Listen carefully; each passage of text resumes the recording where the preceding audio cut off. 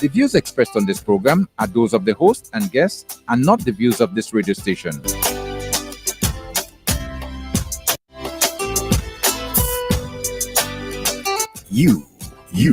And you thought we was going away. Nah, it's Speak Out. Well, let me just reverse a bit and say good morning to the listeners of Vibes. Welcome to the program. If I stay within my setting as a public officer, as the public relations officer, and I stay just within the office space and do not go out to the public, how will we understand what is happening on the ground? Still delivering. We've done a lot, not just in terms of the general infrastructure, but homes, support to farmers, support to fishermen, etc. And as time goes by, more support will be given to Carriacou and Petit-Martinique. It's Speak Out Unfiltered.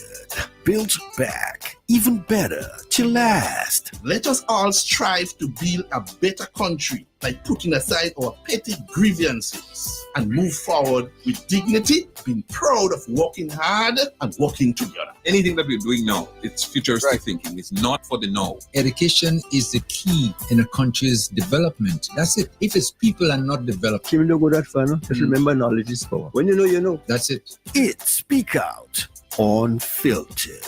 We're happy to have you. On Vibes 101.3 and 106.3 FM every Thursday, 10 a.m. to 2 p.m. Do you feel the vibes? Going.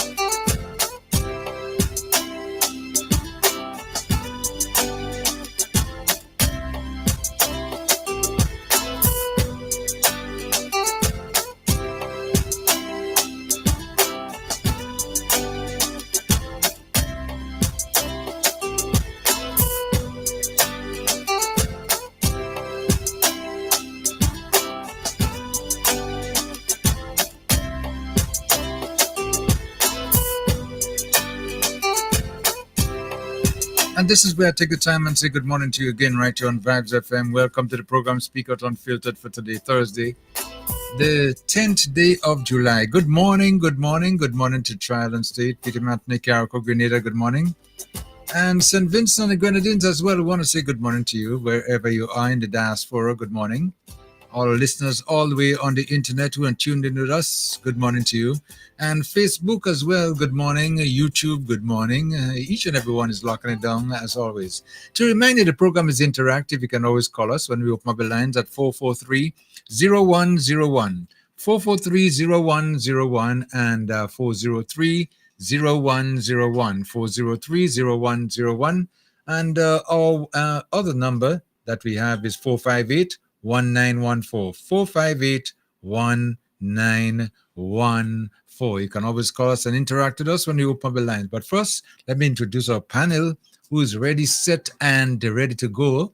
Koi, I'm starting with you this morning. Good morning. What's up? Well, it's good to be the front runner. Although I don't, it depends on who you're running Against. But my colleague and friend here, being the front runner, I think is a good thing. So I say good morning to you, Solio. Good morning, my good friend, Mr. Coy. And I'm trying to figure out if I'm second in the race or if the best is saved for last. I do not know. Or the better because just two of us, huh? Yeah, well, So you can't come to it. Yeah. I can come to Well, yes, it's such a good. I always look forward to coming here and exchange those ideas and discuss the issue that really, Things affecting us. important. And I want to make a note here. I see that we've been getting rain some days, sun some days. So I'm looking at a balance. There seems to be a balance. It's not rain pouring down and just wash away things, or the sun just coming down and just burn up everything. I'm seeing that we can expect balance, and life requires a balance, Yeah.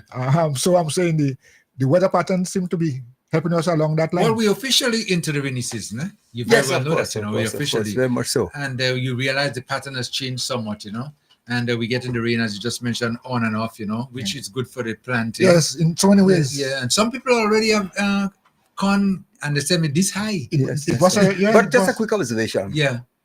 My good friend has been saved by the bell, He came second. You're lucky if... They could have come to it.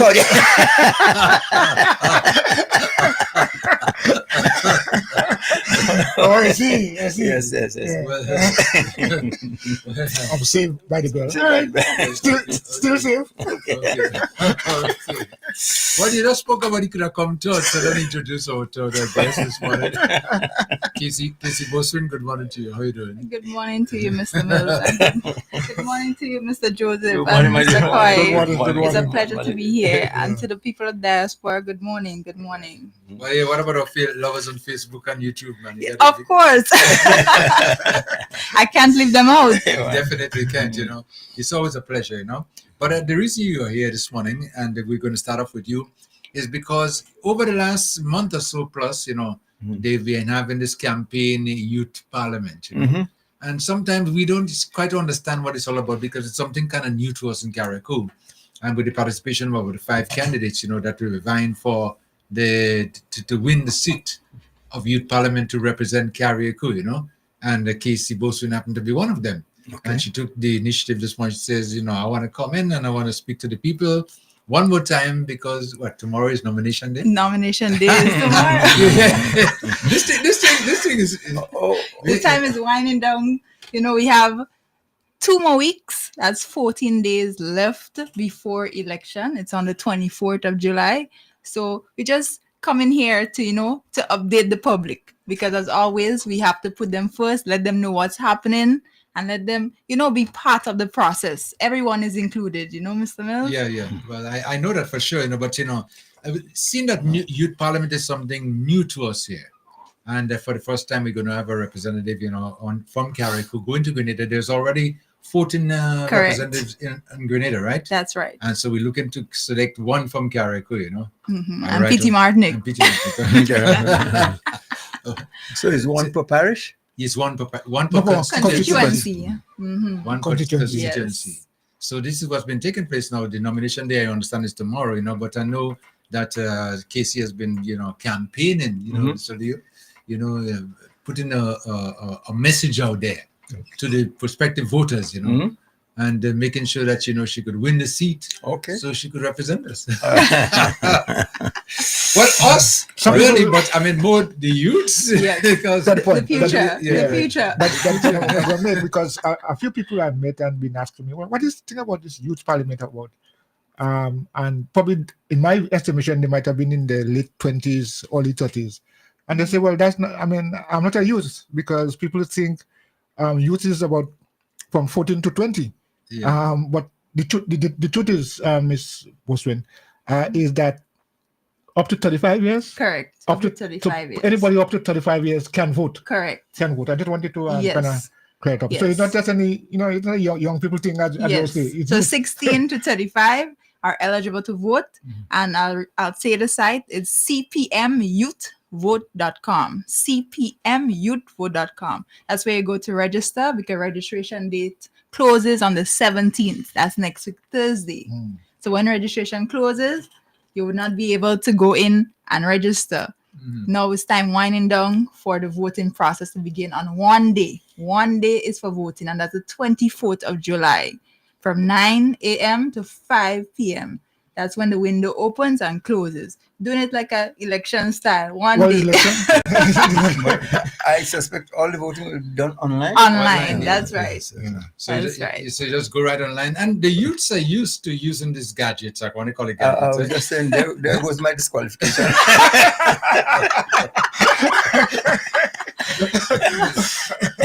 But if we needed, you would have navigated you to it. Eh? Yeah, okay. Yeah. So Of course. bring somebody to To assist. Well, we all, because believe me, many times I would call on TC and others, who are more savvy, when it comes to this using these cell phones, and programs like that to navigate me and to give me some assistance. And I don't feel no way about it. I feel good. Yes, well, of course. I mean, that's what the whole process is about, in terms of working together, Correct. supporting and helping each other. So That's right. It's positive. And in addition to the nomination day tomorrow, God's willing, the nomination day it's at the electoral office. That's opposite Hotel Lorena at 10 a.m. So come out, come out in your numbers, come and support us. Support your candidates. Support the candidates. That's it. And support me especially. Come out, they're gonna have some music, just like the nomination style for election, going through the process and making it, as fun as we can for the young people to come out and be part of the process. And after the nomination process at 6 p.m. at Mermaid Conference Room, we're gonna have a panel discussion. So the candidates will be there having a discussion, To answer about questions? correct. Okay. The different policies and so forth that we're gonna, things that we're gonna put in place, the initiatives. So we'll be asked questions on that day. So come out if you want to ask questions and be part of the process on that day. It's at Mermaid Conference Room at 6 p.m. and the nomination is at 10 a.m. at the electoral office. And in addition to those two things, on Saturday, we're going to have a motorcade.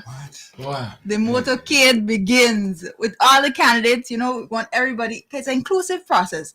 We're not doing any segregation. Everybody's included. So all the candidates will be coming out and we're going to have the motorcade on the road. But the starting point is the administrative building. Everybody knows that, opposite the police station. So, come out in your numbers and be part of that process. Support us. We'll be going around and spread the message. Let people know what's going on. Let them know what's happening, because we stand for the young people and we rely on the support of everybody, not only the youth, but everybody, Very good. That's it. Very good. So this thing is serious.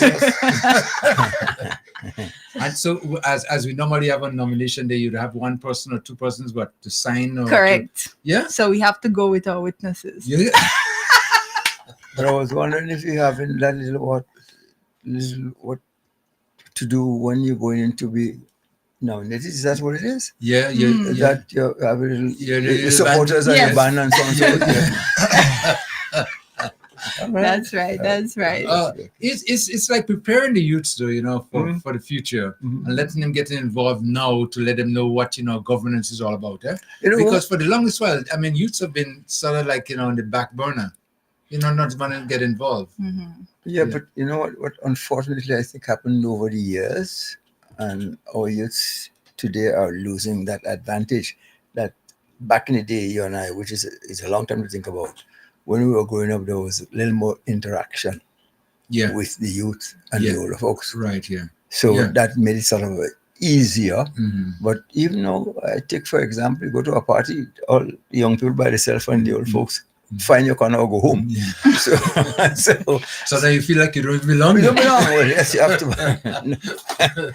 But so we lose a little bit in that regard. Yeah. Because there's always something to be had from those who done it before you and that experience that we passed on. So there's no need to reinvent the wheel again when it's already there. But it is what it is. Yeah, So well, that make the best of that situation. well, yeah, well, and they are grooming themselves now. Yes. So making it much easier. Mhm. You know, for And the we rely on transition. your guidance, the guidance of the older ones. You know, we cannot do it by ourselves. We need you guys to support us, to give us the encouragement, give us advice. You know, certain things that you think might be a viable solution, because no one person has all the ideas. So we not. rely on getting the different perspectives from the people, you know, and that's how we can really grow, and that's how we can really change society, and even include the young people to be part of the process, because they sometimes feel neglected when they're seen. If you look at most of the events where you have a town hall meeting or a discussion, when you scan the demographics, who do you see? The Yeah. older population. You don't see the younger ones being a part of the process. So now this is where we need to get them, you know, to participate, get them to come out and speak. And that's what we're going to do for the young people. Be their voice, be there to support them, push different initiatives. And as I'm on that topic now, I have created the Prep for Success initiative. This is an initiative for a back to school program where we'll choose a school, and the school that was chosen is the Dover Government School, because, you know, after the hurricane, they were one of the schools that was destroyed, you know. So that will be a process where for the new school term, we'll be raising funds. So here, I'm going to say I'm relying on your support to get donations to assist the students in terms of getting the school supplies, you know, the stationaries and so forth. And that's Prep for Success initiative for the back to school. So the school chosen again, the Dover Government School. So you can reach out. If you want to reach out to Mr. Mills or you reach out to me, my number is 403-4021. You can contact me if you would like to support and, you know, give a little donation, because, you know, every little counts towards the children of the future, and the future starts now. So be part of this initiative. It's Prep for Success, because, you know, it's challenging for the parents as well in terms of, you know, assisting their kids. And if you are concerned about the children of the future, you need to make sure that they're equipped for their education. And it starts with assisting them in whatever way that you can with their stationary supplies and so forth. So that's one of the initiatives that is piloted for the young people, for our children of the future. Let me let me ask please now. Prep for Success is your initiative. Correct. So each candidate, are you aware, or do you know that they have initiatives that within the communities? Your approach is schools, but do you know what are the other activities that are done, that have been done by other candidates to in this process? No, because so far this is something I have dear to my heart, you know. Yes. And I said, regardless of what the outcome is, I'm going to start an initiative. So I'm not going to wait for an election to happen and then I'm going to start an initiative. I'm going to take the forefront and start now. So if they're going to wait until after election to do something, no. I'm taking it by the head and attack it, because I care about the young generation. I care about our future. So I'm going to start this, and that's going to be for the new school term. I've already started collecting donations and people have generously given. So I'm throwing this out to the people in diaspora. You know, you can reach out, you know, feel free to contact us to give, you know, generous donation. Any little goes a long way, you know. You know, our education and the preparation of our youth.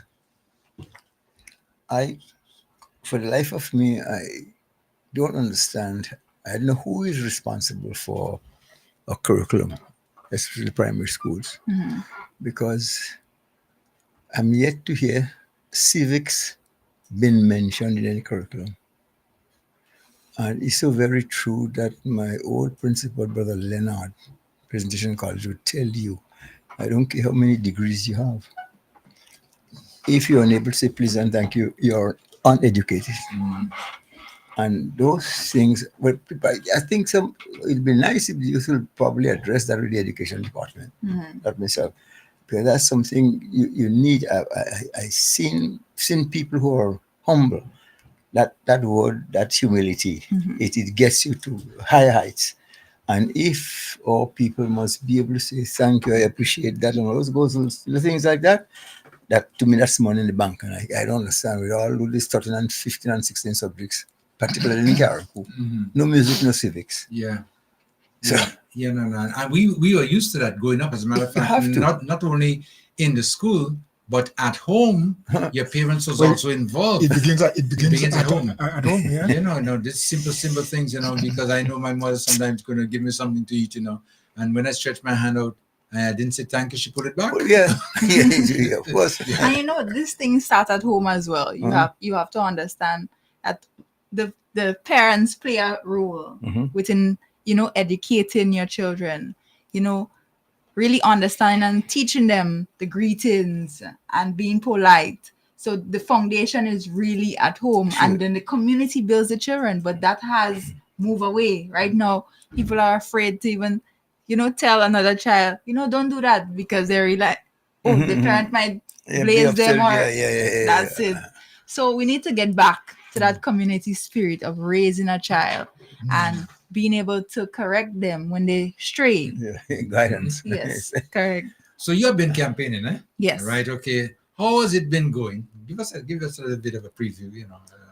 What you've seen happening on the ground, not only for you but your other candidates as well. How have the younger folks have been accepting the message, the idea? So far, they have. So I'll tell you on two sides.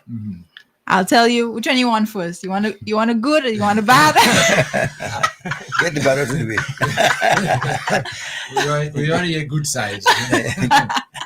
Yeah. Okay. So I had to officially made it clear that it's not a political aspect, because I think that has created the wrong mindset among our young people. They're thinking it's political, and it's everything towards that. They don't want to do anything with that. So once you say, you're campaign, they're not even listening for you to finish. So I had to get that out of the way first. make it clear, abundantly clear, that it's no way related to any politics. We're not, make it clear. Then they were receptive of what we are doing, the aims and the objectives. And when we relate our stories, because in the first place, I decided to run because of the young people themselves. That's one part. Because after speaking with them and consulting with them, that's how the 4 pillars came to existence in terms of the skills training, recreational development, and so forth.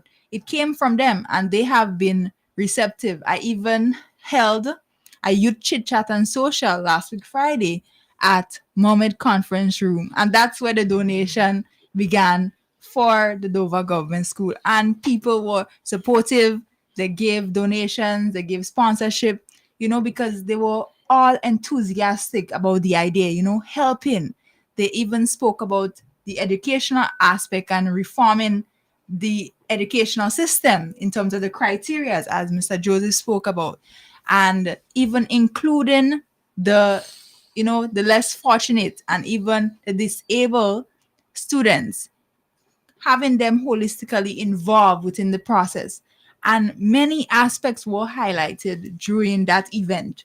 So besides having our, meaningful discussions, we still had a bit of social, because, you need that recreational aspect. Besides discussing and having, meaningful engagements, we had a bit of social to it. That's where we played our dominoes and so forth. And the youth, they love that. They even asked for a part 2. They say, when is the next? They're excited. So even not just having that, and I made it clear to them, this is not about an election. We're just gearing up for election. You pump them up, and then after that, you just leave them by the wayside. It's not that like that. This means so much more to me. It's about having our young people engaged, putting them at the forefront. Some of them don't like to speak out openly, but at the same time, when you speak on to them one-to-one, then you actually have an understanding of what they're going through, because everyone has a different story. And I'm happy that I'm part of this process, because it gave me a feel of what the actual, the national elections is like, going through the entire process of campaigning, meeting people on the road, having conversations with them. So far, I must say, it's a great process. It's a great initiative. And in the next coming 2 weeks, and even after the election, we'll still be going out and meeting the young people and speaking to them. Okay, so now let me ask another question, though. Now that you mentioned that, the young people seem to be getting involved in the process now. Do you think that the upcoming general elections, or elections in the future, rather, that you're going to see more participation from youngsters because of what you guys are doing now? Yeah. Based on what I've seen, Yeah. I can say so far. The interests have increased because of what we're doing. Some of them see that there are opportunities to grab onto. It's not only about money. It's about development for yourself, and it's more far-reaching than that. So I see a positive effect on the young people so far. Well, I'm glad that you said so, because we know for the longest while, the young people have been laid back so much, staying out of the front line, and everything with the politics, as you mentioned earlier on too, you have to explain to them, listen, this is not about NDC and NNP or GULP or anything of the nature. It's about getting involved in the system and let them know that they have a part to play, so they can be very effective if they come together as a unit, and start the process now. So it's exciting. As far as I'm concerned, I wish I was young. Well, I thought you were. I mean, you wish you were young. I was about to say. What kind of thing you want? No, you see, it brought me to the age. I really rather hear a young person who wants to be politically involved, because the normal line is, I ain't in politics. Right. But that's what controls you and your life. And to a great extent, when you get somebody who's unscrupulous and you leave the book to them, you leave the business to them, they'll do it for them and not you. So it behooves every youngster. You don't have to go on campaign, you have to be on a platform, but you must be politically aware. Right. Get involved. Get involved. Some way, somehow, to whatever extent you want to get involved. But don't just say, I ain't in politics. Take your whole life and put in somebody and then just turn your back. You can't do that. Yeah, because one thing you must understand is the development of your country. Understand the policies that govern. So at least you know what's happening. Because if you don't know that, Amen. That's it, Yes. So we need to have that foundation, that understanding. So that when you see something happening, you can know your rights. And that's where it starts. That's the knowledge of your rights. And that's why I've always advocated among the youth. I mean, whoever your elected or selected official may be, full respect is due that persons. But in the same token, the reverse should be true. Respect is not a one-way street. And I would say, as to the politicians, whoever they are, the bigger boys, when they give respect, they get, and vice versa. So it has to be going both ways. Yeah. Some people, well, who are you to ask me that kind of question? Right, yeah. You don't need to get a kind of response. Yeah. So again, I'm the dog, not the tail. You're the tail, and you're the employee. I'm the employer because I'm part of the community. So when that is happening, a lot of people used to talk to the politicians, taboo. They don't want to even get involved. They want to ask them a question. Different platform. So, yeah. Ms. Boswin, when the election is over, what happens next? The person who emerges winner, what would be their role in terms of society? Would they continue be doing it? Would there be an office somewhere where young people can go to and engage with? What happens after election? Is the question I'm asking.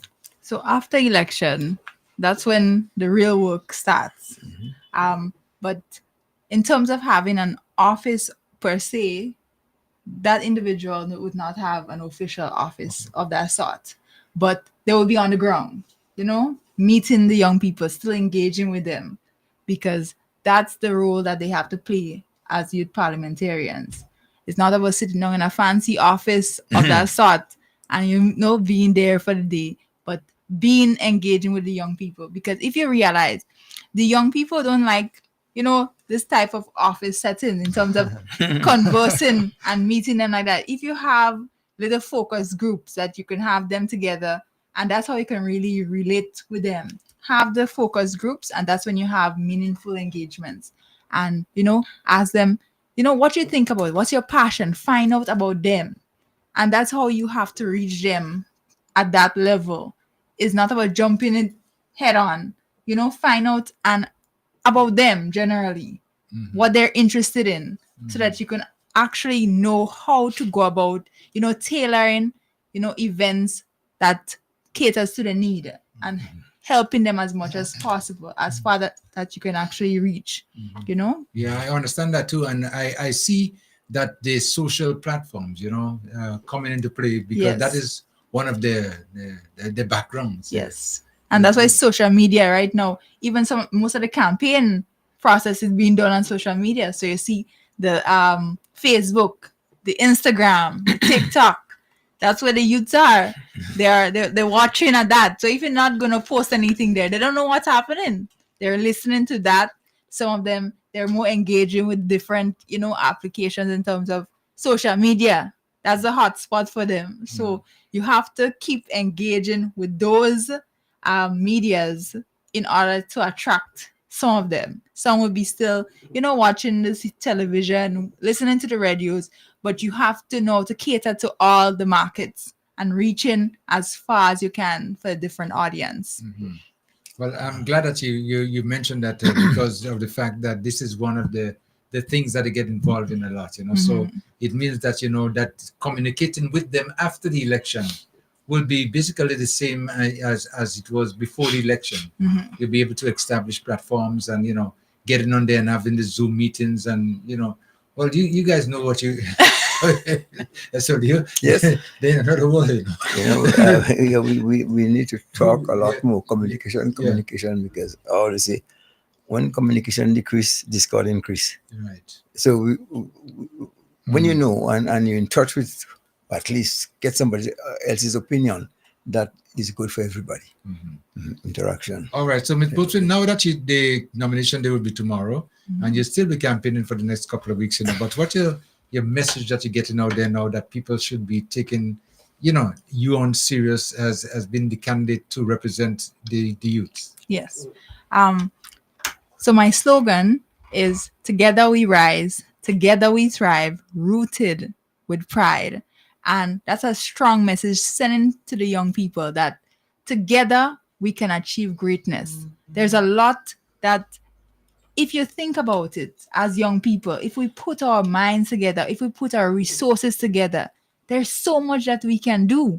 And the pillars that would be established, to roll out for these young people, it would be focusing on skill development and opportunities for the young people, recreational development, together with youth empowerment and engagement.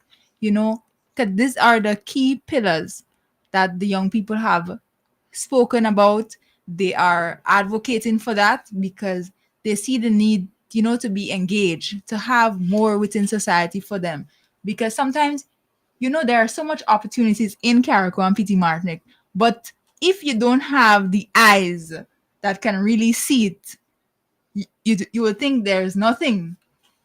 So it's opening up their eyes, opening up their perspective so that they can see there is much more.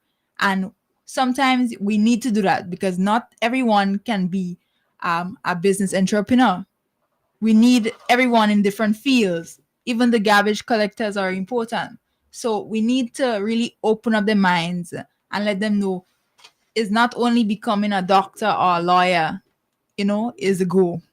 We need everybody. And what you're passionate about and what you're interested in, develop new skills. Find, creative ways that you can emerge, as someone is revolutionary within the industry.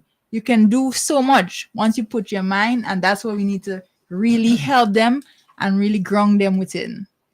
And that's your message. Yeah. Yes. That's a message. Yeah, it's a strong message. It is, and it's a message that kind of even surprised me to see. You have covered all the areas, and really appealing to the youths and know the importance of being involved. Yes. Together we rise. Yes, yeah. Together we rise. Yes. Let me just go through it in my head. Together we rise. Together we strive. No. Together we rise. Together we thrive. Hand in hand, rooted with pride. Okay. Rising. So, with all that happened after Hurricane Beryl, we are rising. And we are rising together, not by ourselves. We need our hands together. That's what they hand in hand. And we need to be grounded and rooted. Grounded? Yes. No, what I'm listening, I'm listening to Casey, and all I'm hearing is that her message is an AI way of saying united we stand divided before.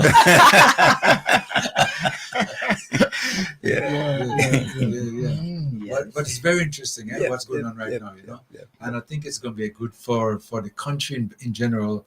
And like I say in the beginning, getting the youths involved now is the real that's the real deal. Getting them now, rather than later. But we're so far left out. I mean, because everything you hear now is about AI, and talking of clueless. Yeah, I don't know if I'll ever have time to start or to catch up with where the world is, with things that they're doing, and the younger ones who technology savvy. Yes. Good luck for them. We just have to follow. Follow them, which is good anyway. Everybody gets a chance at it. So we are into nomination day tomorrow, and then after that, an election would have concluded on 24th of July. The winner now. What's the role of the winner after that? After we finish the election, whoever the candidate is that representing Carriacou, would they be sometimes going into Parliament in Grenada? So yes, Mr. Mill, you have said it right. So that individual after the election, and they have won their seat, as we say, they will be sworn in to the House of Parliament. Well, that will be the Youth House of Parliament. Okay. They will be sworn in. They do their oath and so forth. And now you have your task at hand. You are the one that have to be there for the young people and carry on the initiatives that you campaign on. That's when the real work really begins. And we'll be going to Parliament, advocating the different bills, because we'll be part of the process too. We're going to Grenada and be part of the process, advocating, really, even meeting with the Prime Minister and the different ministers to change different policies and so forth. So be, grounded within the process and be there, hand in hand, doing everything together. Together with that, now, sometimes when you think of it like that, we have different opportunities that we really need to take advantage of. Within Youth Parliament, some people see it as, okay, you're there, but it's not an official job. But there are opportunities to grab on. You don't have to worry about you have to get paid for anything, because you're there to seek the interests of the young people. You'll be going there after taking the message from the young people. So when you go on the ground and you advocate, so if you do surveys among the young people, then you can bring it to the House of Parliament and say, okay, 95% of the young people are saying this, compare statistics. And that's where the work is really grounded within. And the different initiatives streamline that will be gone through the Ministry of Youth and Development. So we'll be going through the ministry to advocate these processes, and then we have access to different funds. So presently, there is a $5,000 fund for the young people, but you have to create your proposal. if you don't create the proposal, you would not have access to it. So if you have an initiative that you would like to do, you need to come up with your budget, come up with your proposal of how the initiatives would be streamlined so that they can go through it and be able to give you access to the funds to be able to do things. And some people, if you don't know about that the ministry has those opportunities. So if you have different NGOs or you have community groups for the young people, you can have access to those grants. You can have access to those funds. You need to just contact the Ministry of Youth so you can fill in your application and you can get the grants once approved. So we need to be mindful of those opportunities. And that's something that we're going to let the young people know about so that they can start these initiatives. There's so much things that you can do within your community and be part of. Well, Mouthful. more than that. Really, when I was hearing over the youth parliament in the beginning, I welcome the idea, but not knowing the involvement and the amount of work that will be done, and how effective it could be. But the process is basically similar to what we have, running in government right now. That you have to go through channels, you have to do proposals for projects, Yes. and you just don't go just like that, just dump money in your hand. Not at all. No, you have to be accountable. Yes, correct. Well. Stay with them, your turn will come, because you and I will be a little slow, but in time we'll live long enough, we'll catch up. And that's where you learn even to do proposals, because when you have that understanding, and that's where financial management will come in, to know how to budget, your allocation, doing your income statements, so you wouldn't create more than an expense than the income that you're receiving. So you need to be able to manage those finances, because that will be out the door. So we need to make sure the proposals are in check before you can have access to those funds. So some of these terms I only learning them now, Again. But when we were growing up, anytime somebody's doing a business and they're sort of spending more than they're making. What happens? What is you're operating like Millie? Yes. Yeah, so Millie or somebody I know. I know, and they end up bossing. Yeah, well, exactly. So when you operate like Millie is a candidate for belly up, yes, you're bossing bound to. Okay. Well, you have gone through quite a bit, this morning, Ms. Boswin, Anything else you want to add, as you're just trying to bring some awareness, to the public, your voting population, which is 16 to 35, anything else you want to add this morning? So I'll just repeat who I am again for those who probably are just joining in. My name is Casey Boson.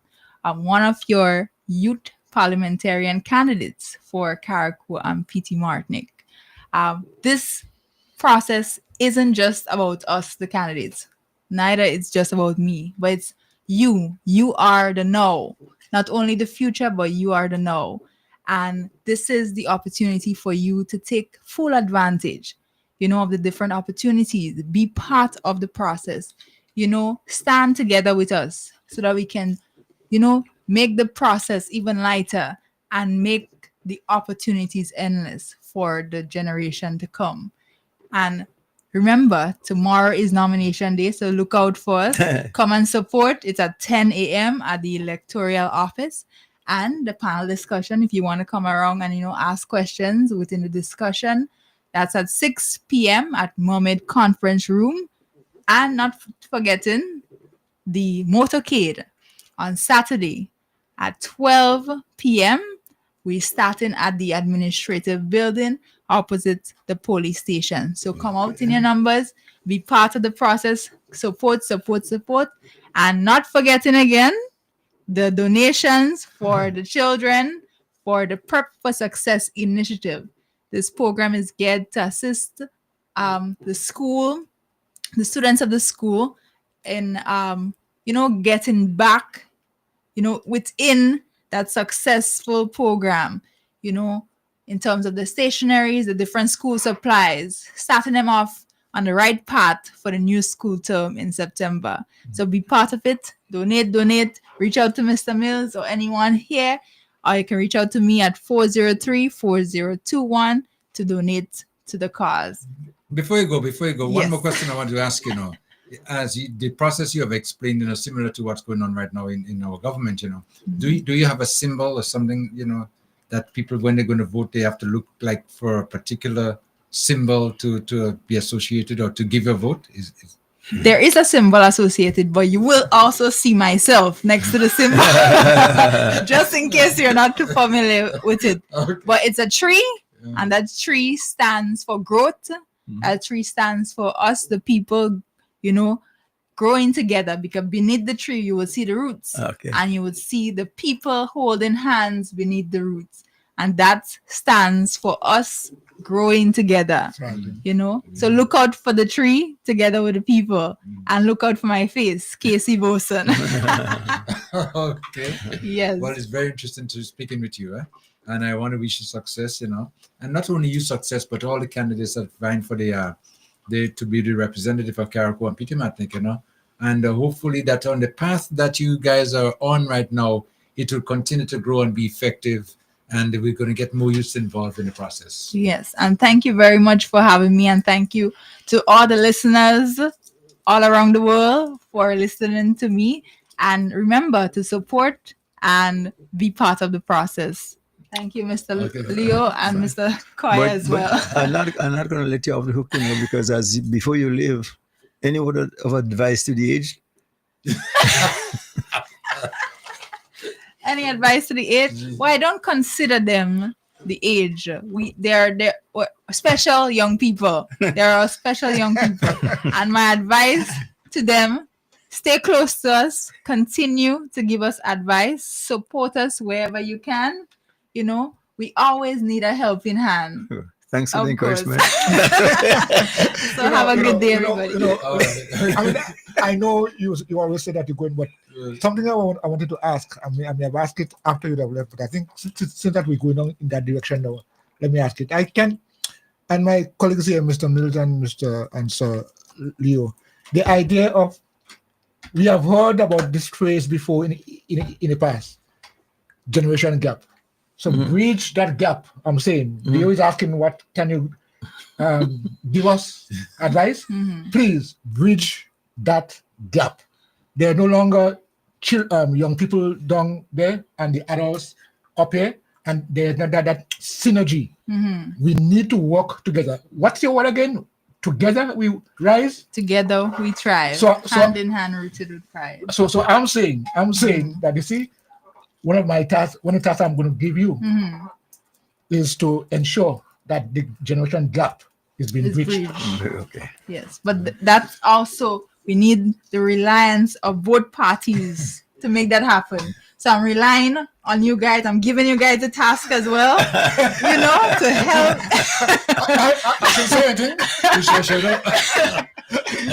I'm giving you guys a task to walk along with us. We need you guys to be part of it as well. So don't come and say that's a young people thing.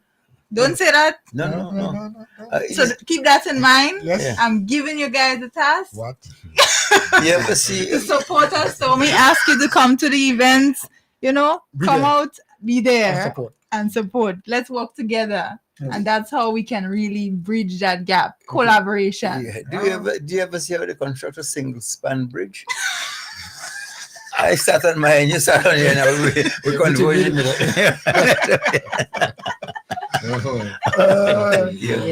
Thank you so much for having me. Have a good day. Same for you.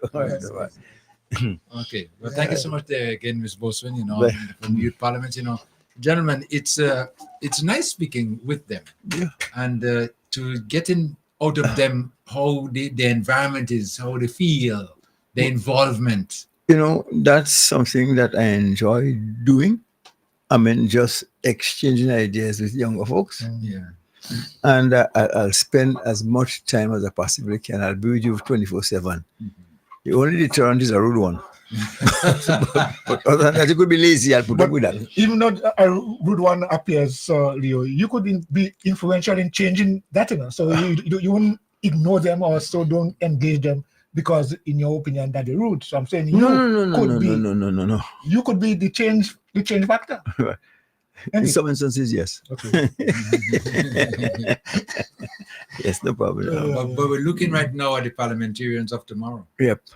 Today? And yeah, today we're looking at them today for the future. Mm. And I think it's a great idea because in the past, we have always looked and say, the parliamentarians, you have to be a particular age, in order to get involved, in governance. We may just see one or a few of those youth parliamentarians when it comes to the national parliament. Yeah. They may just be showing their hand and say, listen, I want to not just represent the young people. I want to represent everybody. Everybody. I often wonder that some of these guys were in authority. I mean, whether or not you have children, and I know when I look at my grandchildren, and the love and care that I feel for them, I cannot very well fathom how somebody would want to make not necessarily an easier life, but a better life for them. And you through that, you must do things that's going to benefit and help the youth. Right. But you no care about that. Once my pocket full. And that's a lot of, what you just said there, earlier, means a lot, because you could feel that you want to make sure that you are part of whatever goes on in their life. Yes. And give them a start if possible, groom them into what they could become, but you don't find that happening, especially with top politicians. You just fill my pocket up and is it me for me and me for me and me for me again? If there is any leftovers, I'm often wondering when this height of selfishness come over us, because once I have, that was yeah, and that's why some of those people who back certain parties will want to. You never walk, you sit at home, but you expect pension. Let me open the lines. 4030101, 4030101, 4430101, and 4581914. Okay, I see the line lighting up already. Let me take our first call. Vibes FM caller, welcome to the program. Speak Out Unfiltered. Hi, thank you. Good morning. Good morning to everyone. Good morning. Good morning, Ms. Boswin, and I was a little bit disappointed when she put the age to 35 because I was intending joining the candidate. But she clipped my wings, and I decided, well, I'm going to pull out. I'm not going to come anymore. But I would not be able to make it at 10. I would like to come in the afternoon, evening. And could you just tell me the time?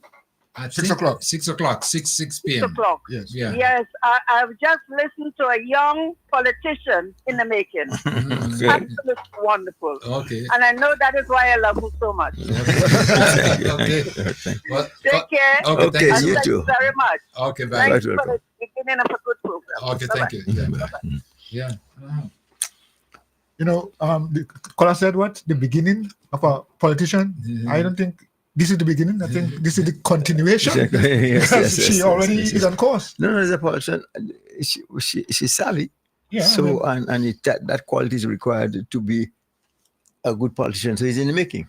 And I don't know. Probably we could probably try to get information regarding the other candidates because there are other candidates too, vying.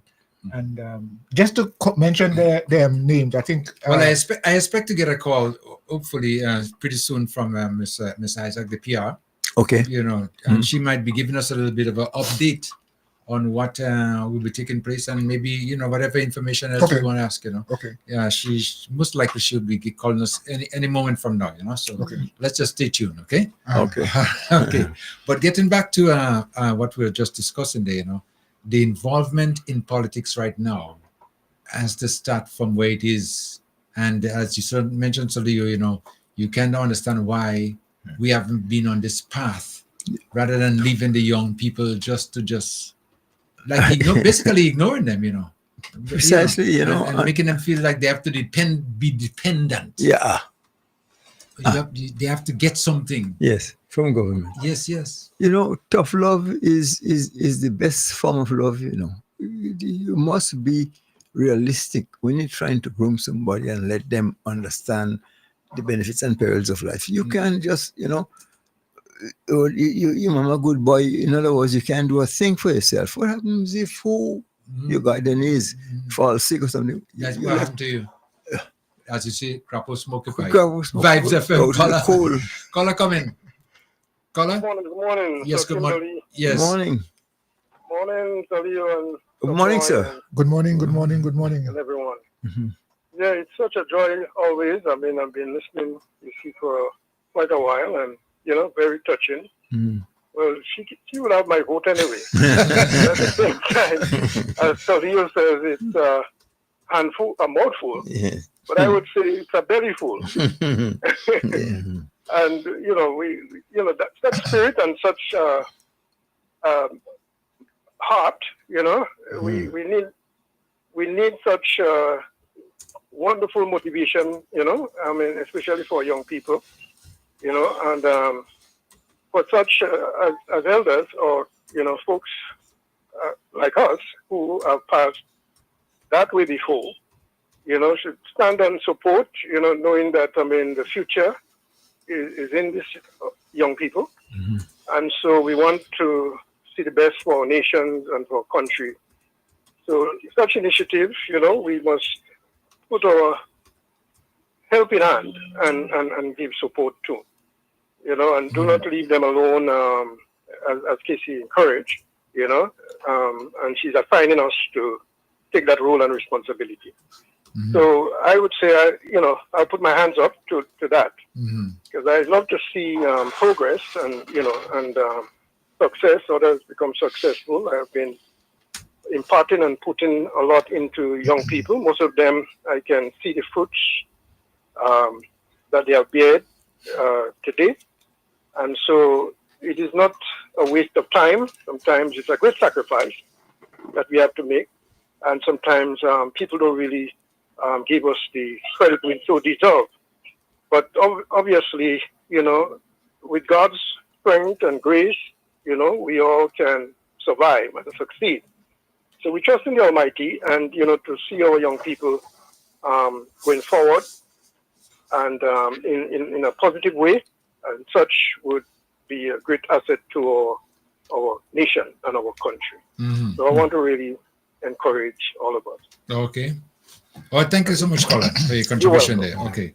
And as you realize, and I just picked up in my mind there, that our government has been focusing a lot on education. And I think this is where we're going to see the benefits, the fruits growing from. Educate them. It's no if about it. And that's what is so impressive to me about, again, our Prime Minister. But that was something that was cited from the beginning, education, more education, because that is the solution.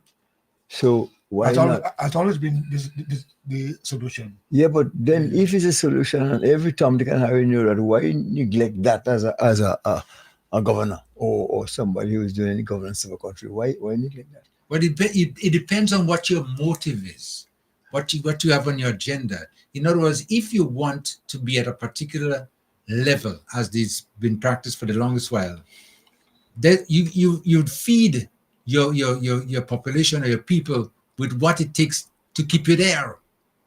So if it takes a handout, then just concentrate on the handout and forget anything else, because that is what you want to do. It will make you achieve your goal. Vibes FM. Yeah. Caller, come in.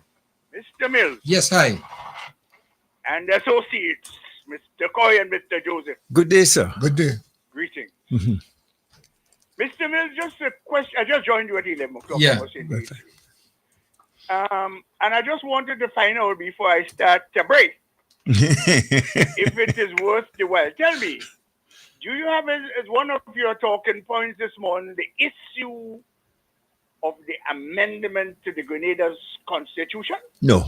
Well, No, you don't. not but Are you but aware of the subject matter in Oh. debate these days? when a caller. What I would say to you, Olan, at about 1 o'clock today, I intend to do a part of the program, speak with Dr. Alexis Hallelujah. Hallelujah. and attorney at law George Prime. And we're going to have a discussion on the oath of allegiance. You that's been in the air. But would it be open to callers. It will be open to callers, you know, but I would yes. Let me say this, it will certainly be open to you. Yeah, but these are the people I want to throw my understanding, stroke linguistic interpretation out to. Because, well, hallelujah, so let me hang on and see what's going on here, and I'll hang on till 1 o'clock. I'm sorry because I misunderstood your question from the beginning. I said, no, of course. I beg your pardon? I said, I'm sorry for misunderstanding your question in the first instance. So, you misunderstood it, did you? Yes, I did. So that, and the answer to you was the wrong one. As a result. You give me a correct answer? No.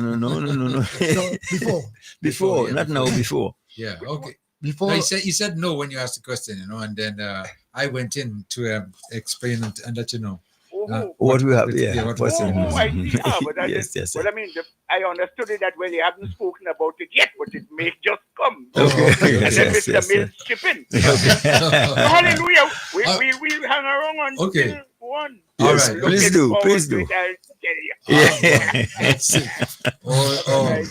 See you too. Yes, you too. Yes. We'll be inside his garden. Yes. His backyard. 5 FM. Caller, come in. Caller. Good morning, Brother Mills. Good morning. Good afternoon. Good evening. As folks are listening to you overly at this time. And normally, protocol has been established, so I have to remind myself that Dr. Milton Coy is there and Solio is there with you. You are doing a tremendous work, and as one writer said, you have reached that far, please do not come down. Continue to serve us, for those of us who are interested in the welfare of the Southern Grenadines. Our praise are for you and Vice and the people who serve.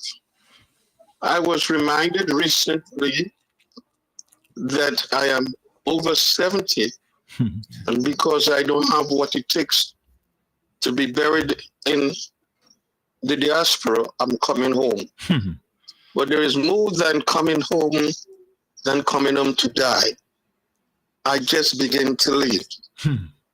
I look forward in working with you, gentlemen, especially when you're put in your classroom. And as one of your former speakers said, the lady you had in this morning, I have already voted for her, and I am campaigning for her in the diaspora. God bless you, my friend. We are listening. Yeah, okay. Great program. All right, thank you. You're welcome. Thank you. Yeah, thank you. Let me remind our listeners again, if you're just joining us, 403-0101, 403-0101, 443-0101. You can call any one of those numbers, you know, it's all right with us. Or you can also call 458-1914. 458-1914. And for those of you in diaspora where you need to use the area code is 473. 473, that's our area code. Let's continue with our discussion, Salio.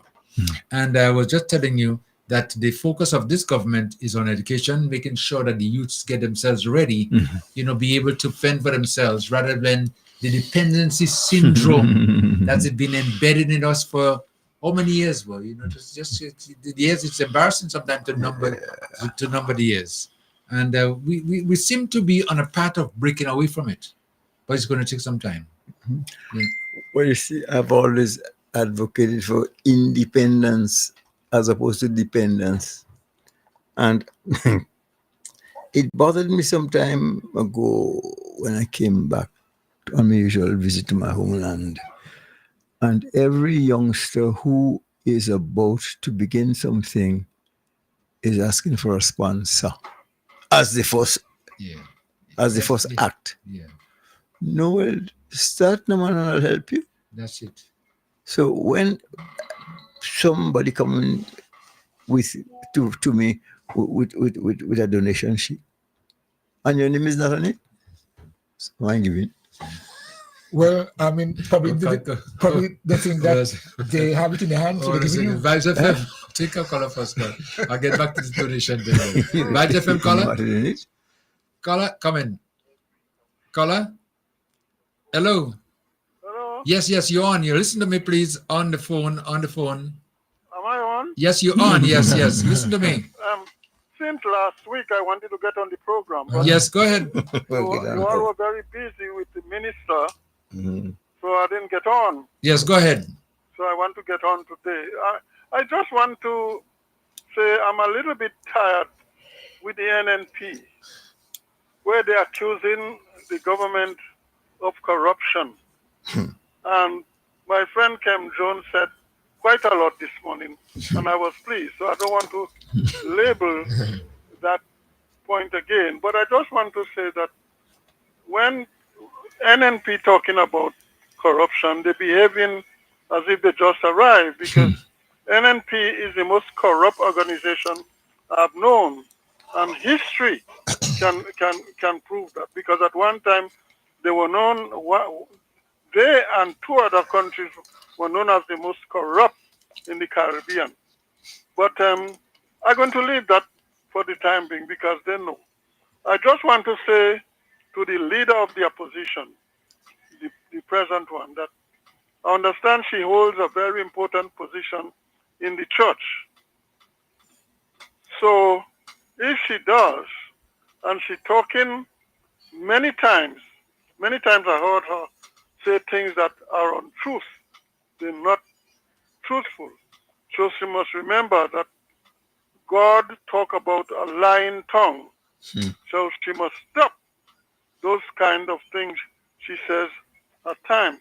Because you see, when the NNP was in office, few people could have criticized them, right? Because they know what would happen. The victimization, the spite.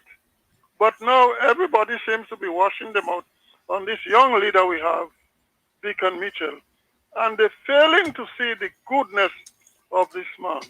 But they say when God is for you, no damn thing could happen to you. And I want to assure the NNP that they must stop the kind of nonsense they talk about the NDC, because the NDC could be never as nasty as the NNP. But my concern today is about this job question. I called about it some time ago. Are we still there? Yes.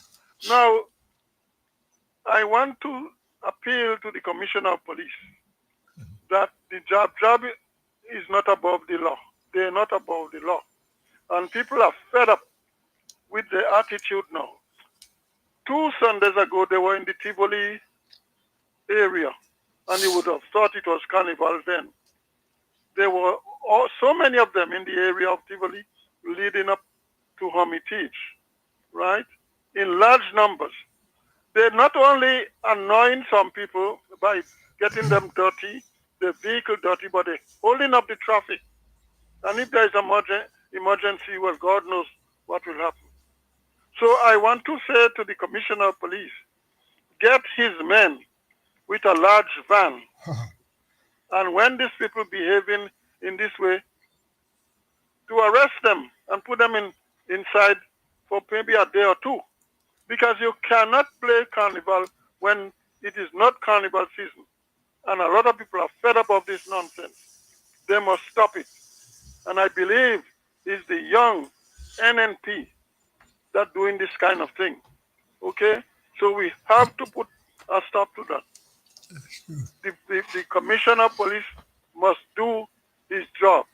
I think the Prime Minister talked about it some time ago, and they accused the Prime Minister of wanting to ban job. See how ignorant these people are, right? The Prime Minister don't want to ban job. He is saying that they must not play job in the street when there is not, carnival time. And a lot of people agreed to that. So I'm going to stop here for a moment and say thanks for listening to me. Okay. And I hope the Commissioner of Police is listening and to put a stop to this thing. Okay? Okay. Thanks very much. Okay, You're thank you so welcome. much. Okay. And let me remind our listeners again, you're just joining the program, 403-0101.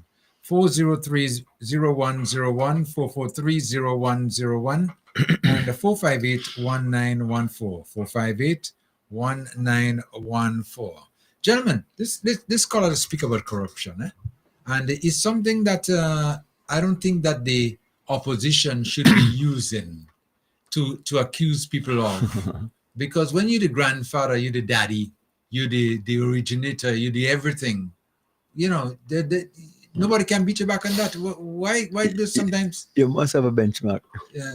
You must have a benchmark. And these guys, they seem not to have one. And the longer it goes, the more they run out of substance. Yeah. So as a result, right now, the bankrupt, they overdrawn. We know that. They overdrawn. They're going nowhere. Yeah. And it's because of, again, of the record that they have, put down there is what people making these decisions. Because I was telling my buddy, especially in Carriacou, you must be living in La La Land and not be living in Carriacou to observe what is going on in Carriacou here. What has been done by the previous administration and what's been done now. We're going to make your own comparison, man. That one too big, That's a big word for a lot of people, comparison. No, that's. But can't you see?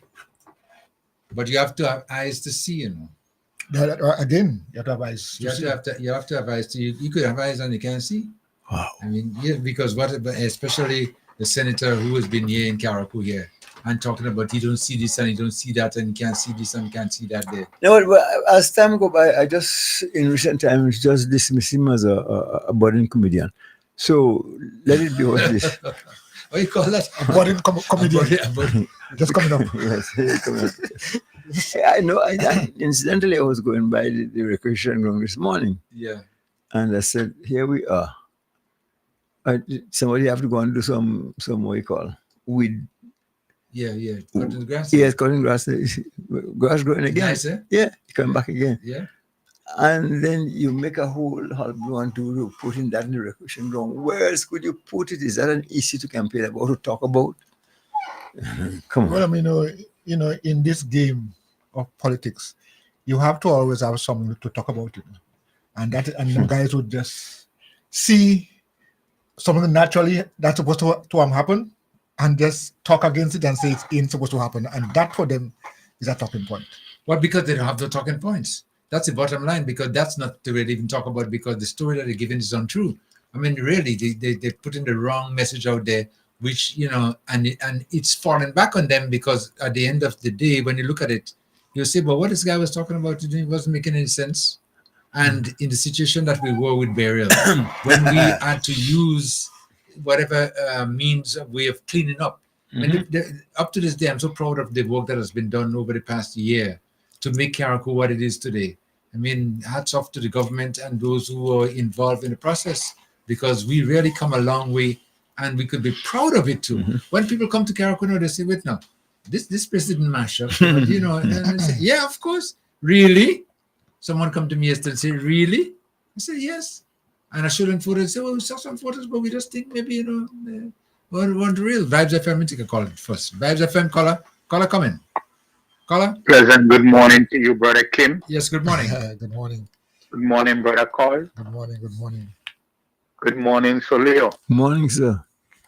How are you doing? I don't know if you recall the other day when you was talking to me, I was trying to I was cut off. Well, matter of fact, not even cut off. I had a bad feeling taking at the same time. So I don't know if you had realized that, because he was asking me something and I just couldn't remember. I had to put the phone off the bed and just call for a little help. TIA. So was a bad feelings what it takes, man. Then you're nothing to worry about, Kim. Everything was all right. Sometimes in life you go through certain things. Yeah, yes. There's a lot of couple of weeks, a month or 2.5, I didn't really call. I had to call this morning. Tuesday is opposition day. And I heard that clown from Carriacou. Sometimes when you go on Times Square, I do you and Kim and Call, and they must know about that. You see some men just stand up in front of some place like some statue. People asking if there's a real statue, a man, but those are some tip box. And as they throw $2 in it, you see the gear kind of thing. And they stay in that position again. And when somebody put another $2 or $5, you see the, you know what I'm talking about? So Yeah. Of course. That is that clown they have in Keriku. Every time he come on now, here you go talk. As he come on Tuesday, somebody come by my window. Here your partner will talk about people in Pity Martin, tell him that. Every time he come, people in Pity Martin tell him about tarpaulin and things. He have tarpaulin. When I saw anybody ever go up bowl your side. Up to this day, just because Nazim was running up there, he never fixed. People still have tarpaulin from St. Ivan. NDC Kevin can't fix everything one time. The guy is trying. I mean, people in Keriku and all get fed up. He's just making himself a clown. Every time talking about jetty and this and that. But I don't want to spend too much time on that. I want to talk about another topic. Well, although he was included, I hate talking about equal share and I think the government was done. That is what they're preaching about. Even though whether somebody's NDC or not or NNP, you have to deal with everybody equal if you're dealing with him. That is what Kelvin trying to do. That is what he has never and them never do that before. When them talk about victimization about the press, nobody get oppressed like certain men. If he is a NDC when NNP being there. I could give an example. This same radio station could not even get an ad to advertise fudge and sugar cake. Kim was victimized with his radio station under NNP. Once you know you're supporting NDC, you was victimized. They know about equal, know about bread and sharing equal, the bread and breaking even.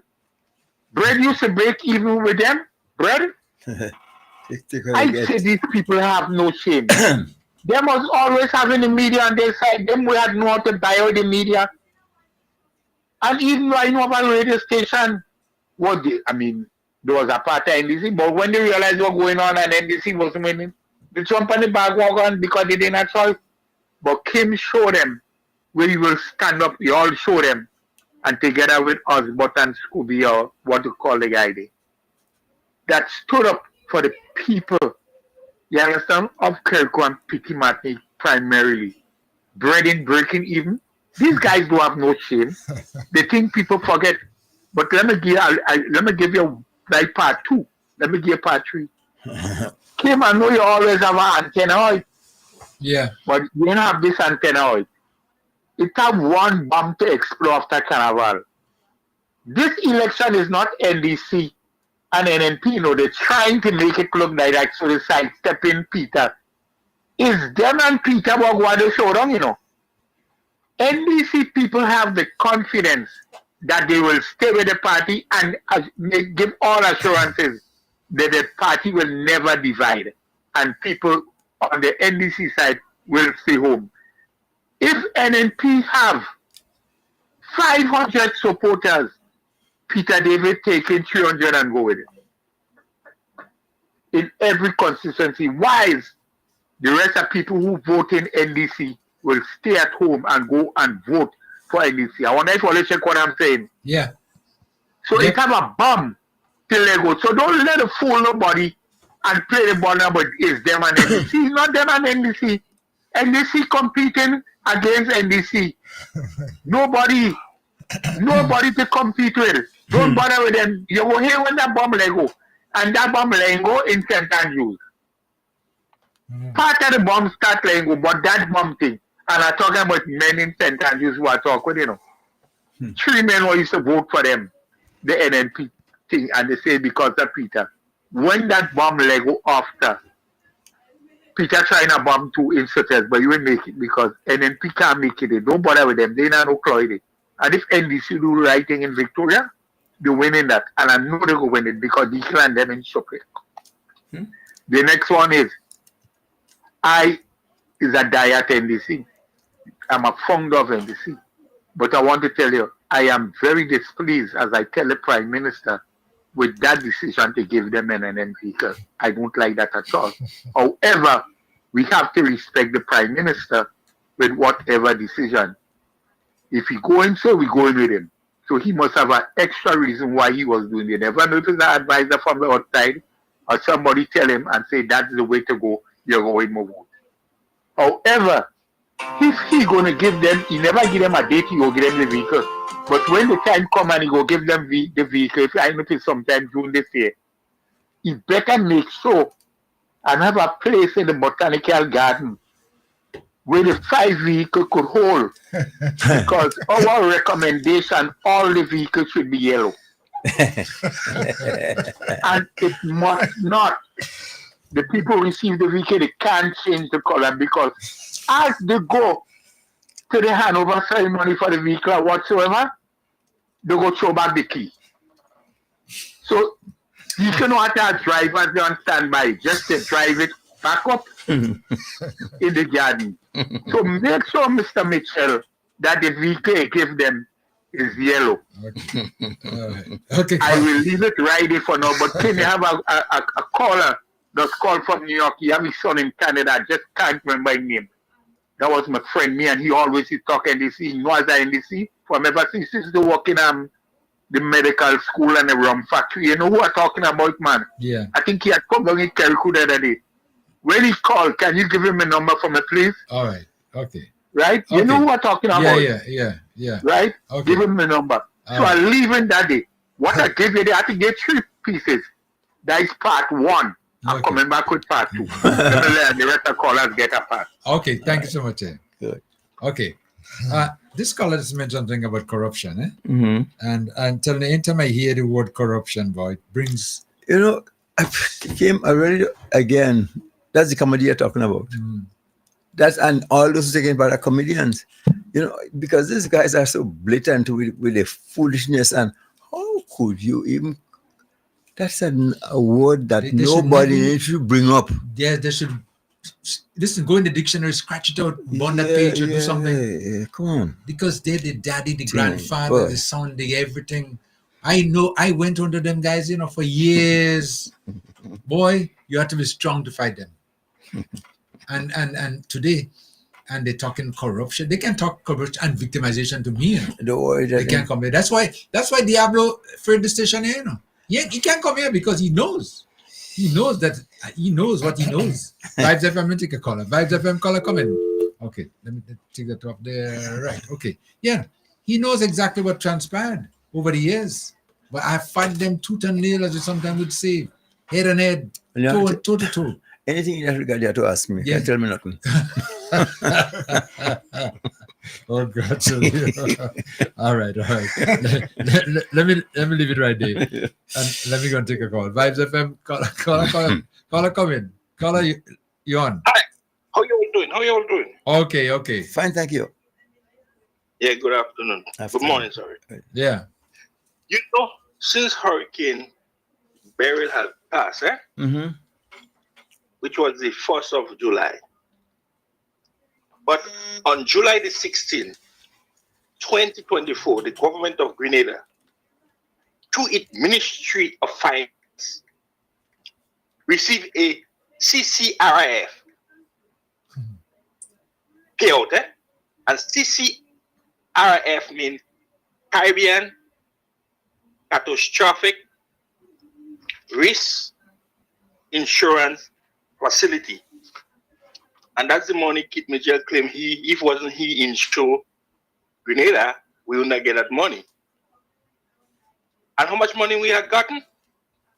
180 million. 118 million. 180 million. Yeah, which is 44.0 million US, yeah? Mm-hmm. Yeah. So the opposition been asking where this money go, what the government do with the money. But do you know there is a layout, a policy and payout detail layout? Mm-hmm. Yeah. Where you can see how much money was spent where and how much was spent there. Yep. So they keep questioning and querying where the money. You have people call radio every day. There's a guy in Karikou talking about the money every day. But this money was spent in the right places. We know that. For instance, immediate post-event repair to public building, etc., school, hospital, courthouse. They spend 13.718 million US then. You know that? And it's documented. You can see. Yeah. Yeah. So this is the information you must have on your program and let people know where the money is spent. Immediate post-event repair of public infrastructure, example, road, bridge, water, and waste water system, electricity grid. They spend 2.1 million. Yeah. Repair of infrastructure for communities, example, roof of homes, health centers. They spend 15.76 million there. Purchase of water and medication for individual. They spend 3. Risk mitigation activity to reduce vulnerability to future natural hazard event, including mitigation project environment. They spend 13.51 million. But they know that. They pretending. No, but they know that. But they don't want these figures to come out. And not even that. Let me just go a little further to let you know that the money, the $118 million in the EC that we received there from that insurance was just a drop in the bucket. Drop in the bucket because the amount of work, and that has to be done in Carriacou. And it was estimated in a budget of about over $600 million.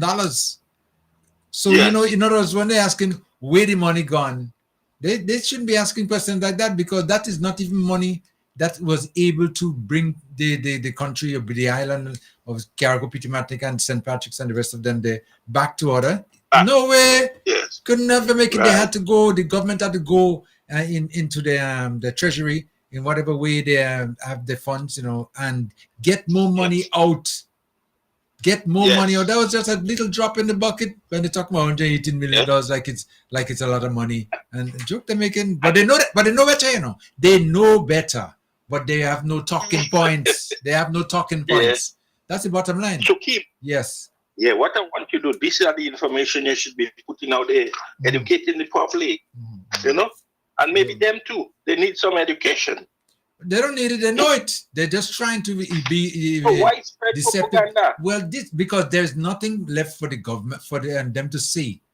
They are dumbfounded because the performance of this government is just so good that they just can't criticize it in any way. They're surprised. Because they were expecting the government to fall in 6 months. They give them 6 months, and then they give them a year, then they give them another year, and another year, and now they realize, listen, this thing getting better and better every day. So now we have to get some propaganda.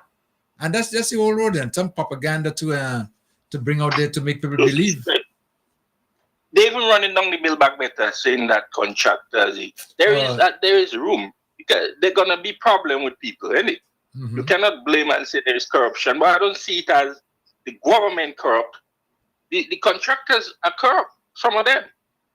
And I would take blame there for minor. You will find people like that, isn't it?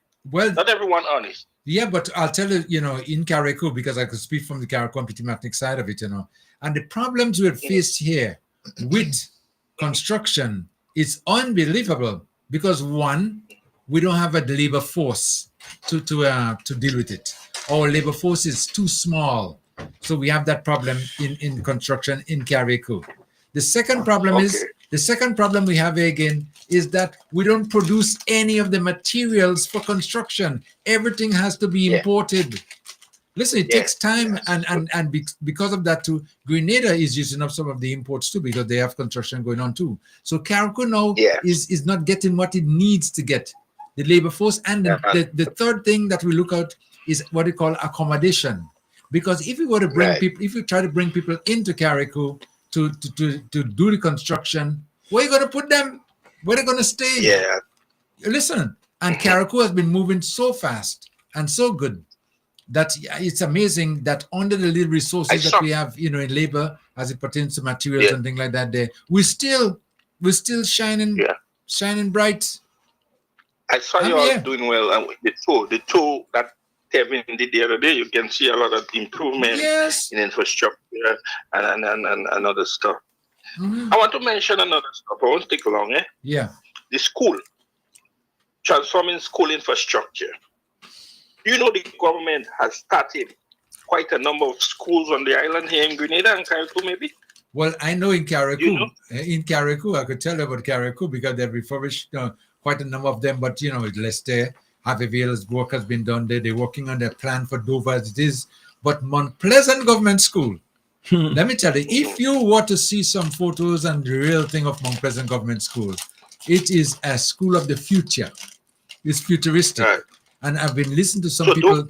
Yeah, Dover, the plans are in progress right now because Dover's been completely been demolished. You know, so that they have to put in plans, you know, they have to, it will take a while to get funding and everything like that, contractors and so forth, you know, but they are working on it. But if I go back and I just try to tell you about Mount Pleasant again, you see Mount Pleasant Government School, you wouldn't believe the type of school that was built there and the kind of a facility that we have there now. I want to go back in school because that was my alma mater, you know. I want to go back. Yes. So Grenada, yes. In Grenada alone, St. David's Catholic Secondary School, they started that in May. Yeah. The St. Andrew's Anglican Primary School, you know, they started. The construction has been signed with construction to commence in May as well. That started, yeah? Yep. The St. George's Government School, 95% of the final design completed. Construction is expected in July of this month, yeah? The Florida Government School, civil work is to commence in June there.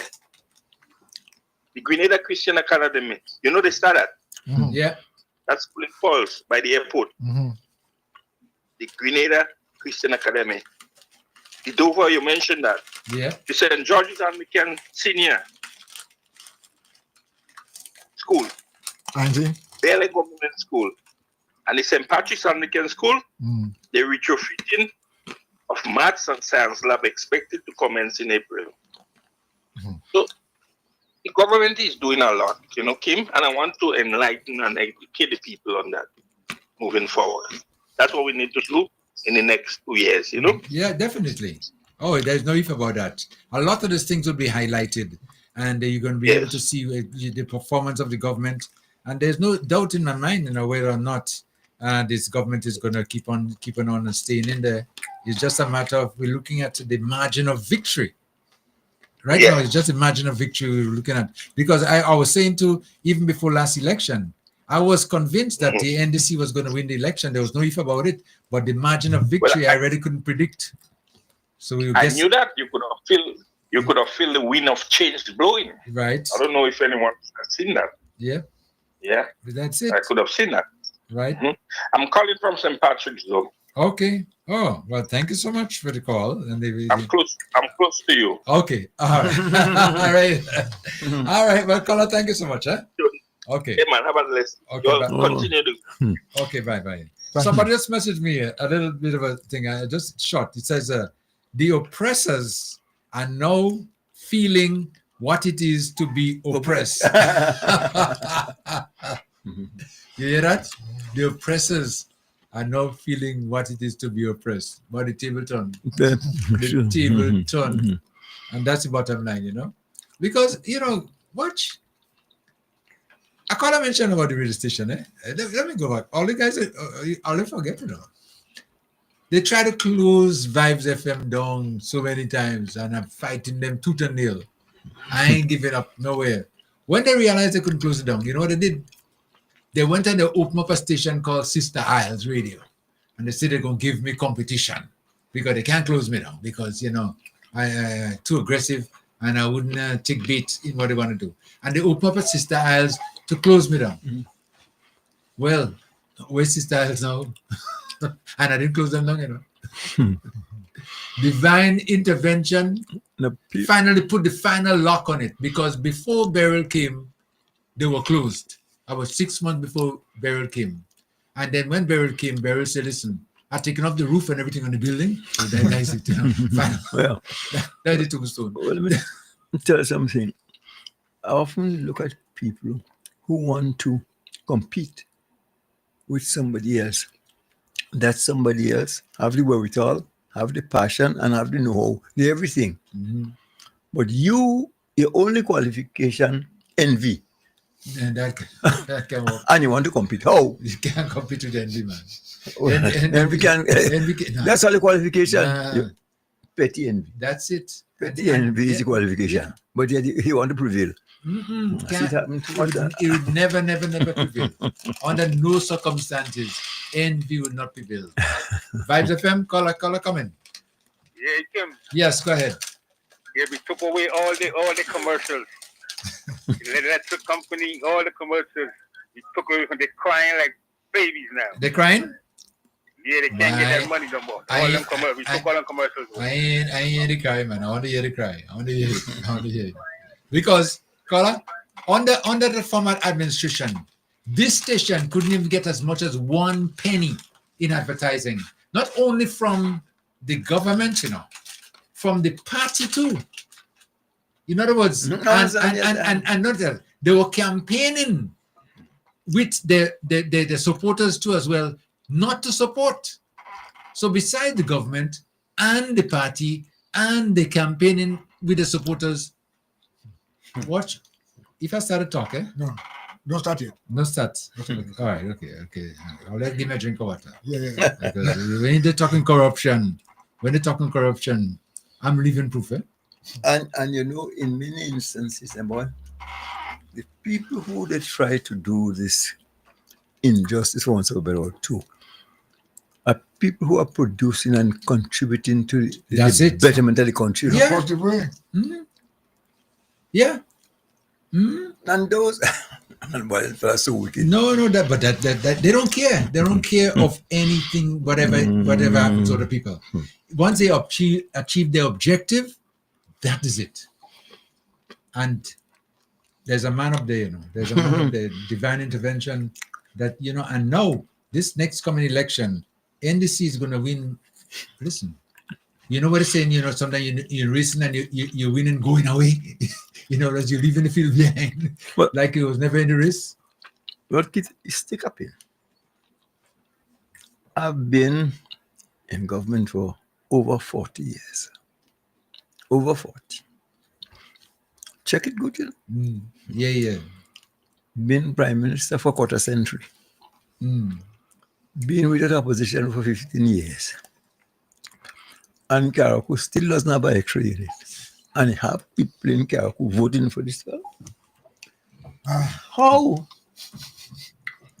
You asking how? Wow. I tell you, man, what we suffered. What we suffered. Let me tell you something. I mean, sometimes, whenever I start speaking, I could speak all day, all night, because I'm one of those who went on the, and still, it didn't bother me to the extent of deterring me from doing what I think is right and staying on course. No, not at all. There are some people saying, Vibe's talking too much about kids. When tell kids too long? Vibes FM. Landline caller come in. Landline call. So yeah. Like I told you, we're giving them 13-2, brother. I don't miss. That too generous. You're still too generous, man. You're still too generous. All right. Okay. Next caller. Landline. WhatsApp caller come in. Hey Kim. Yeah. I think that caller probably been listening to me. That caller would now say 13-2. I'm predicting 13-2, but how things are going now, it look like 14-1. I seen and much. Not them. Them will have a say in the one. So I don't know what they're going to do after that. It's never station up north. I think close to you. Yeah. Very close to you. I just had to love that individual will be screaming out and talking about Andy. Well, he does sing for his supper. I just said that every morning, think he's singing good. Why do you think people don't hear him so loud? And he's singing loud and people bawling. So I hear a man telling me he had the best voice, but I laugh at myself for the whole day. I said, well, that is it, Lou Smith and him wasn't born in Grenada and Paul Roberts, Selwyn Noel and, Faisal Lee, and I could call her out name. That would take it. A lady tell me she's selling some fudge, some sugar cake, some tambourine ball and asham, all these Grenadians, so they know what I'm talking about. She says sale doesn't be that good and thing. I mean, one here, one day, one day. When she go to a man says she tell the man she getting a little help from a radio station up north to do a little advertisement. You know, to see she could get a little 2 by 2 by 2 by 2 because she does get 1 by 1. Mm-hmm. When she tell the man the radio station, the man say, Miss, one coconut full basket, people don't listen to the radio station. So you gonna do advertisement on the station? No, you people will hear, people will know, because people don't listen to them. Kim, you was victimized in New York. You was to call the friends and them in Kerko and tell them don't businessmen, don't do no advertisement. In Grenada, hey, it's a businessman who wanted to do advertisement right in Kerko to get sale because they deal with things. You have big name people in Kerko. I know calling them to cause no problem. They too have his kid boys. And they would have never give you no advertisement. And you know that, we in Shopedy was a big campaign. So when we have about 8 men talking about that this week, and say, who was more victimized than Kim? You and Paul Roberts. Paul Roberts couldn't get an advertisement for the same Assam and sugar cake we're talking about. And the other thing, what I like, is the Minister of Health come out the other day and said, okay, they're going on like if the coroner go in the hospital, if NDC will go and turn off the switch. But that's only how I could put it. The man say yes, the coroner go, it thing going like in about 15 minutes time. But when you go get individuals going and I expecting better from that individual, well, must I use the word better? Anyhow, I didn't expect him. Well, let me leave it. Yeah, no, but speak of the quarantine. That individual who go and say that they had an operation in the process, his security partner called him. And people had to do the flashlight.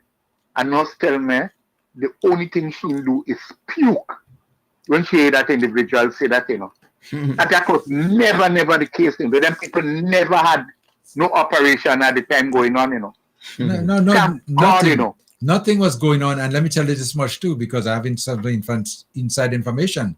When the power went off there, do you know there's an emergency backup automatic generator that comes on? Yes. But apparently it malfunctioned at the time, and within minutes they were able to put it back on. Yeah, within minutes. I want to say who it is that thing, and when the point everybody asking who's the security man, or tell them security men saying the man better stop calling the name and giving the security from bad name to make it look like if them come in and tell he thing. I say unless it's an NNP culprit that tell you that I just want to spread bad news. This thing when I work for them, you go backfire on them, Well, it's already nasty to say, hey, you as a Grenadian, you're born in Grenada. And saying that has nothing to do with NDC, NNP, or the movement or Gary. That's so shameful and so tasteless to hear somebody like you coming on the radio station and saying an operation thing and your security partner tell you. But you know what's the niceness? Everybody know who tell him. Yeah. Go in depth and you will know. Everybody know who tell him that. I'm listening again. Okay. Take care. 443-0101. 443-0101. 403-0101. And 458-1914. When you speak about corruption, we see listen, Solio, let me tell you something, man.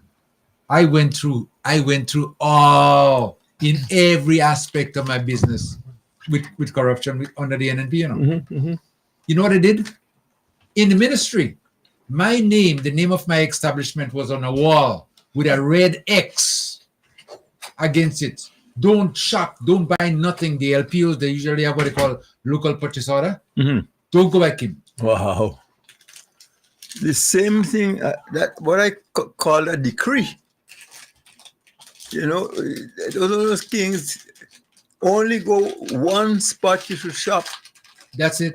One spot you should shop. And whenever I think about that, because I too, as a previous MP, not previous, but going down the road, my boy. Yeah, okay. He was a benefit of that gentleman's benevolence, let's say. Okay. And you was now in a position to repay. You're trying to squeeze the man. It was visible I got involved because I say I happen to know what you benefited. So if that's how you're going to repay somebody, something wrong with you. Boy, I tell you, corruption, victimization, NNP should never, ever come close to those words to even utter it, to remind people of what those words are and what it means. Vibes FM, caller, come in. Caller, you're on. Good morning. Yes, good morning, yes. Yeah, this Mr. Kim on panel. Yeah. I like the civil service and citizens need to bring the attention and remind the government about the books program. The lady was talking about several things this morning about the books program. They have a pilot program with the tablets for the children in one school. I want them to remind them that they should try to save some money for more. A lot of people don't buy books. They don't use the books. They have to buy books. They cannot use all the books. And every year they say they will get rid of this book where the poor people cannot afford to buy. So I'd like to remind the powers that be, the cabinet and the parliament, well, especially the cabinet, that this program is put in the back burner and almost forgotten about. Let's bring it up to the front and then get rid of these old school technology. You can use a tablet that they already have started when they went into lockdown, and don't bother your people who can afford to with this problem with buying books every year. Please, could they look into it? The powers that be. God bless. Have a good day. Okay, thank you. Yeah, yes, good. I was going to ask the caller something.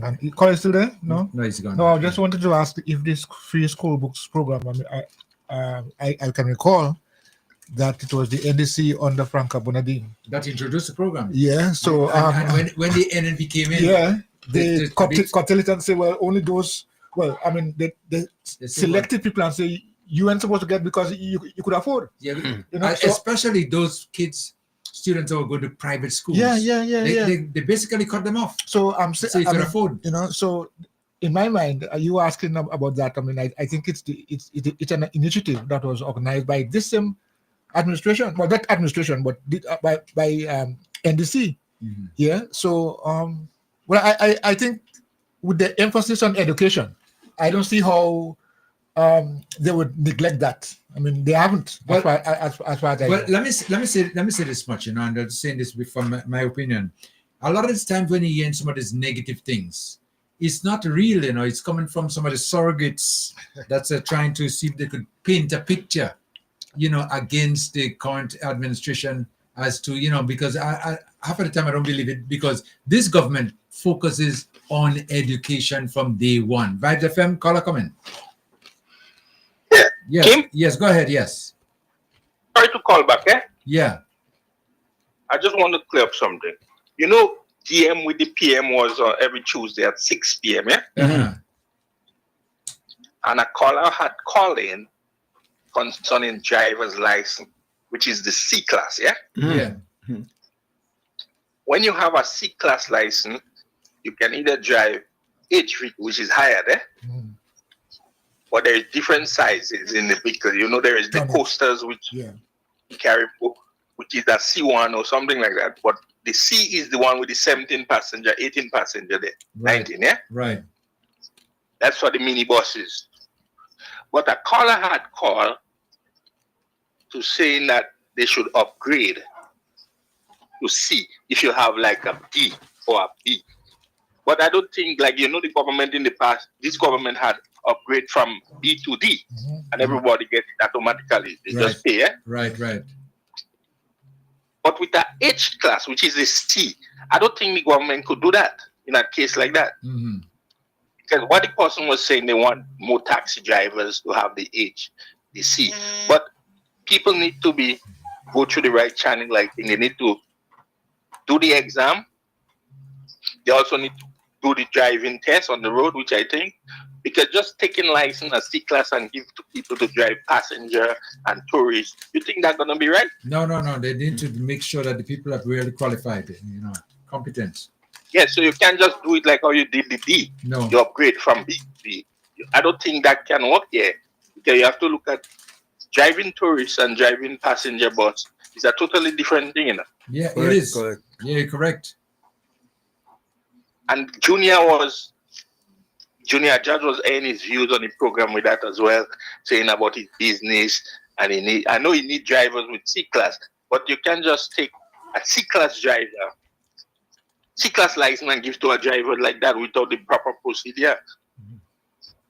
Yeah. Because these young men, when they get license, some of them, they drive nice, and when they get the license, a total different something with them. Yeah. So you can't just take a B or a D class and upgrade to a C. I think they need to do the exam. They need to go on the road with the police before they get that C class or the C1 to drive the coaster. You can't just hand on license on young people like that. Yep. You understand the point? Yep. I agree with you. Yeah. That's Okay, what I wanted okay. to clear. Okay, caller. Thank you so much. Next, landline caller coming. Landline caller? Hi, good afternoon. Yeah, good afternoon. Yes. Yes, I wanted to speak on the real estate business in Grenada. I really would like for government to look at the real estate companies, look at the prices that they are, the markups that they have on selling a piece of property. I think there should be some kind of a regulation on that. I think the prices of some properties that the real estate companies are selling them properties for, really, especially land, really too expensive. So I really would like for government to really look into that and regulate the industry. Thank you. Okay, thank you so much. This caller is speaking about real estate, and I believe, in my view, based on my experience, the price of real estate sometimes depends on the buyer and the seller, If you want a piece of real estate bad, and the seller is asking a certain price, it's up to you. You can't go. Yeah. But there aren't there regulations for all these things? Well, I'm not sure on that. But what I could tell you from my experience, let me tell you something. This piece of property that I'm on right now that I purchased, it was the buyer and the seller. Well, it was the buyer and the seller. Watch when the seller started calling money, the buyer had to say, "Well, is it worth it? Or it ain't worth it?" Because the seller, I remember, was talking about not what it the value now, but futuristic value. That's the word they use on me. Futuristic value. In other words, listen, I'm selling you this property. It's worth $10 now, really what? But in future, it could be worth $50. Well, who wants it to add in the future? Yeah, but they ain't watching that. Who wanted you? You wanted to what you could do with it. Well, I mean, so then they and the price comes in. So I don't know if really in many instances the government will be able to do anything about that until you sell it for too high. The seller and the buyer, or the seller would look at market value maybe to start off, and if the person who's buying decides that they could go for it, then go for it. It's up to you.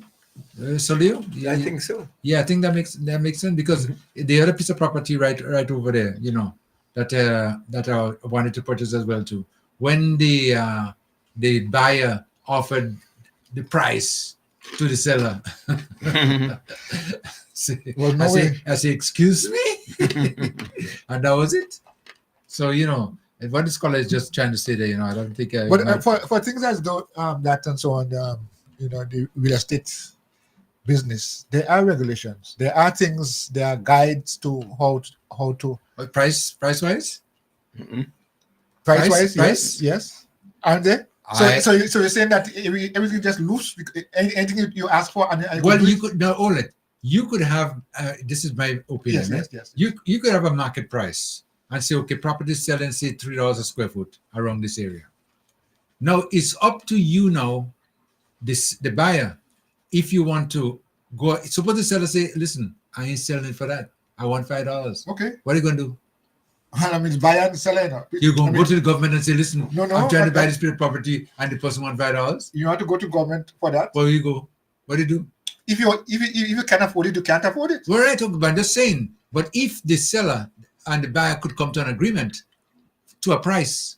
But don't you think that there should be some level? I don't see that coming into play. No, just as we have everything for other areas. There's certain things that the government might have control over, but I doubt whether or not they'll be able to control that one.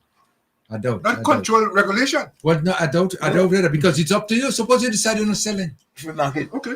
The market, yes, you could start off with a market price. You could start off with a market price, but from my experience in all the years since I've been buying and selling, whatever. Let me take a call. Vibes FM caller, come in. Good afternoon, everyone. Yes, good afternoon. Yes. Yes. I got some information that someone in this country who has a top-paying job,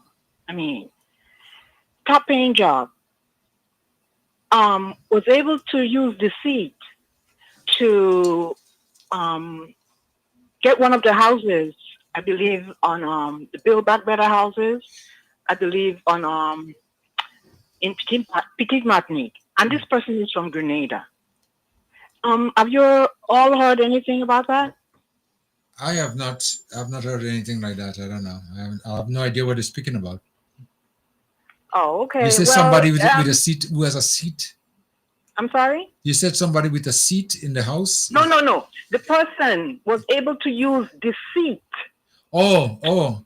To be able to get control of that. To get a house? In that house. And the person is from Grenada. And these houses are for people who were affected by barrel. Well, I didn't hear. Yeah. You haven't heard anything. Okay. Not around. Okay. So I wanted to get on DM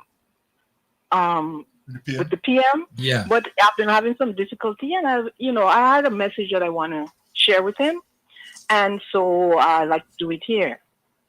The word of the Lord says that he who rules over men must be just, ruling in the fear of the Lord.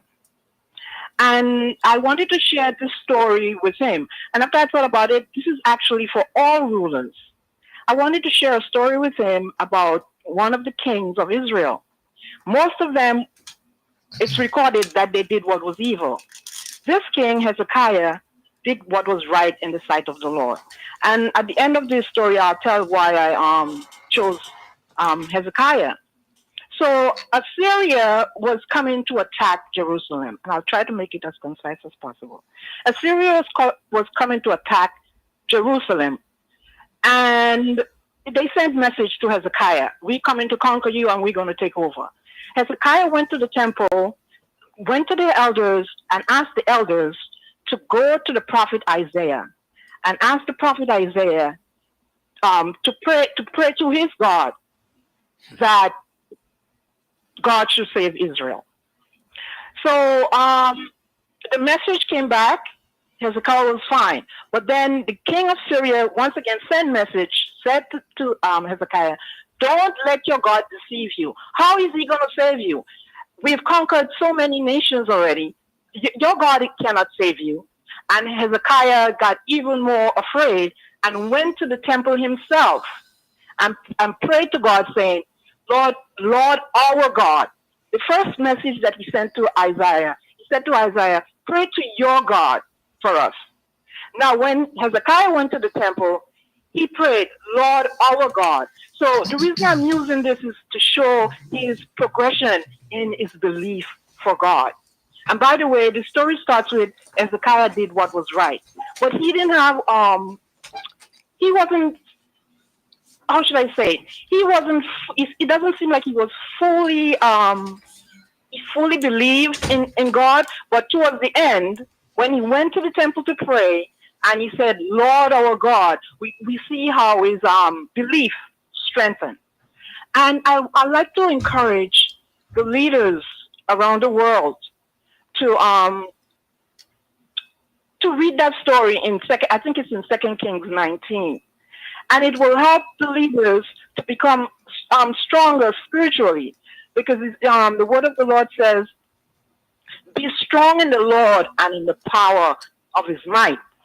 And something very important that I want to send to the leaders, and I hope they are listening and they follow up on this, because they are ruling for God. And I'd like to follow up with this. Just give me 1 second here to find it. Yes, a few verses from Romans chapter 13. I'm going to do it's good to read the entire chapter, but I'll do verses 3 and 4, or 4 and 5. Okay, 3 and 4. For rulers are not a terror to good works, but to evil works. Rulers are a terror to the evil. Okay? Then wilt thou then not be afraid of the power? Do that which is good, and thou shalt have praise of the same. For he is the minister of God to thee for good. But if thou do that which is evil, be afraid. For he, which is the ruler, beareth not the sword in vain. For he is the minister of God, a revenger to execute wrath upon him that doeth evil. So I'd like to encourage the rulers and, our prime minister, our beloved prime minister, to read that story in 2 Kings, because it shows how Hezekiah progressed in his belief in God. And by the way, God saved Israel. Okay. Thank you very much. Okay, thank you so much. Okay. 403-0101. 403-0101. And also you can call 443-0101. Or you can also call 458-1914. 458-1914. Any other numbers you want to call and interact with us, is fine with us right here on Vibes FM. Okay, so Leo. So now we are, before I go further, let me try to take one more quick call there.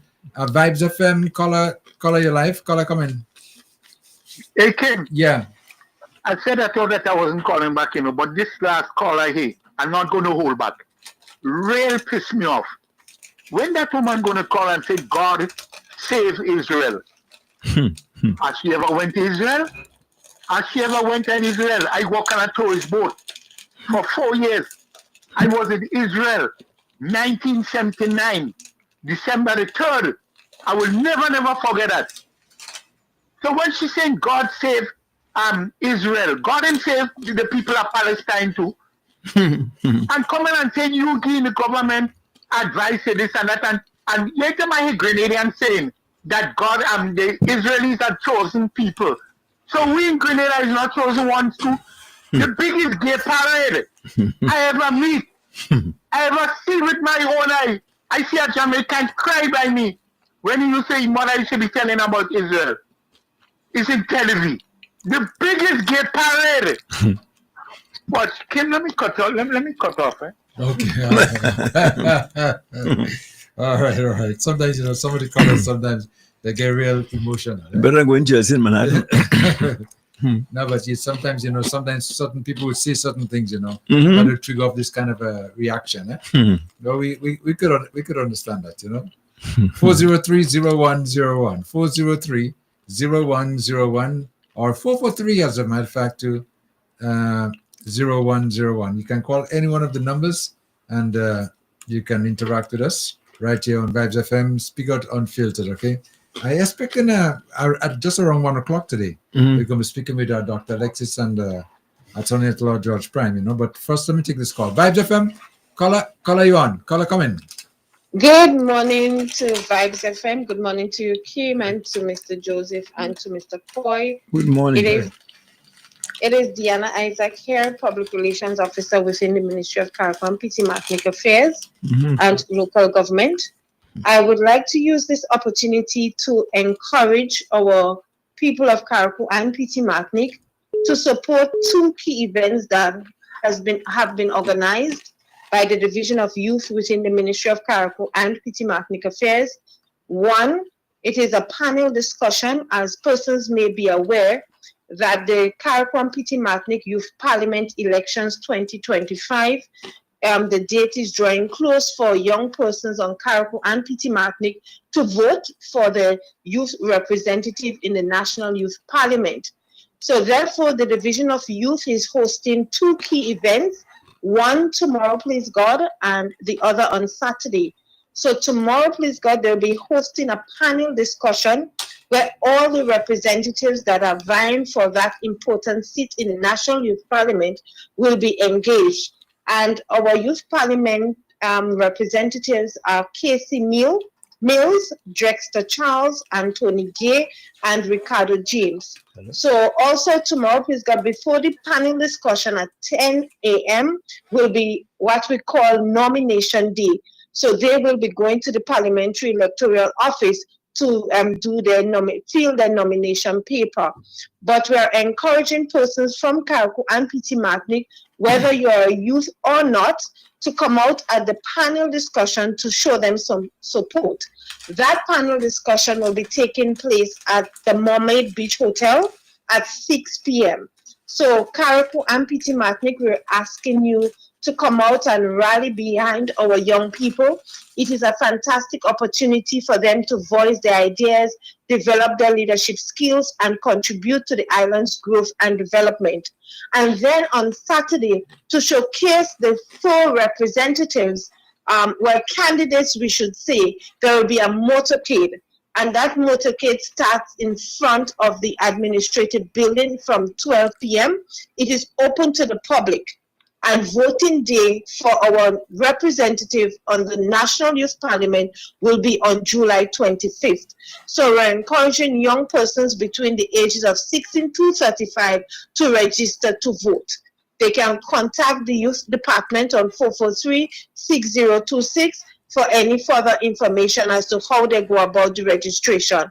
But we're encouraging persons on Carriacou and Petit Martinique, whether you're between that age range, to show support to our young people as they vie for a place on the National Youth Parliament in Grenada. So besides that, the Youth Department is also hosting a holiday program at the Hillsborough Secondary School for persons between the ages of 8 to 16. So any parents out there, you are encouraged to send your children to the National Summer Program. They are offering a number of skills. They're learning carpentry, they're doing food and nutrition, they're learning string band music, among other things. So you're encouraged to send your children at the National Holiday Program that is hosted by the Youth Department of Carriacou and Petit Martinique. So it's just to encourage persons to show support to what the Youth Department is doing for Carriacou and Petit Martinique. And as the days and months roll by, you will be hearing more from us at the Ministry of Carriacou and Petit Martinique Affairs as to all the activities that are taking place in Carriacou and Petit Martinique. But today, I would just like to highlight the Youth Department's 2 major programs that are happening this month, in the month of July. So that is the elections for the National Youth Parliament representative for Carriacou and Petit Martinique and the National Holiday Summer Program. So please, people of Carriacou and Petit Martinique, come out and rally around our young people.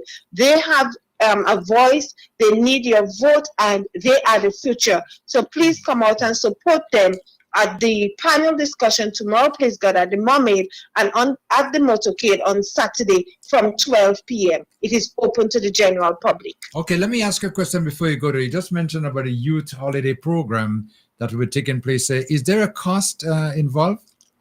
There is no cost to the parents. So persons, everything is being supported by the Division of Youth together with the Ministry of Youth Grenada. So all that has to happen is the children has to just show up at the Hillsborough Secondary School and participate in the different programs that they have for them. And the hours of the program again and the days of the program, you have that information? The program runs from Monday to Friday from 9 a.m. to 12 noon. And could you kindly repeat the candidates, please?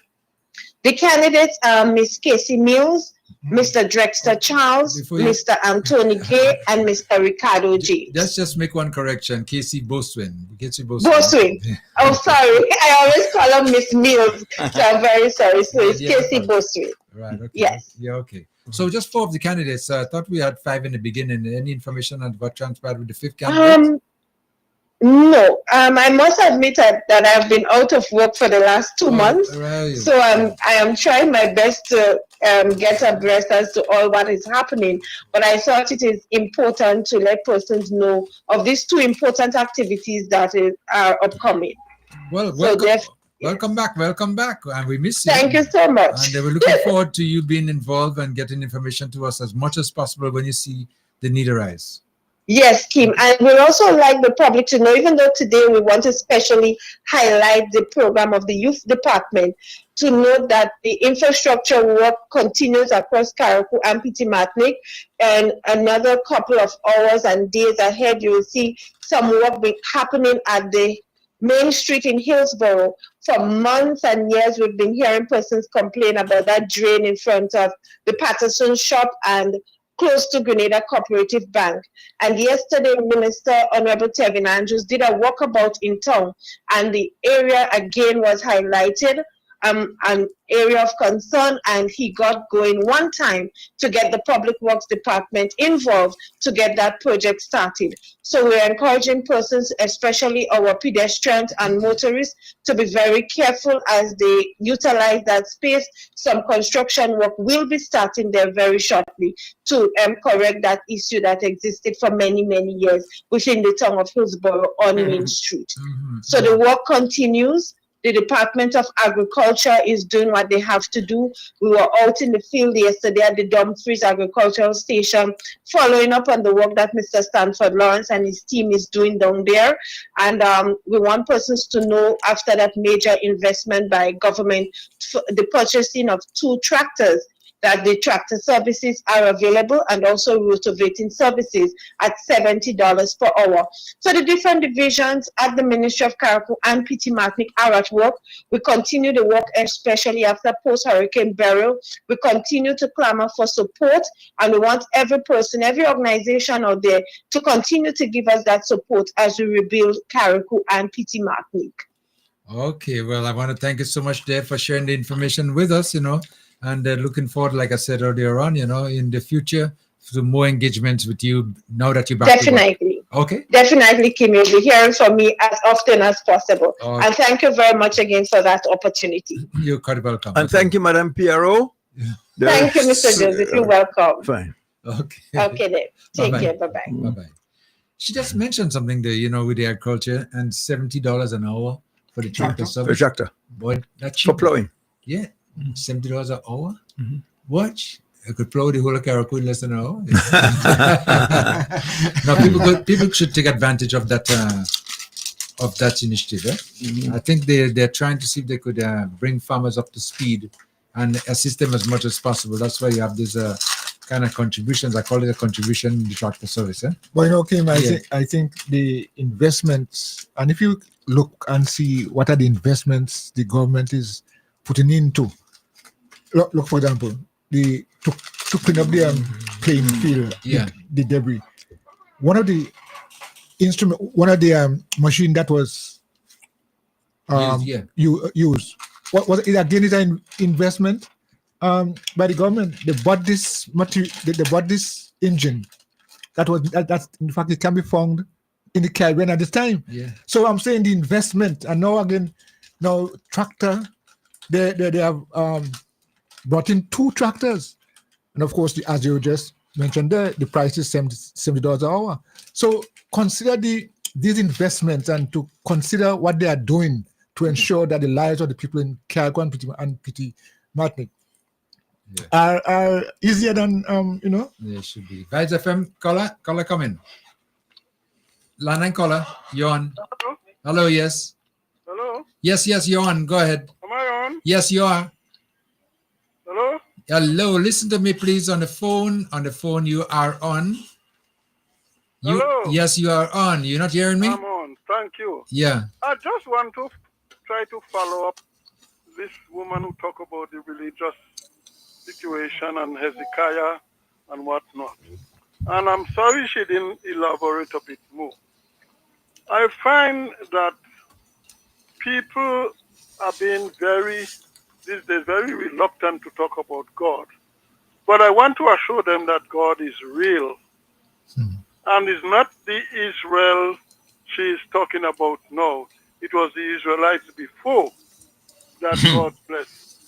Right? And I hope I'm correct on that, or somebody could correct me on that. You cannot tell me that God blessed this present situation in Israel, where Netanyahu, supported by Trump, shooting down people who are queuing up for food because they are hungry, starving children who do not know better, who is not responsible for the situation in Gaza and Palestine, starving them to death, right? It bleeds my heart when I see these young people only bone and skin, and Trump and Netanyahu supporting this kind of thing.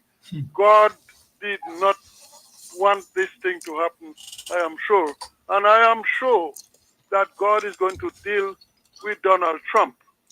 Because in 2016, a newspaper, a very reputable newspaper in England, The Observer, said that Trump will be a disaster, not only to himself, but to the people of America and to the world. And look what is happening today. Look what is happening today in the world. And you tell me God is going to please with us. I'm hoping to be alive when God is dealing with Donald Trump and Netanyahu. So it's not the present situation in Israel that is taking place today. Because you see, a lot of good people in Israel are demonstrating against Netanyahu. Netanyahu shouldn't be where he is today. He's just holding by the skin of his teeth, because he's, according to rumors, is corrupt, very, very corrupt, right? So Donald Trump, if we're not careful, going to plunge the world into chaos if the people of America do not demonstrate and try to get Donald Trump out of office. Donald Trump went so far as to say that he cannot ask God for forgiveness because he hasn't done anything wrong. How ignorant is this man? 34 convictions, and Fannie Willis, Letitia James, Marvin Berg, and Jack Smith are waiting to pile up a set of charges against him again. When your sister could say to the world that you are no good, when your niece could say to the world that you are no good, when your deceased mother before she died said to the world that you are no good, what else?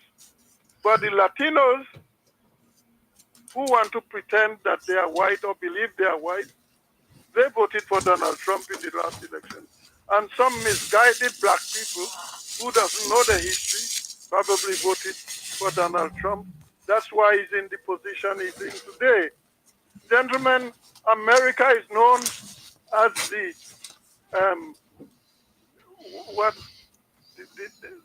so many names, because America has a lot of blood on his hands. And Donald Trump cannot make America great again. Right? Donald Trump cannot make America great again.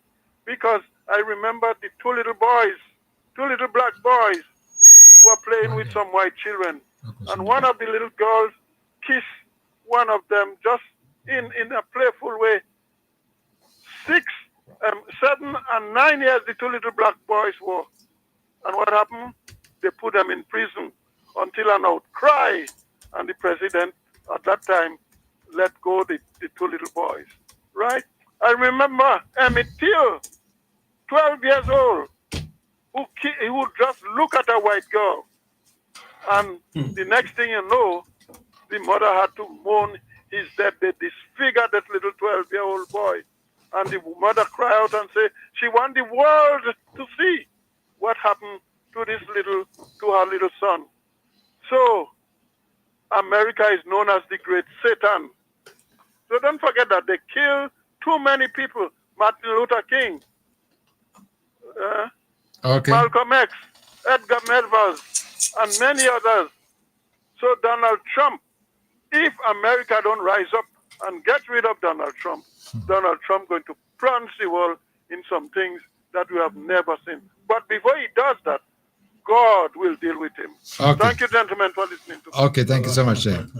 And 403-0101, 403-0101, 443-0101. Somebody just messaged you while he was speaking there, that you have a lot of these Caribbean folks, running from America now. So we got to make space for them in the country, in the island. It's just amazing, what ICE is doing. But that's another story in its thing there.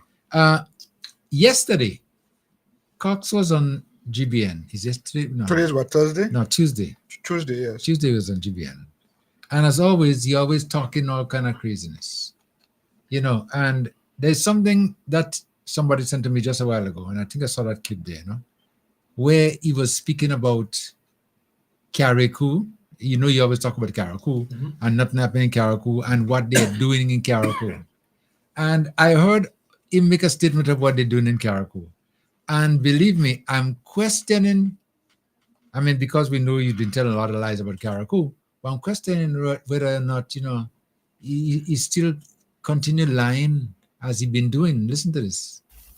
Senator Cox, every Tuesday you come and then you talk about what going on in Carriacou. Senator Cox, I'm going to ask you again. What did Senator Cox did to better the life of the people in Carriacou? And I'm talking about every time you come, you speak about trampolines and place people live in the shelter. But I want to know what you and the NNC doing to move these people out of shelter. Because there is a lot of NNC people saying that they don't want NDC support, the help. So I want to know, tell me what you do from Tinsbury to now. I don't want to hear you helping meditation and all this thing. You're talking about physical, building houses, building tents for people, taking them out from this shelter. Thank you. Thank you, caller. Thank you so much. Senator Cox respond? Can we get a comment on the caller? I want to thank the caller for his continued indulgence. I think it's important to get those feedback. I did just mention a while ago, GT, and I think the last time he asked a question, I did give extensive answers in terms of what we are doing. And we are currently engaged in a program, what we call Hands on Hope. It's a rebuild a community. You guys ever heard of a program? Hands on Hope? No. And Hands on Hope? That's what you just said? Only program of Hands That Serve. Yes, and that's not a local initiative. It is based in Trinidad. Yeah, but listen what he says. Hands of Hope. Hands of Hope. Let me probably again. We are doing, and we are currently engaged in a program, what we call Hands on Hope. It's a rebuild a community rebuild initiative where we are actually assisting persons rebuilding the house. We have donated material support and other things to persons, and we continue to do that. And so we have been doing that for the past few months. You've been doing that for the past few months. And how it's called again? Hands on Hope. Yeah. Hands on Hope. That's well, I believe in that organization, another faith organization. I believe in it. No. Really? A few months, they're into this program, and we're not hearing anything. Well, we could find out, if he's... I tried to find out. If he's making that public, I would like to see some of the places that benefited from it. But from the time he made the statement, I start calling, asking people here, there, and everywhere, wherever I can get information from, and nobody's aware of that. Hands on Hope. Well, it's just started. Yeah, well, a few months ago. A few months ago. They've been doing that a few months now. And they're buying materials for people. Well, they probably filed the papers a few months ago, but they started doing anything yet. Have not been posting it, and so maybe that's why he has. Well, we posted the houses and stuff. I've posted me building houses, assisting persons rebuilding. I've been doing that continuously for the past couple of months. But in terms of specific support, in terms of materials for persons, we continue to do that. I've been with limited resources that we have, but we still continue to do it with support from myself and other persons who continue to reach out and help Carriacouans. And there are a number of persons who do not want to be identified in terms of their support. They just want to help wherever they can. And they have been doing that, and we are very appreciative. And while on that, GT, I just want to thank all those who have reached out and give financial and other support to Caracoas and Pidimantlicans in recent time, recent as last week. I want to say thank you. Okay, so this is what they are doing. I mean, okay, the question was asked, what are you doing? But hold on, you hear about anything that they're doing? Eh? Or what? I mean, what I think happens sometimes, let me tell you what I believe happens in many instances. Like somebody might give you something, like you might, you want $10, okay? You're in need of $10, and somebody come in and give you 10 cents. But they help you, eh?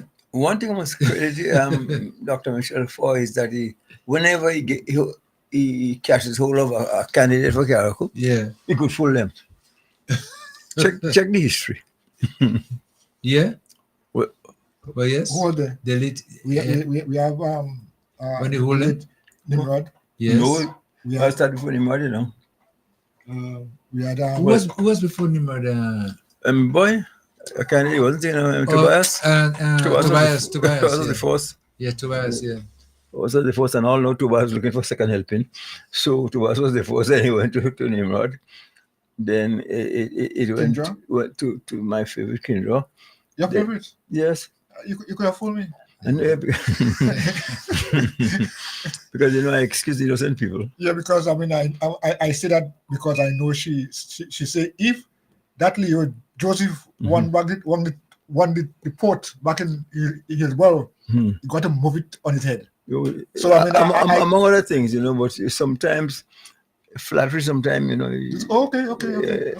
I hear you. So that's what it is. But she and well, last but not least, here comes Nolan, and Nolan explained his dedication to the Prime Minister is that the ex-Prime Minister did him a favor. So, in the form of a good character, he wants to be grateful. Yeah, he's a pocket. Yeah, but I think he must on the deal. He was? Yes. He give him more than he get. He had more to get. Usually, when you make a deal, it should be on the on an equal basis. Well, no equal, but you should get the better part of the deal. Yeah, but if you say he was on the deal, he was on the deal. But yes, but I really would like to find out more about this material assistance, community assistance, because no, I think we all do need it. And we need it, but it's not a case where we say no, don't do it. That is your constituency. That's where you are a caretaker for. You have to go all out to ensure that the people there are okay. Isn't that so, Solio? I think so. Okay. But that's what it should be, but that's not what it is. And this like I always say, whenever questions are asked to some of these politicians or so people who call themselves politicians, they feel obligated to answer, and to answer in such a way to make you believe that something is happening, what they're saying is the truth. Because you say so many people, and you can't call no name, so many people. I mean, come on. I mean, anybody could say so many people. But I'm getting it's so very obvious. No, it's starting to look like ridiculous. Arguing the value of 2 and 2. Ridiculous. Yeah, it's ridiculous. We get into that level now in truth, No, because you see, I was taking stock, and from the time that Deacon Mitchell arrived on the scene, there was a wind of change, and that wind never stopped blowing, and I must tell you that wind is a positive one. So I don't want nobody to tell me anything, because I could go back as far as Mammy Sylvester. Mm-hmm. Yeah. I go back as far as Mammy Sylvester. I've seen them all, I've known them all, because as you very well know, I've never given up Caraco, even though I've been sojourning in North America for some time, but I never left you spiritually, and I know something about Caraco. So I'm not bothered, and people, why you are talking so much about Kit Michelle? Because I'm fed up. You did enough, so you must just pack your bundle and go. Yeah. That's my admission to Kit. What do you think? You fool people for 40 years. So much time you want? 80? Double it? Eh? He said double it? I don't understand. But I still wonder, you know, what is Scott's motive, you know, and why is he no, he's doing loyalty. He's doing his master's bidding, and remember that the general is still getting an income from because of NNP, I believe. He's getting that from the government. Well, he's a senator, so he's entitled to a salary. Yes, again, and his salary has been increased, you know, ever since this government took office. Yes. So now it's even better as a senator to get. I mean, whatever you get, but still, you know, it still amazes me, you know, that you live in a community and you still have to be so negative and not being truthful about whatever you're saying, because the time is going to come when you're going to want them to believe you. Yep. And you've been telling so much lies and misrepresenting that sometimes it's hard to turn the table down. Crying wolf. Yes. When the wolf really come. Yeah. Crying wolf, yes. Yeah. So, but I tell you, I mean, it's something that, you know, every time I listen to him, I just feel like, you know, that he needs to just change a little bit. You know, because I once believed that infrastructural development was done in Caracol during the time of CCC. Yes, yes. Yeah. Mm-hmm. That CCC. was not a program initiated by NNP. No. I mean, they executed it because with Nicholas Brathwaite and so put the pieces in place. Yeah. So implemented it. But I cannot look at anything that he could tell me that's his legacy. Nope. Can't. In Caracol, yeah? Yeah. Yeah. You tell me.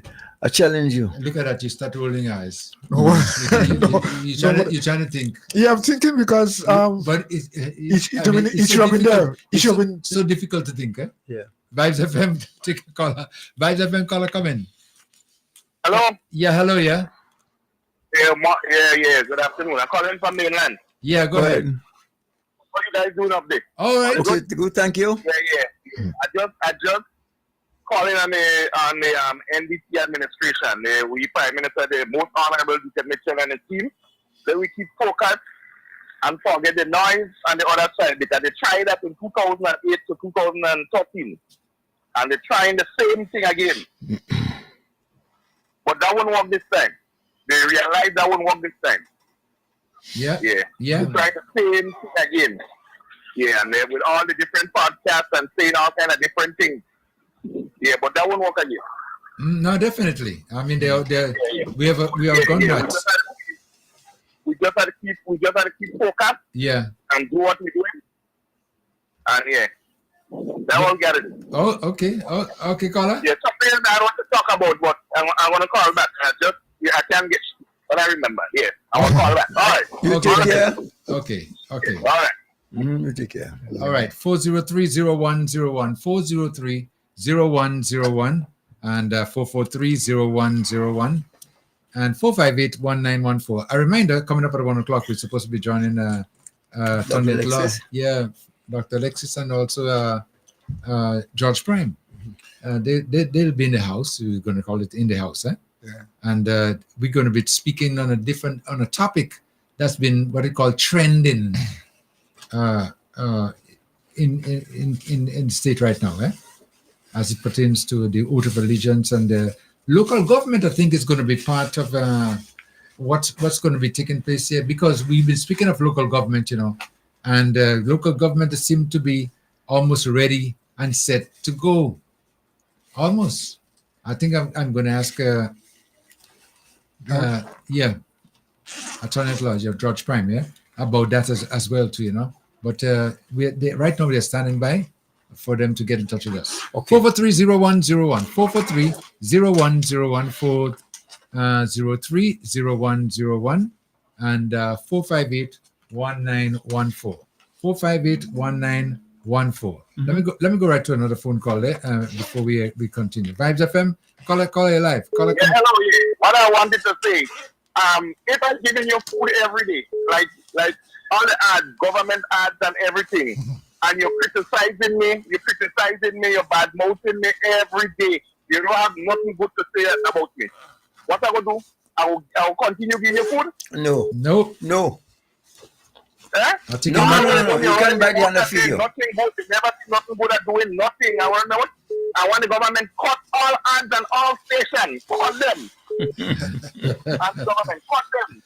On them stations who in the north, wherever, they have nothing good to say about the government. They see nothing good at you. Just cut them. Yeah. And let it talk. Who cares? Okay. Yeah, cut them. All right. Okay, cut them. Yeah, cut them. He just spoke about a station in the north, and I normally don't listen to the station, but I somebody sent me a clip of what one of the announcers was saying about DMs with PM, and if you listen to it, I listened to it, I watched him in the video, and I feel sorry for him. I really feel sorry for him because he seemed to have a big problem when it comes to the prime minister. And they have not really digested the losses yet. They're still 3 years on, They're still then it can't go wrong. I remember days, when my mother used to give me a castor oil, to drink. And believe me, it ain't going down, It's not going down because of the fact that, it's difficult to swallow. And this is one of the reasons why anything that the government is doing right now, they just have to criticize and just try to see if they could just say something for say's sake. But that's just about it. 3 years on. 3 years, yeah. 3 years on. And not only 3 years, it's not empty 3 years, it's not an empty 3 years. 3 years that filled with so many things. Transformation here, change of attitude there. And it hasn't really dawned on them that listen, this is a time for us to accept the fact that things have changed. Nope, they just can't. I mean, I could see if you want to change to deal with the change, but you can't really just going around saying I ain't see anything, and nothing happening. Rain falling, you getting wet, and you say no, it's dry and sunny. I mean, I really just trying to come to terms with that. But that's the way it is, and we have another 2 years to go before election is really constitutionally due. Before this election, I mean, before the next election. Yeah, you can't be going around saying you have about 2 more years to go. You're limiting what you're thinking, man. Well, let me tell you something. The performance of this government right now, I mean, another 2 years from now, you could imagine how far we're going to be advanced. Because most of the what they've said in the campaign, in the manifesto, they have basically covered about 85 to 90% already, and they're just adding on to whatever it is. But as I promised you, we're going to speak in with our Dr. Alexis. You all very well know him, and Attorney at Law George Prime as well too. And I think they just let me see if I could just bring them up, as they are already in position. And let me see if I could get them on to say hello. Dr. Alexis, are you there? Can you hear me? Hello, good afternoon. Yes. King. Okay. Hi. Hey, Kim. Yes. How are you doing? Dr. Alexis is not yet on because they are presently addressing the media workers. He should join me shortly.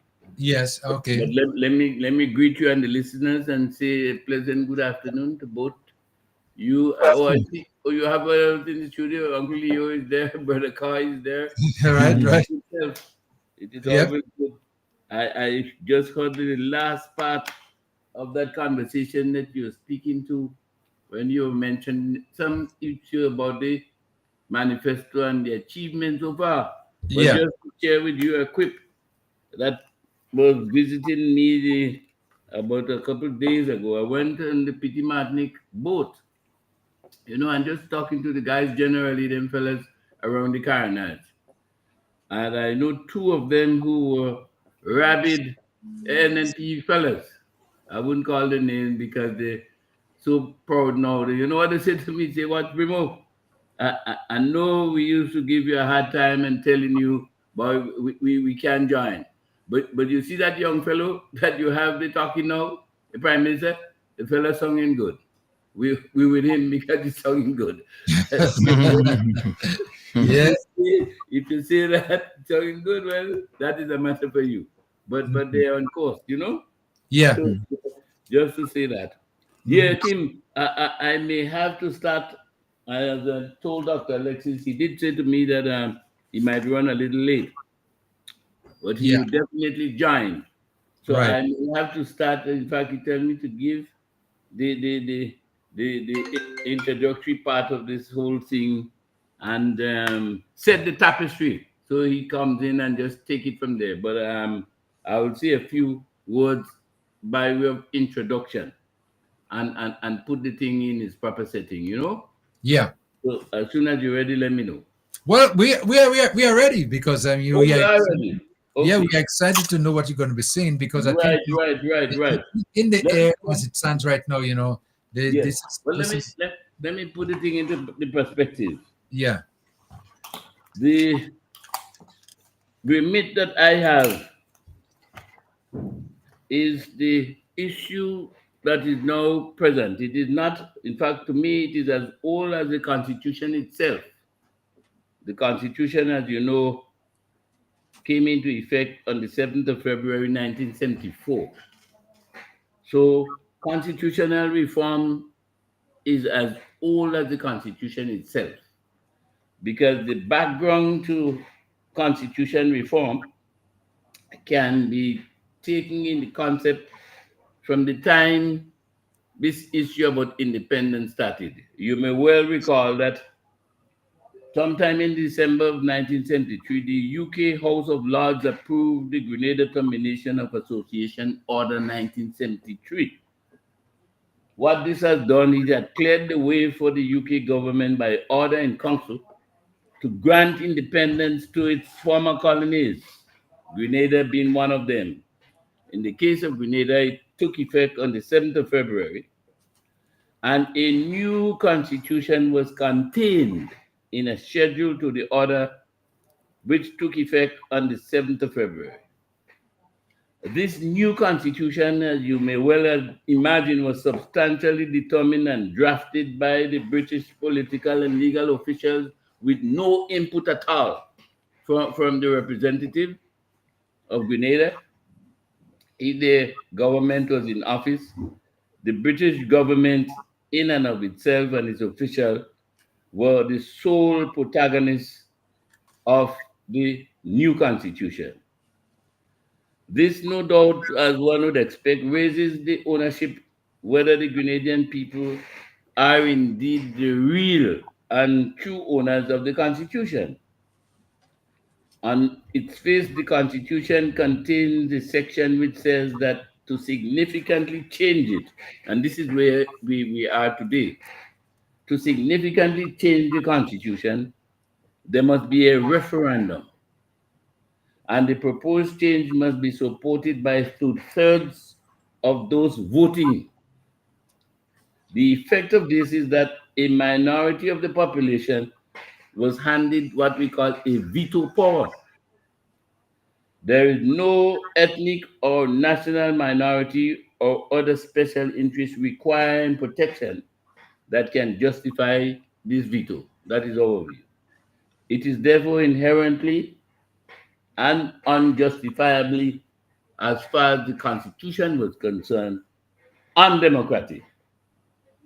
It is therefore not surprising that in over 50 years of independence, over 50 years of independence, there has been little formal change to the text of the Constitution. And hence I'm saying it is as old as the constitutional reform. Very little change. However, there have been several challenges to the constitutional order. As you may well recall, the period leading up to independence was one of great turmoil. Those of you who can recall that. Great turmoil. In the months immediately prior to the 7th of February 1974, There were thousands of people in the streets of Grenada. I was one of them, if I can recall. They were protesting against Grenada going into the independence under the leadership of the late Sir Eric Matthew Gary. Indeed, on the 7th of February, the new nation was delivered in the throes of general strike, if you call. The result of the old flag was lowered and the independent flag was hoisted in darkness. That is not the mood. In other words, I'm painting the text to the issue of the Constitution. Within the first 10 years, as an independent state, Grenada witnessed 3 events unprecedented in the British Commonwealth.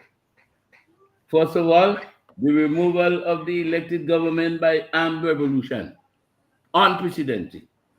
Second, the imposition of a revolutionary government resulting in death of the former prime minister and members of his cabinet.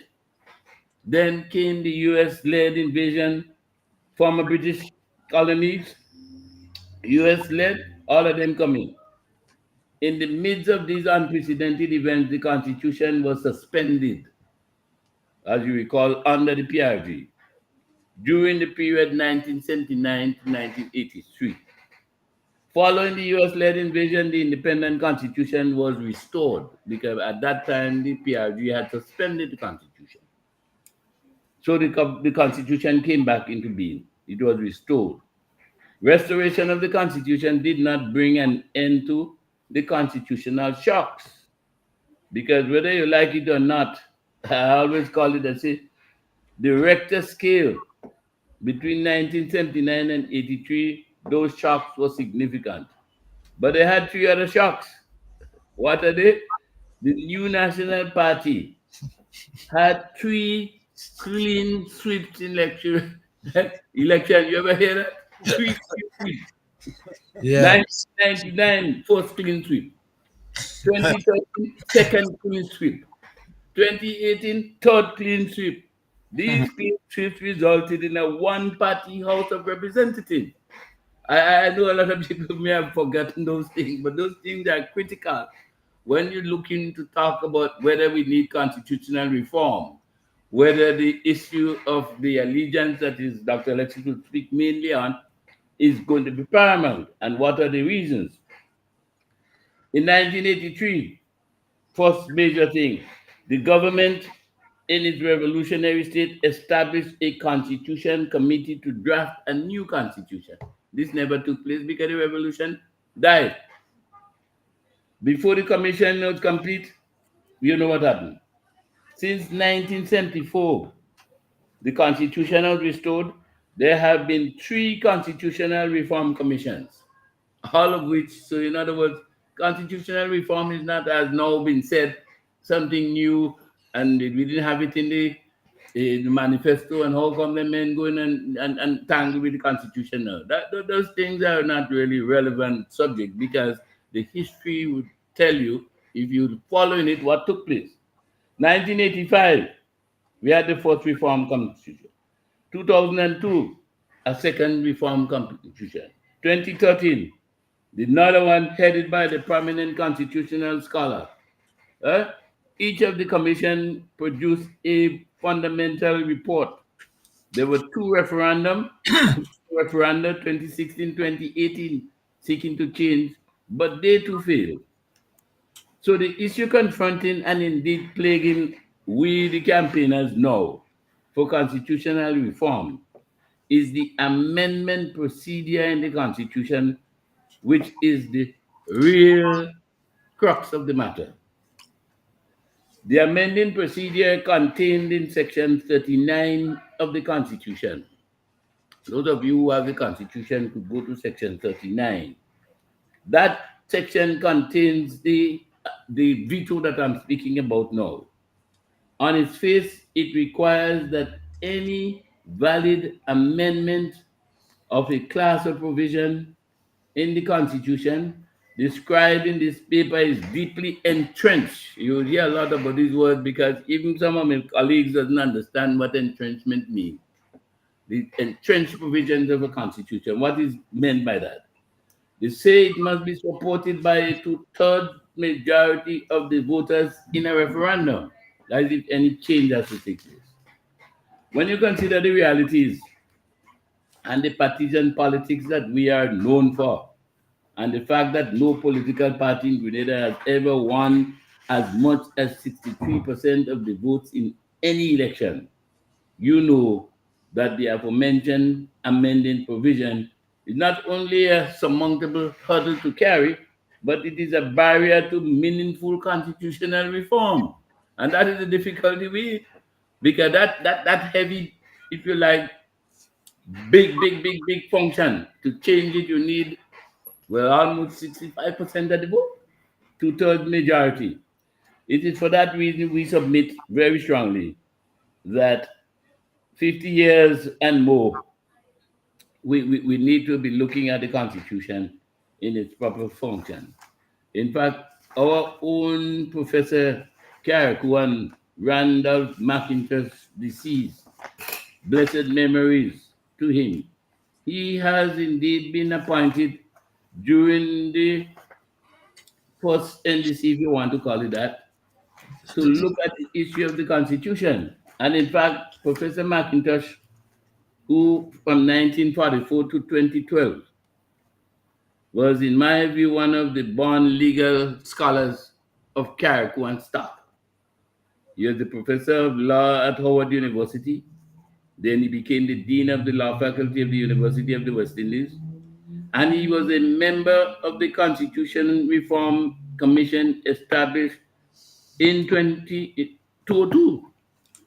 2002, he was one of the leading protagonists on that body. He nowadays resigned from the commission, but he subsequently produced a revised draft constitution for Grenada called the Macintosh Redraft.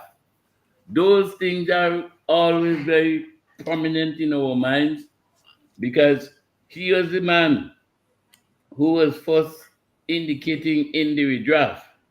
He made the point that the Constitution belongs to the people. I don't think you need Macintosh to tell us that. You would say that him, I would say that Uncle you, anybody. A Constitution is a living document. He said it belongs to the people, and there is a democratic imperative that the people be involved in authoring the Constitution. He went on to say the central idea of modern written constitutionalism forged in the American founding is that of a people as the sovereign constituent power and as the active creators of that constitutional order, writing the fundamental laws that constitute their polity. In a word, it is the idea that admits of the original and supreme right of a people to frame their own political constitution. So it's not Macintosh alone speaking there. Macintosh, it sets the pattern. He said to write for themselves the fundamental law by which they are to be governed. I said earlier, it was the British legal scholars, those guys who were in the parliament at the time who sent down the 1974 constitution, members of parliament who were already they didn't have no say in it. So this is the ultimate ground for political legitimacy, the constitution. So I just wanted to just give this background into what we will be discussing. In fact, the Alexis paper, which I took liberty to send on to you, Kim, speaks about pledging allegiance to Grenada. The introduction came about as a result of sudden pronouncement by this administration. In fact, the Attorney General, Senator Claudette Joseph, announced in the Senate that the government of Grenada would soon table in Parliament 2 bills for acts of Parliament to alter the Constitution of Grenada. That is the basis of this discussion today. These 2 fundamental changes would change the oath of allegiance to require Grenadians to allege and pledge allegiance not to King Charles. And I mean, I don't have to make any excuses about whether people want to do that or not. I am one of those persons who believe that this is a timely change, and I welcome it. So you aren't pledging no more allegiance to Queen Charles after these bills are passed.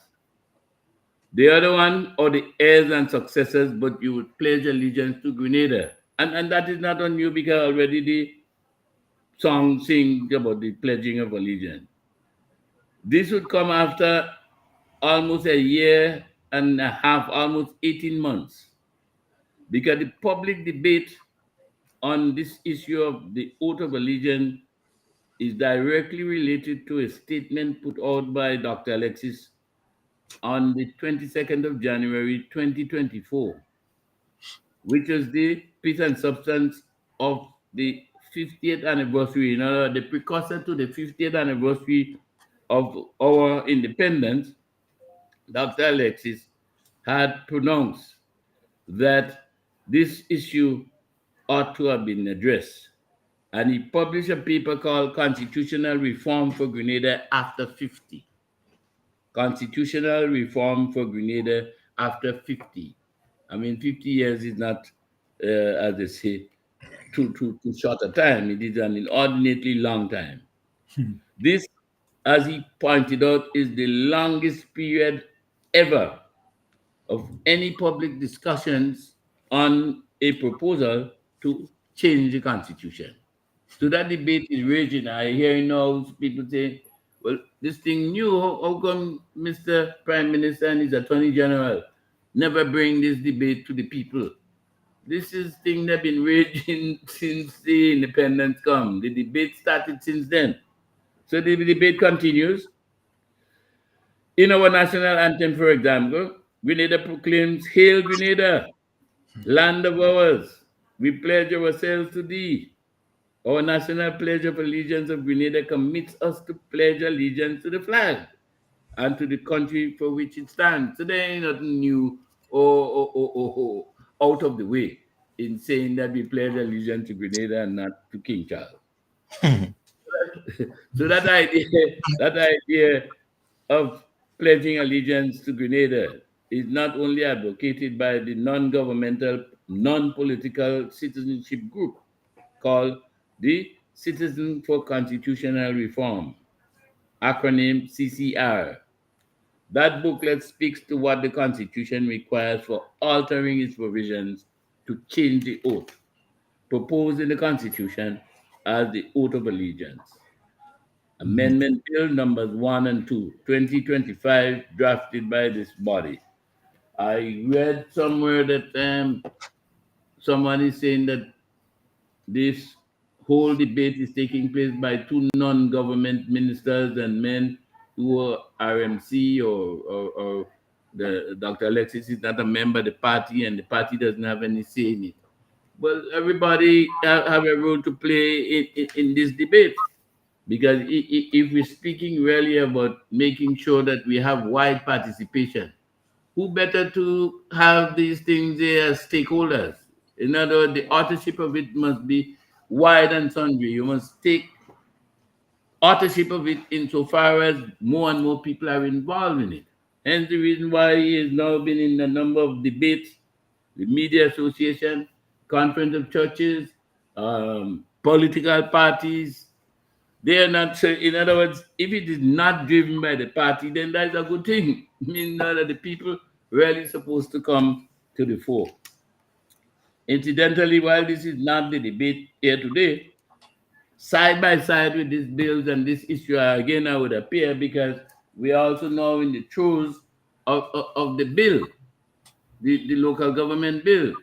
That bill is not only now ripe, but it is now receiving its main impetus from one of the leading constitutional draftswomen in the region who worked in Grenada with us.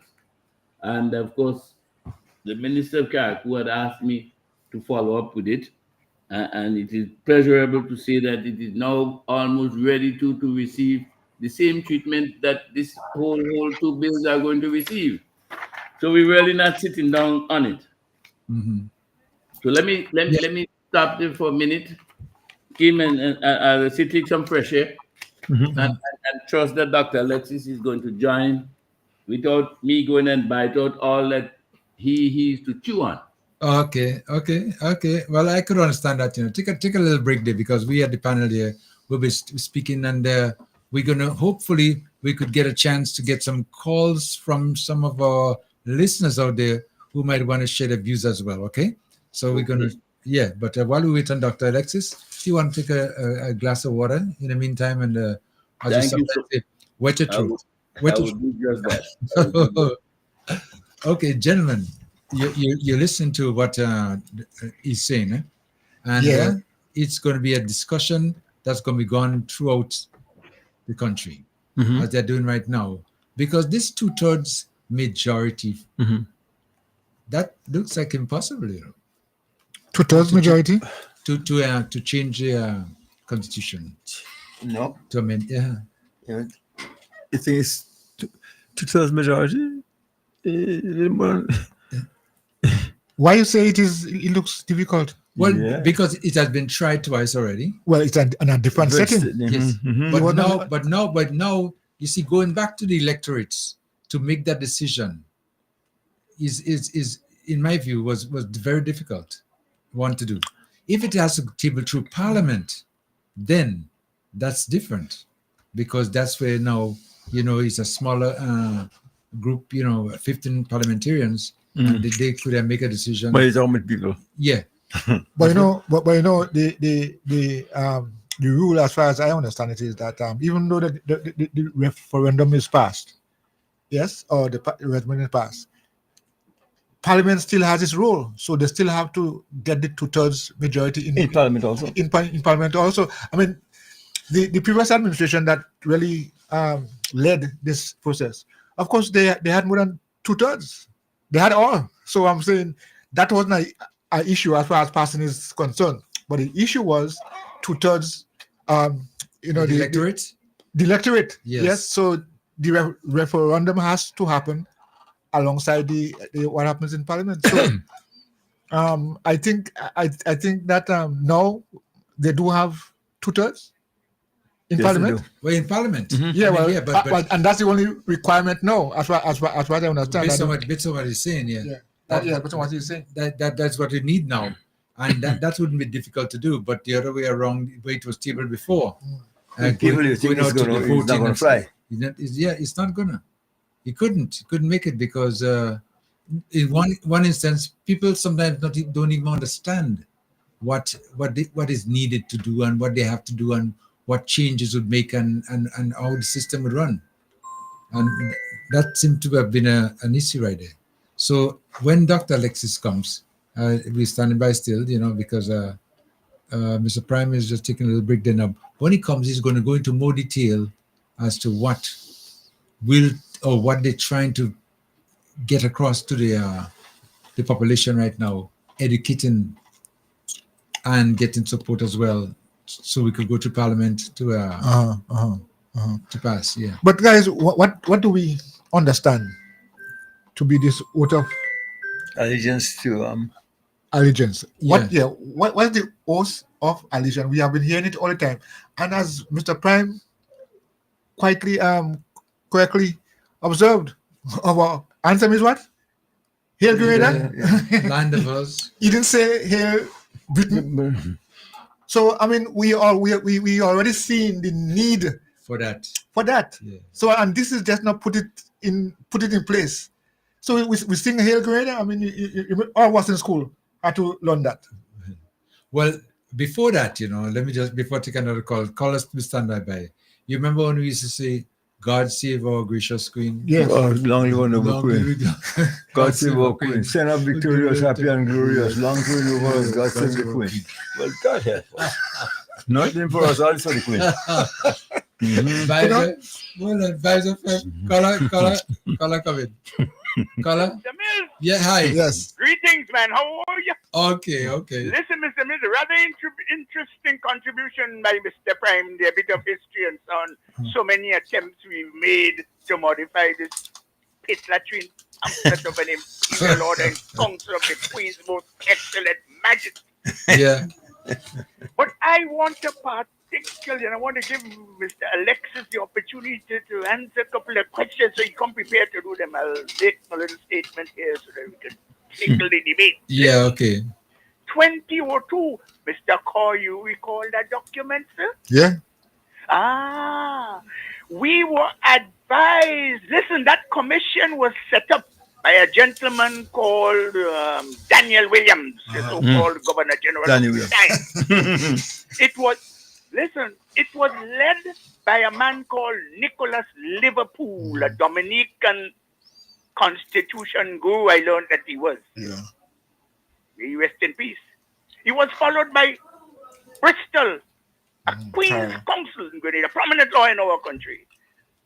Mackintosh, a university law professor from Carriacou, may he rest in peace. Simon. Basil Harford, prominent civil servant, public officer for years. Yes, yes.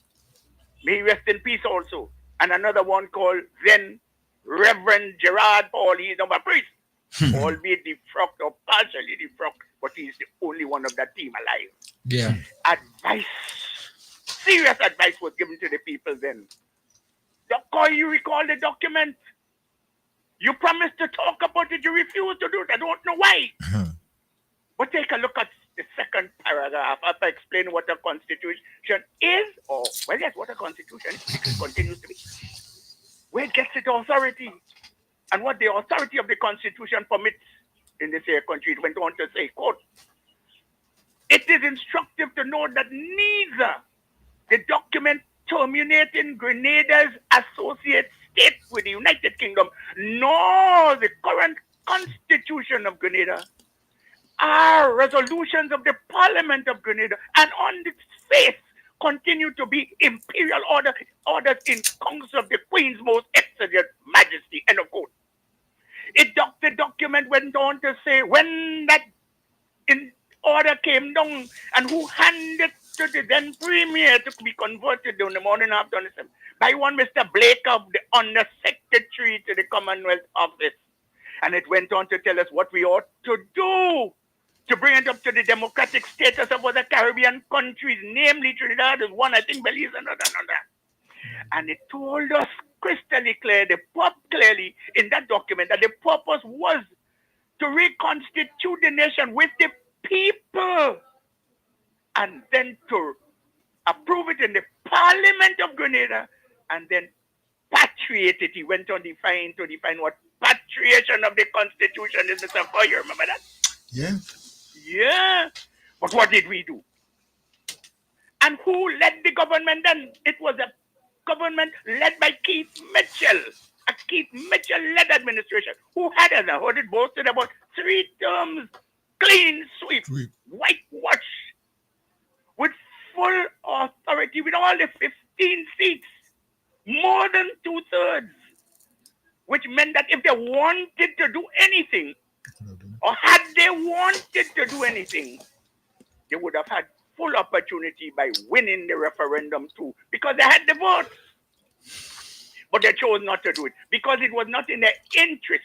And we continue to be today a colony, a dominion, a realm of the British Crown. We heard the Governor General in recent times, even at the 50th anniversary of the celebration, to pray for the King Charles High and Mighty so that he can continue to rule over us. Nobody in Grenada can say that they hear that.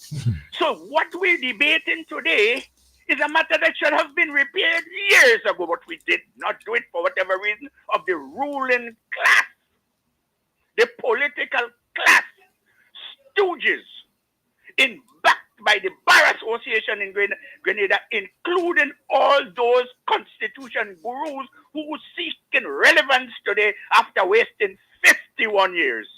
There we go. But we have the challenge for them. I want to put these questions to these gurus. And I want to go directly to the written document that I rounded up, Mr. Mills. I won't take much of your time. Yeah, go ahead. The document being put forward is to change the oath of allegiance to the king.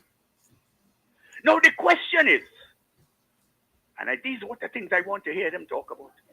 The question is, can you, First of all, we heard them speak of Schedule 3, and Schedule 3 is not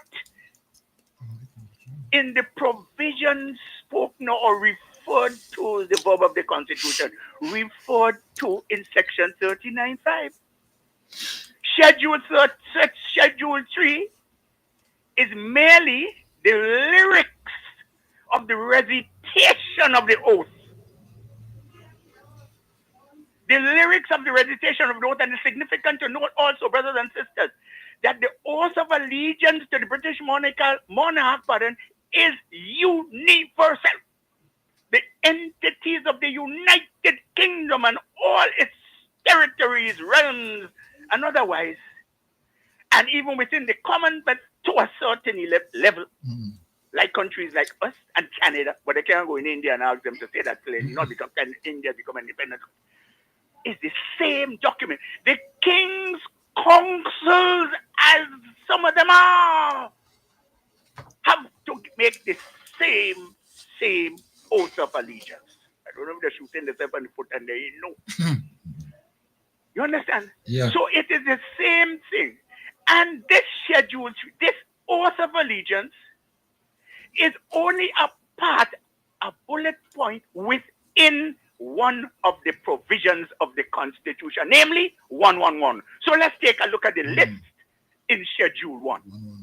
It begins with provision number 19. And when we speak of provision here, we speak in, and by the way, I'm not a lawyer and I don't want to be, thank God I'm a mechanic stroke, welder stroke fitter.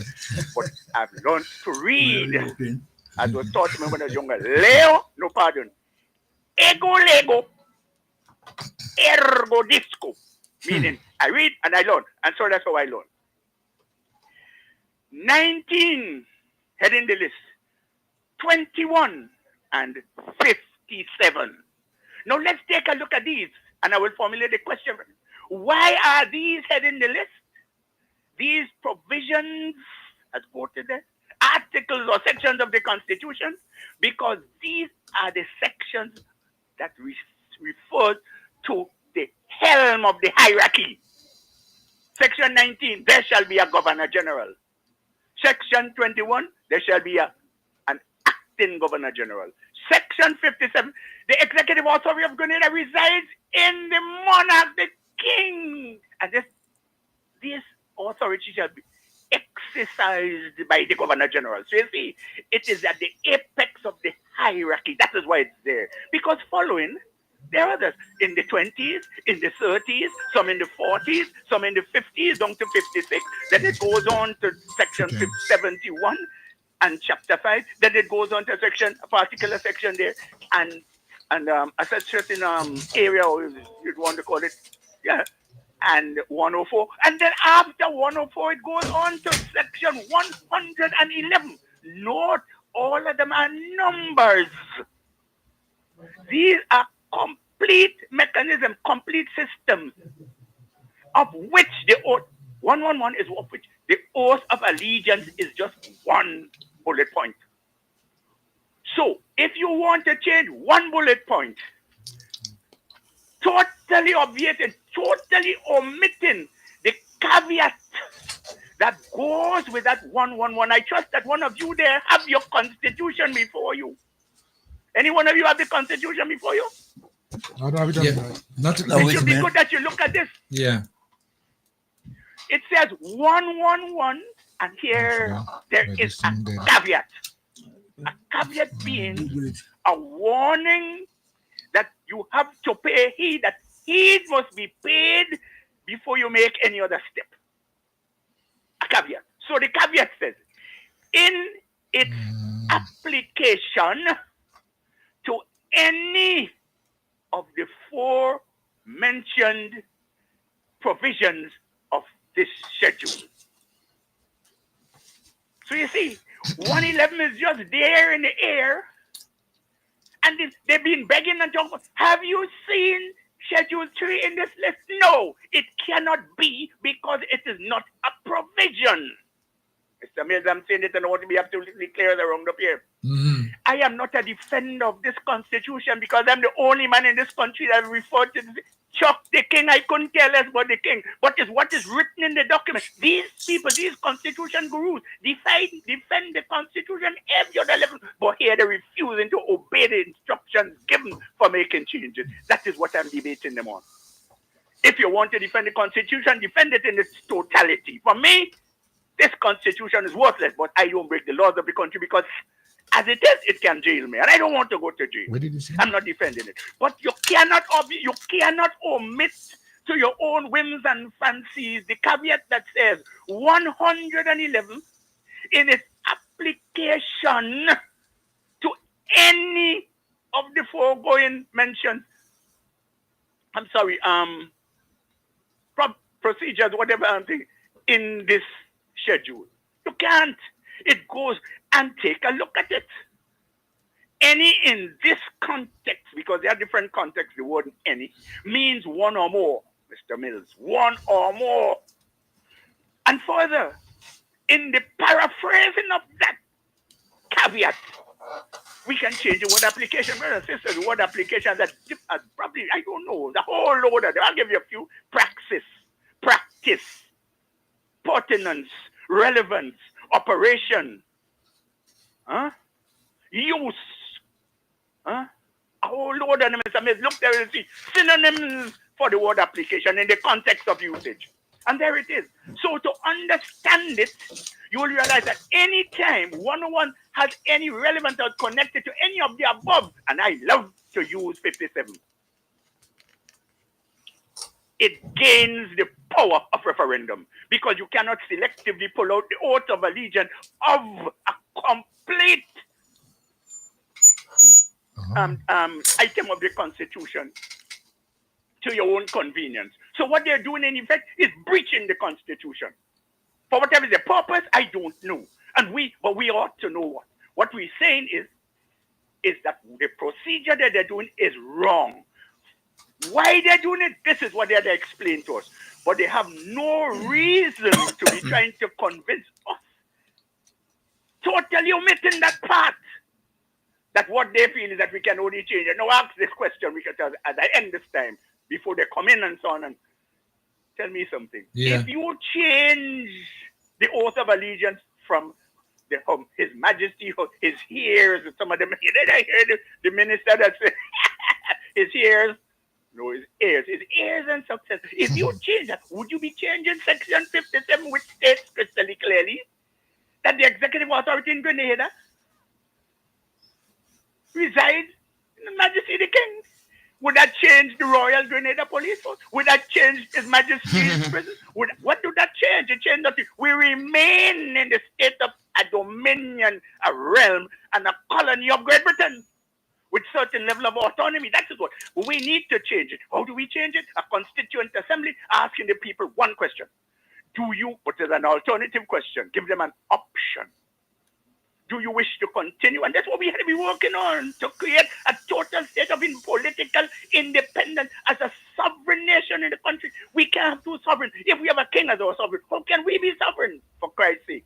It's time we end bluffing of the people and the mamagism over these years that these CC boys coming out to create more chaos in the country. Ask the people in a simple thing.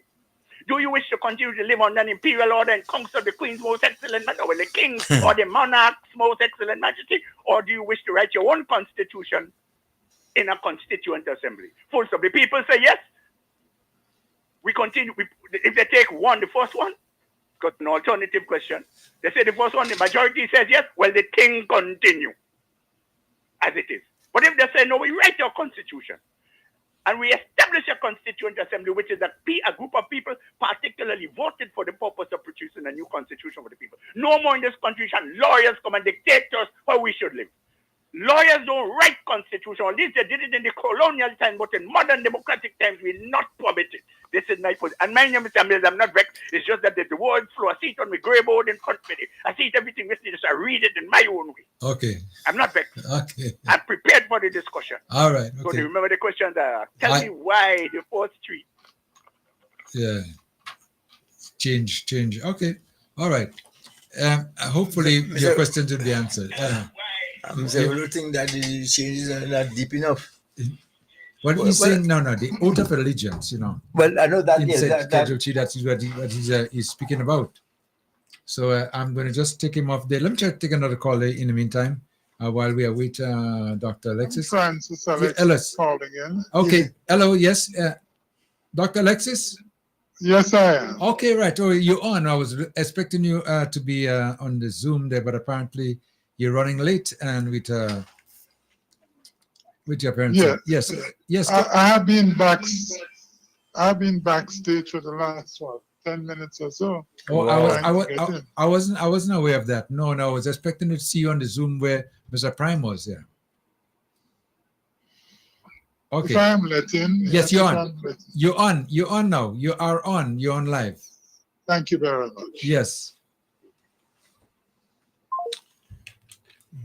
Hello? No, he's going back today. Oh, he's going back. Okay. Not to him. He was calling live. All right. Okay. Well, we're just going to wait. So he's going to get back with us there. I'm looking. Oh. Okay. All right. Okay. All right. Is he back? Yeah, he's there now. He's there now. Okay. Oh no, that's George. That's George. Mr. Prime. Yeah, I'm not hearing your vocals. Your mic is off. You're muted. Yes. Sorry. Okay. Right. Dr. Alexis is there. Well, he just called me on a cell phone, but I think he's coming to meet you where you are. Oh, I see. Yeah, I have a feeling he has some problems getting on because I was told he was on already, and I didn't see him. Okay, you just. I'm at my office. I didn't go to him because he'd been late. I didn't want us both to be late. At least I wanted to put you on notice. Okay. That we have not abandoned the program and we are very much in tune. Yeah. So he spoke to you shortly? He just spoke to me a while ago and said to me he was going to be on. We had a short conversation, but he dropped off the line. So I don't know if he was coming to be with you, or maybe he's going to call us back. Okay, he's calling me back now. He's calling me back now, so I'll bring him on. All right, Dr. Alexis. Yes. Okay. You're on. Dr. Alexis. Yes, you're on. Yes. But okay, I'm hold on. speaking to you on my cell phone. Yeah. Right. Yes. If you wanted to be on the Zoom as well. I don't know. But you didn't give it a link, did he? Yeah, we gave him the link. All they have to do is come on the link. I didn't see you on the link yet.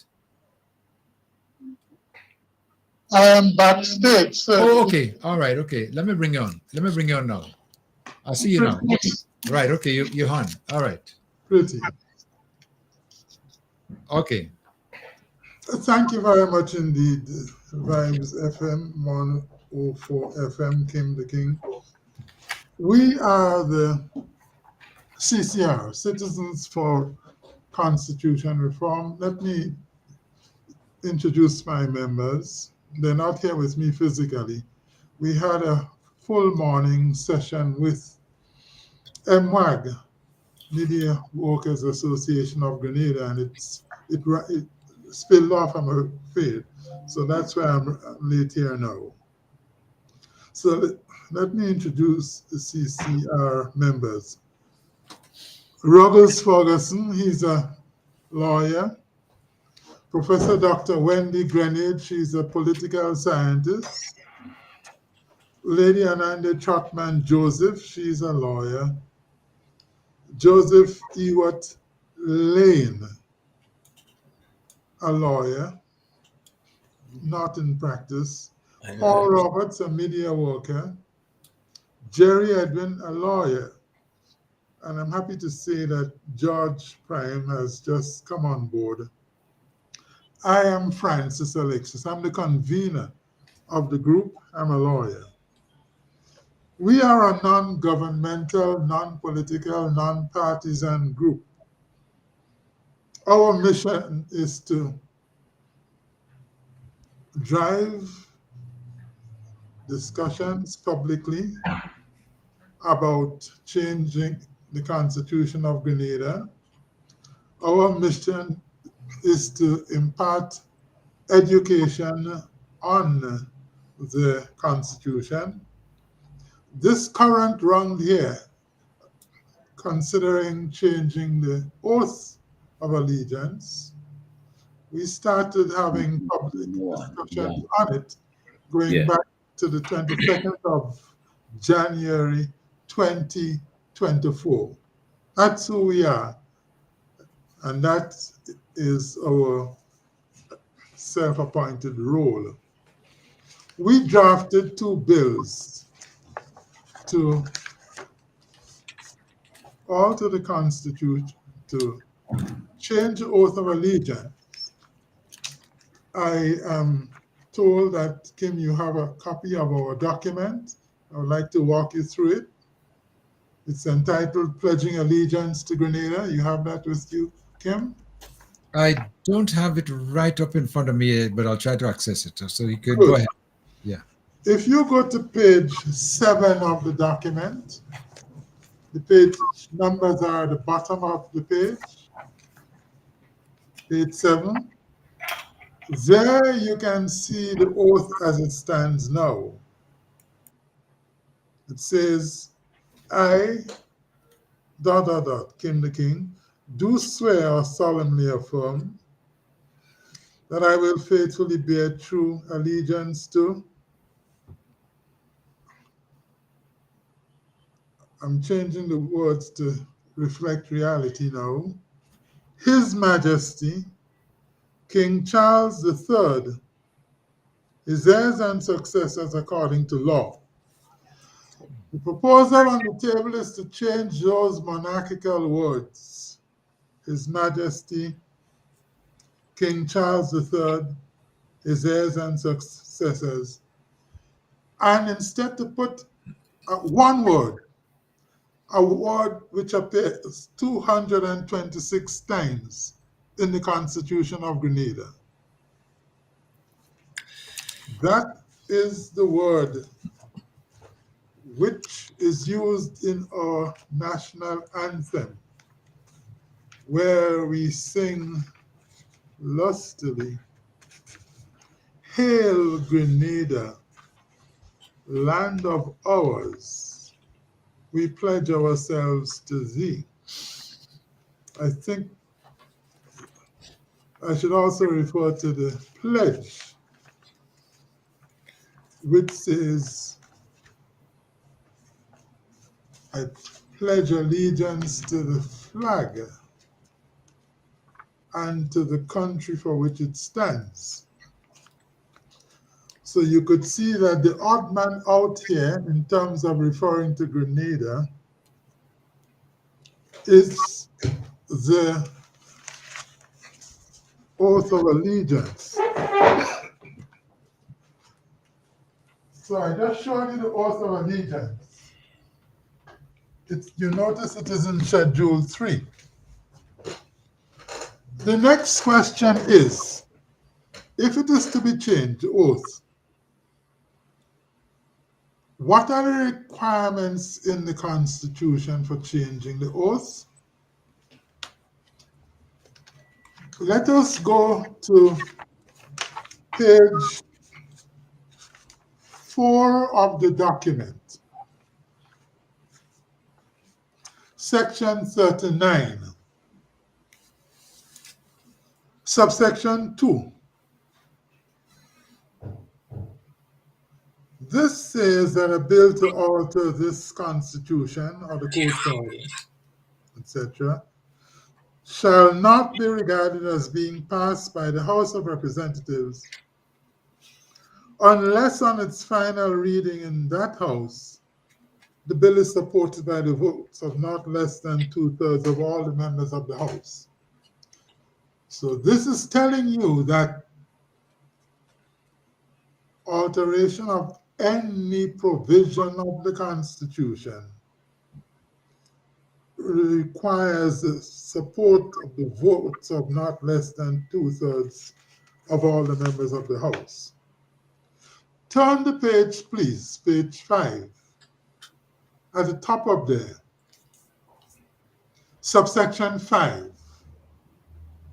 It says, a bill to alter this section, section 39, Schedule 1 to the Constitution, skip the lines. Go down to line 7. Shall not be submitted to the Governor General for her assent unless A, there has been an interval of 90 days between introducing the bill and voting on it, second reading in the House of Representatives. B, if the Senate is not cooperating, then the House can pass it by itself. C, the bill has been approved on a referendum by not less than 2/3 of all the votes validly cast. Our next stop is on page 6. Page 6 has, as referred to in section 39, subsection 5, Schedule 1 to the Constitution. This Schedule 1 may be called the referendum list. It may be called the master list. It may be called the VIP list. I prefer the words referendum list. And the point about it is this. If an item is mentioned on this list here in Schedule 1, that item cannot be altered without referendum approval. Conversely, if an item is not on this list, its alteration does not require referendum approval. Let me repeat that if I may. This magic list, this master list, this VIP list, this referendum list contains provisions mentioned in it whose alteration cannot be valid unless the bill seeking the alteration is approved by the people voting in a referendum.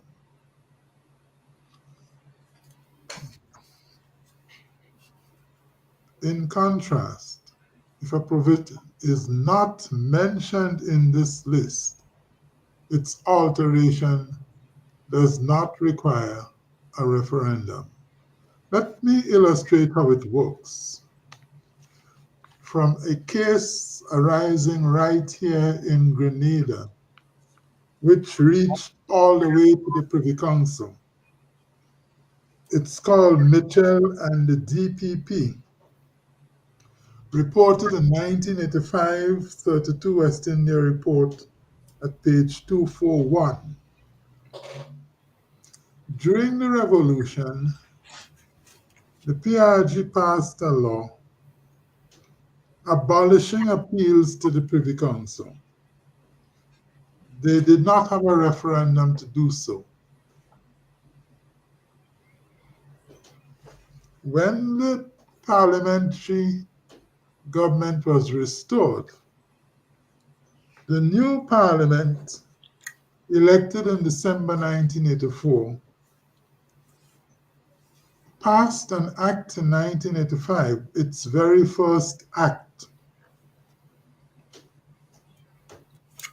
confirming, it said, so to speak, the validity of the PRG law abolishing appeals to the Privy Council. Somebody who was being tried, one Mitchell, in relation to the activities of 19 October 1983, complained that he was being tried in a system which did not include the Privy Council. And so he argued he was being tried in an unconstitutional court system. He reached all the way to the Privy Council, and this is what the Privy Council ruled. Remember, Section 104 is the Privy Council Appeals Clause. And here on page 6, if you look at Roman numeral 6, VI 6, you can see that Chapter 8 of the Constitution is entrenched at the referendum level. But notice what is in the bracket, except Section 104. So this means that the Privy Council Appeals Clause could be altered without referendum approval because it is accepted out of the master list, the referendum list. And that is what exactly the Privy Council said. The Privy Council told the young man that the Privy Council Appeals Clause, on account of it having been accepted out of the referendum list, could be altered by the PRG and could be altered by the restored Parliament without referendum. No referendum was needed. Now you can see here that Section 104 is accepted out of the list. Similarly, Chapter 3, with the oath of allegiance, you can see is not on the list at all. Therefore, on the authority of that Privy Council decision and on any proper reading of the referendum list, because Schedule 3, the oath, is not on the list, it may be altered without referendum. Excuse me. I saw a gentleman on TV saying that Section 20 regarding the Governor General cannot be altered without a referendum. Two things. One, the only provision which is being altered by both bills, the only one, is Schedule 3 with the oath. I would like to repeat that. And I can show you that if you go to page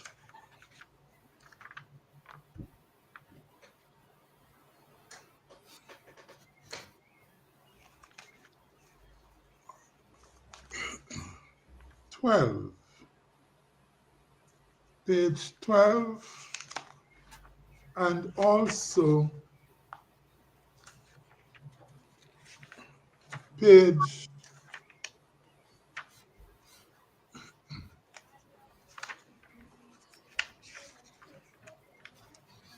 16. So pages 12 and 16. They're saying the same thing. So we can stick at page 12.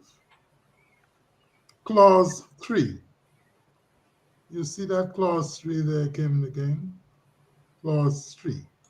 Schedule 3 to the Constitution in the oath of allegiance is amended by deleting the words His Majesty King Charles III, his heirs and successors. Those are the monarchical words, delete them, and substituting therefore the word Grenada in relation to the following provisions, Section 20, etc. Now let's go back to the referendum list on page 6. Roman numeral 2. sections 19, 21, and 57. Those are provisions relating to the Governor General and the monarch. And you would notice, would you not, that conspicuously absent from line item 2 is any reference to section 20.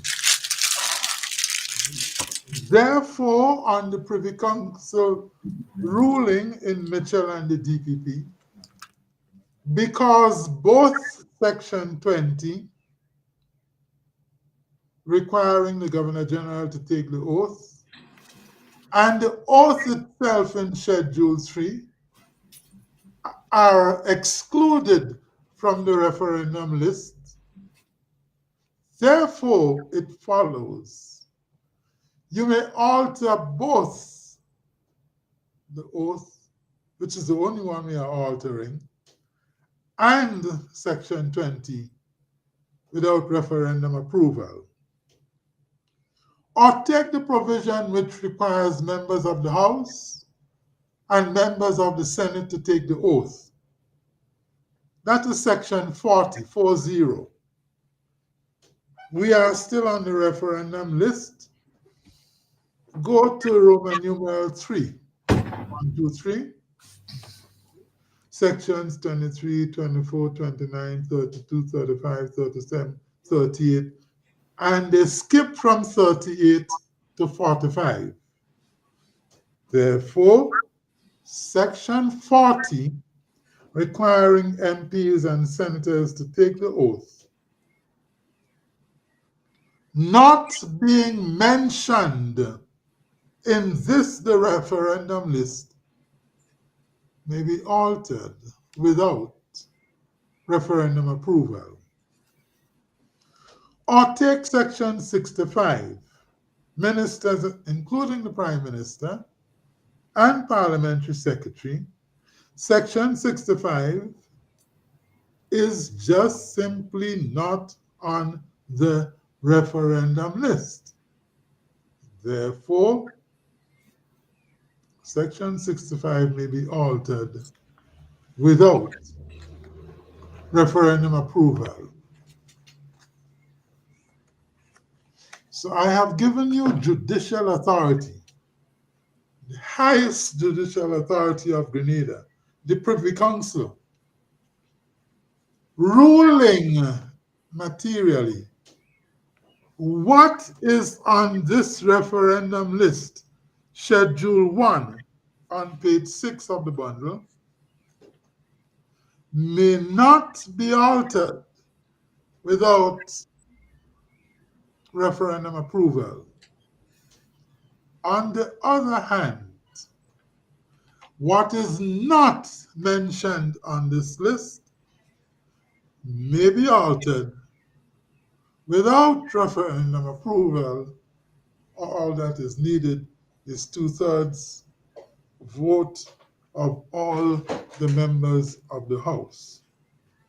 That is why we are saying that the oath of allegiance in Schedule 3, not being mentioned in Schedule 1, may be altered without referendum. The governing word here is mentioned. What is the meaning of the word mentioned? It's an ordinary word, so I go to the concise Oxford Dictionary to give us the meaning of mentioned. And this is the meaning given. 1, refer to briefly. 2, specify by name. Let me repeat that.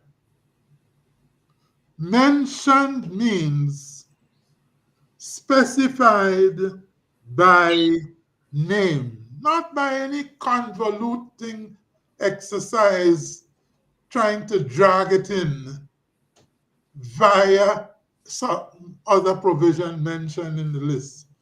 whether Section 111 or any other item mentioned on the list. If an item is to be afforded referendum approval status, it has to be mentioned on the list by name, not by some exercise trying to drag it in by saying it is related to some provision on the list. That is not a test. The test is mentioned by the schedule itself. The test is Schedule 3 with the oath mentioned in any item on this list? It is not. Schedule 3 with the oath is not mentioned. The unavoidable consequence of that is Schedule 3 may be amended without referendum approval. Now, if we refer to other constitutions, they say to us, every constitution is different. Yes, of course, every human being is different. The DNA of Kim the King is different from the DNA of George Prime and is different from the DNA of Francis Alexis. When God makes one human being, in effect, he throws away the mold and he makes a completely different one. That does not mean that we don't have things in common. That does not mean that we can't say that a person is abnormal. These Caribbean constitutions, they were not made out of the clear blue sky. They were based on a pattern. A pattern. All of them. The pattern is called the Westminster model. It evolved from a place called Westminster in England. We talk about the Palace of Westminster, the Houses of Parliament are at Westminster. So these constitutions, yes, each one is different, of course, but all of them share a certain commonality, among others, in the context in which we speak now. Namely, no Caribbean constitution, none, not one, has ever required referendum approval for alteration of the oath of allegiance. Let me repeat that. No Caribbean constitution, not one, not any, has ever required referendum approval for alteration of the oath of allegiance. The framers of the Constitution never say why one provision is entrenched at the level of 2/3 vote in the House and another one is entrenched at the level of referendum approval. But just because the framers put some provisions on this list here, Schedule 1, it must mean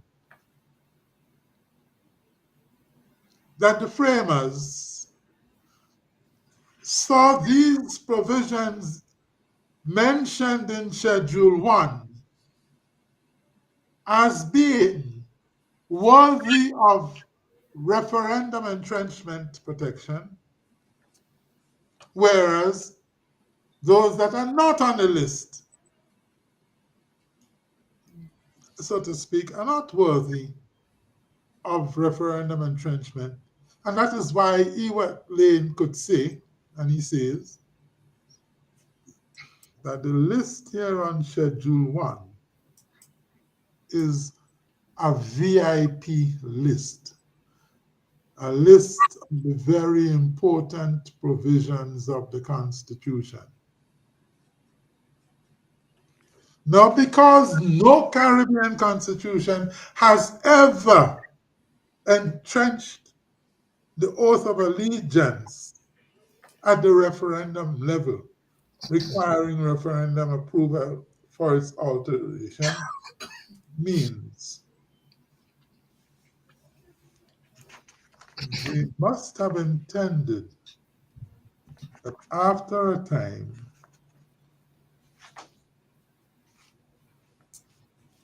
when the process of nationalism and Hale-Greenianism matures,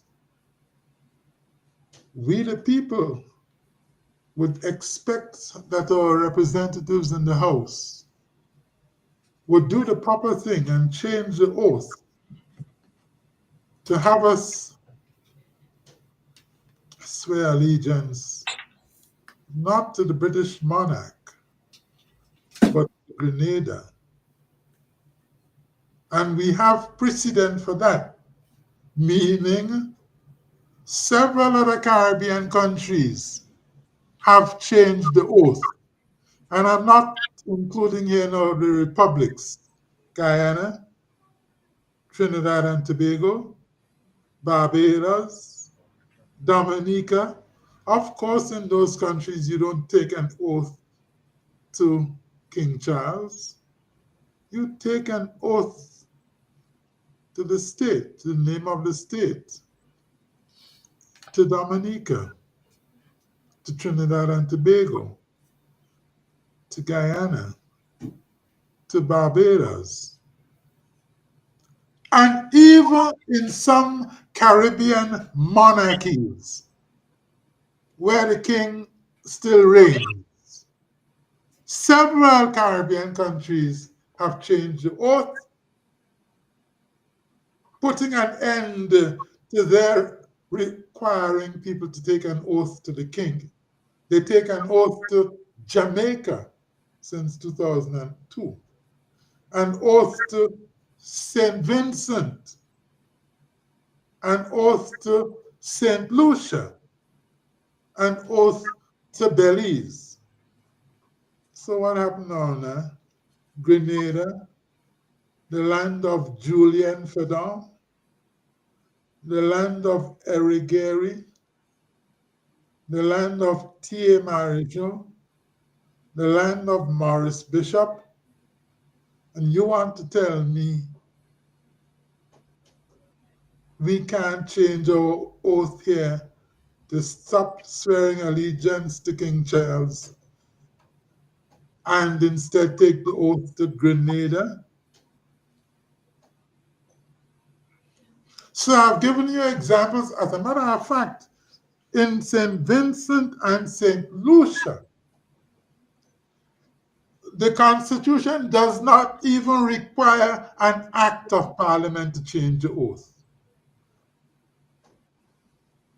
The Constitution in St. Vincent and St. Lucia does not even require an act of Parliament to change the oath. This is what the Constitution says in those two countries. In St. Vincent, Section 105, subsection 1. In St. Lucia, Section 124, subsection 1. They have two items. Item 1, I mean 2 items relevant to our discussion today. Item 1,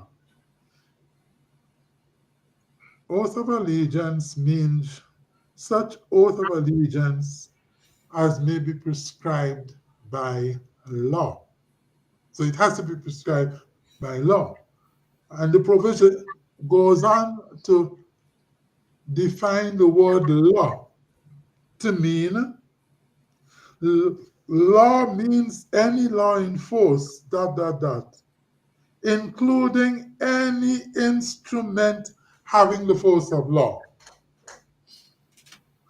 So, the oath of allegiance in St. Vincent and St. Lucia may be changed by any instrument having the force of law, such as regulations, such as an SRO, statutory rule and order. And the importance of that is this: throughout the Caribbean, the independence constitutions were very clear from the beginning. No unnecessary block should be put in the way of changing the oath of allegiance from the British monarch to the respective country. I want to answer one more point before I stop talking first round. Is anything going to happen to the Governor General if he changes oath? No. Nothing happened to the Governor General when they changed the oath in Jamaica. The Governor General is still there.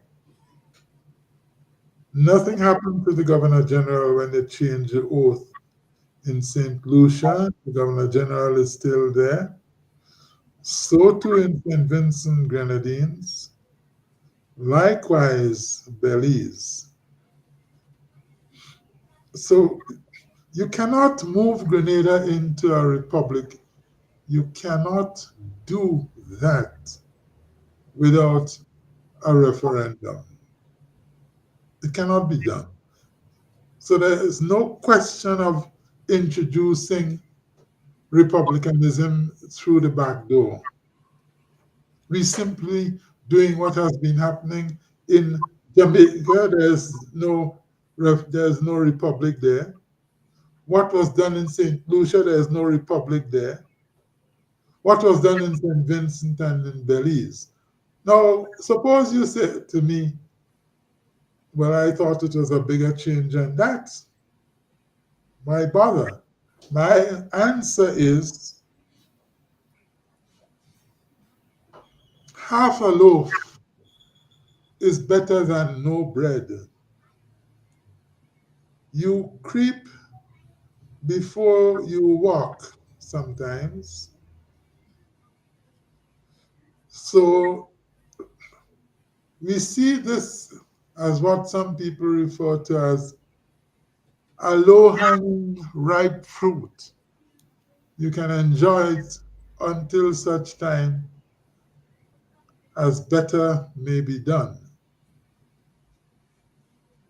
That is bill number one. Bill number two, I don't know if Ewart Lane is online. I'm not seeing him. He usually speaks to bill number two, but I can tell you what it does. You would have noticed that in bill number one, both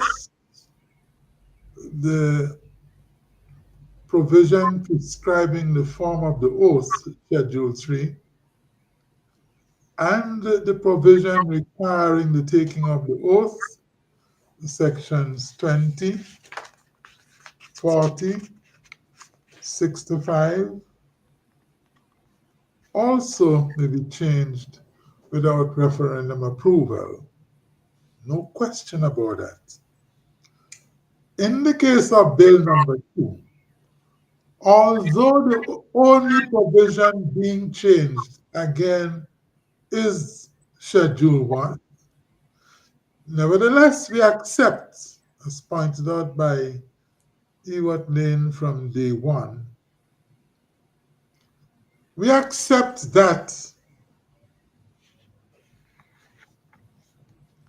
provisions requiring the taking of the oath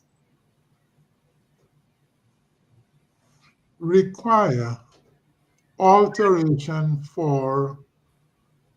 require referendum approval for the alteration. Let me give you an example. Still on page 6, line item 2,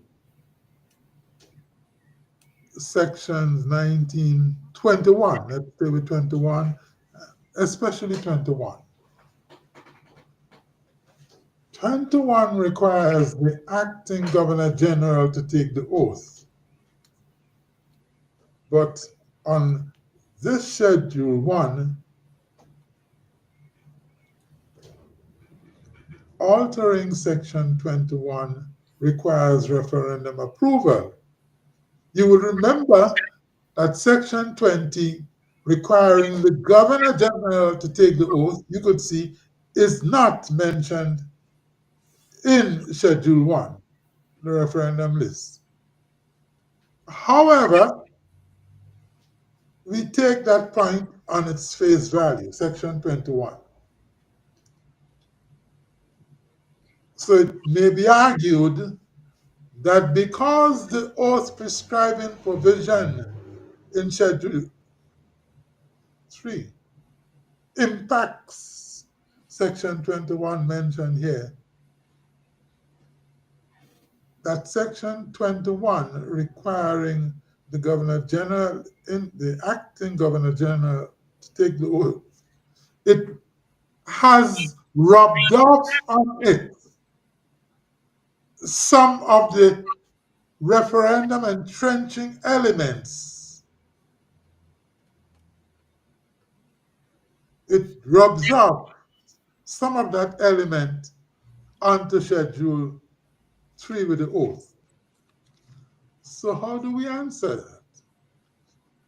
We answer that first by segregating all provisions which are mentioned in Schedule 1 into their own bill, Bill number 2, and leaving Bill number 1 separate from those provisions. That's the first thing we do. Secondly, we argue that when we change the oath for the acting Governor General or the supervisor of election, Section 35, which is in item 3, or Section 8311, which is in item 5, V5, when you change the oath for them, we are not interfering with the mission of those sections. The mission of those sections is to give the functionaries mentioned in those provisions, 21, acting Governor General, certified 3, supervisor of elections, 8311, PSC, Public Service Commission members. When you change the oath, you are not interfering with the mission of those provisions. The mission of those provisions is to guarantee those functionaries independence from the political directorate, cabinet, parliament. To guarantee those functionaries the integrity of their office, and changing the oath does not interfere with that. So we are ready to defend Bill number 2. And it is only out of the greatest abundance of caution that we have put those provisions in their own Bill number 2. I think I have spoken enough for the time being. If there are any questions, I can see some here on the video. So let me answer them. Although I think I should leave it to you, Kim, to put the questions. Well, you can look at it, but Kai is with me too, so you would assist me. But let me ask you a couple of questions. Well, in the beginning, you mentioned the word pledge that is being proposed right now. Now, does it or doesn't it belong to countries with republic status? No, because if you look at our Pledge of Allegiance as it is right now, that is precisely the word used. And it is called the Pledge of Allegiance. And it says, I pledge allegiance to the flag and to the country for which it stands. So our pledge uses the word, our Pledge of Allegiance uses the word pledge. Or let's go to the national anthem.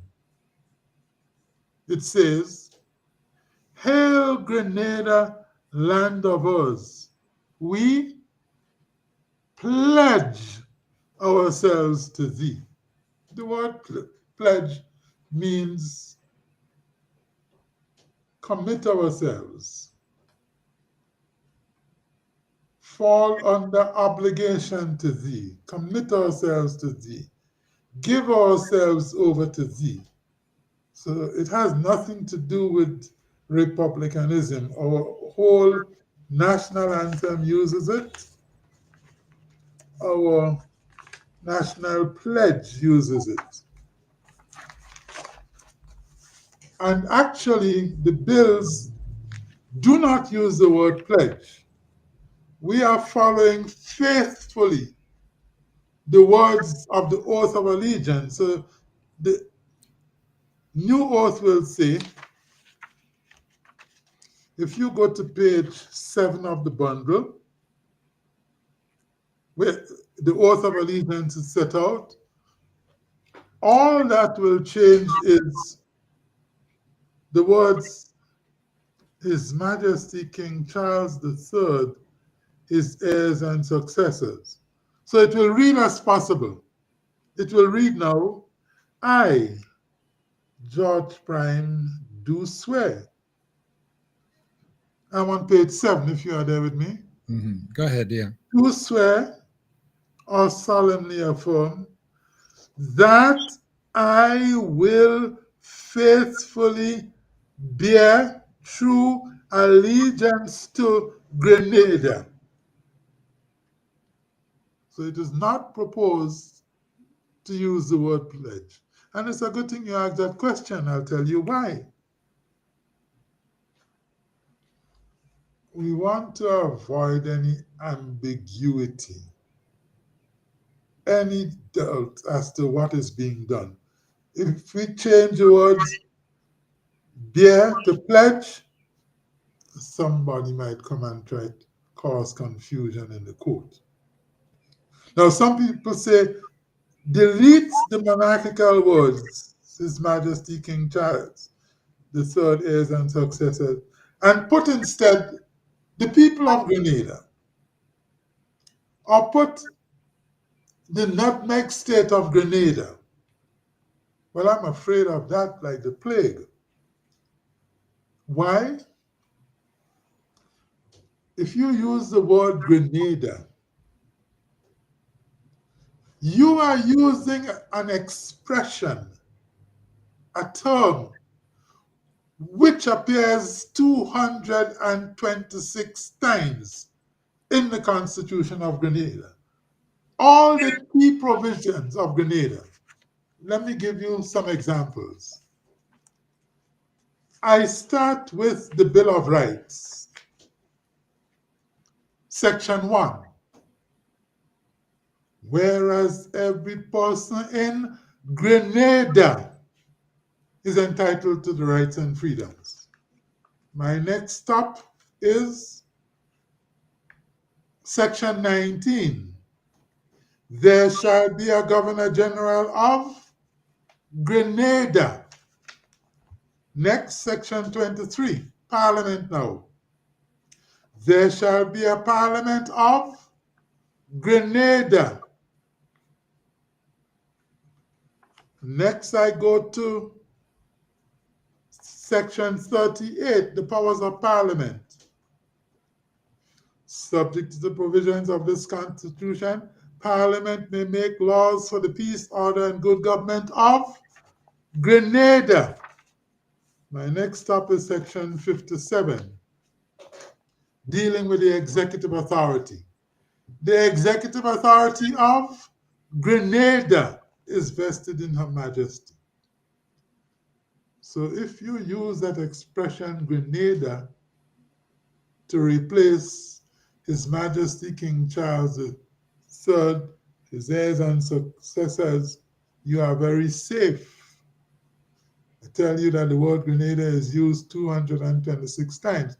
What is in the word Grenada? It is used 226 times. Moreover, the word Grenada can refer to different things.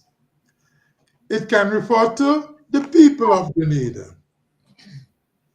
It can refer to the country called Grenada. It can refer to the state of Grenada, meaning the organs of the state of Grenada. The king, his representative, the governor general, the prime minister, cabinet, parliament. So if you go and qualify that word Grenada in oath, and you put the people of Grenada, the question arises, so what then about the country Grenada? What about the state of Grenada? If you put the state of Grenada, the question then arises, so what about the people of Grenada? Whereas if you use that magic word Grenada, appearing 226 times in the Constitution, it includes everything, tooth bagai. And nobody can complain something was left out. And that is why you see consistently throughout the Constitution, it always talks about Grenada. Not the people of Grenada, not the state of Grenada, not the country called Grenada. So I am begging all concerned, stick to that single word, Grenada. Thank you. Okay, my next question is Schedule 3 a provision or part of a provision 111?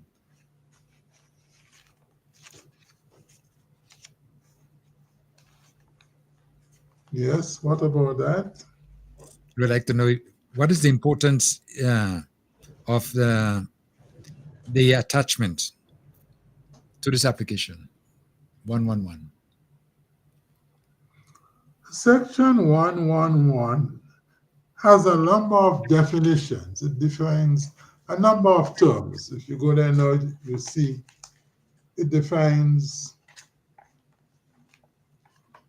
Commonwealth citizen, dollars, financial year, gazette, a whole range, law. Among its definitions is the expression oath of allegiance. It says oath of allegiance means the oath of allegiance set out in Schedule 3 to the Constitution. If you go back to page 6 of our briefing document, you will see that in Roman numeral 8, that Schedule 3 is protected by referendum approval only in its application to any of the provisions mentioned in the foregoing item of the schedule. So that, for example, you can amend the section 111 without referendum approval in relation to section 20, because you can see Roman numeral 2 on this page 6, that Section 20 is not mentioned in the foregoing items. Governor General to take the oath, Section 20.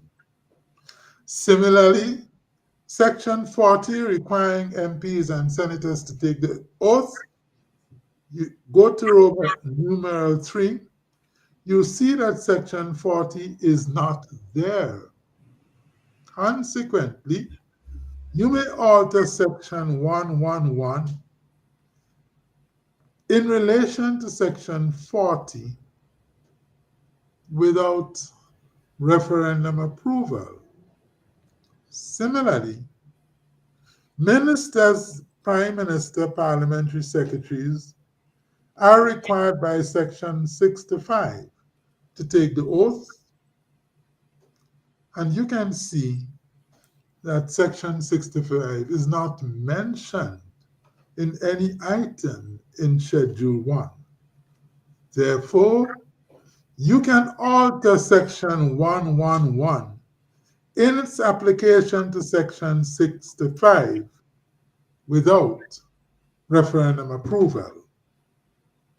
Now you say, yes, but what about Section 21, Section 30, because you can see Section 21 is in Roman numeral 2. What about Section 35, subsection 3, requiring the supervisor of election to take the oath? And 35 is definitely there in Roman numeral 3. What about Section 83, subsection 11, requiring PSC members to take the oath? And yes, Section 83 is mentioned in Chapter 6. By that way. But I have just explained why we are saying that altering Section 21, Acting Governor General taking oath, Section 35(3), Supervisor of Elections taking oath, Section 83(11), PSC members taking the oath, is not interfering with Section 21, 35, or 83, contrary to the Constitution, because changing the oath for these functionaries is not interfering with their independence, it's not interfering with their integrity. In the same way, thinking about it now for the first time in my life, responding to your question, the Constitution does not include Section 20, Governor General taking oath. Is not mentioned in the Schedule 1, the master list, the referendum list. Why is that so?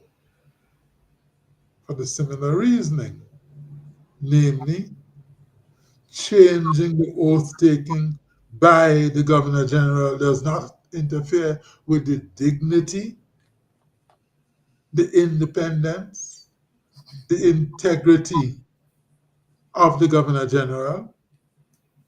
Likewise, Section 40, which the referendum list permits to be altered without referendum approval for ministers, parliamentary secretaries, changing the oath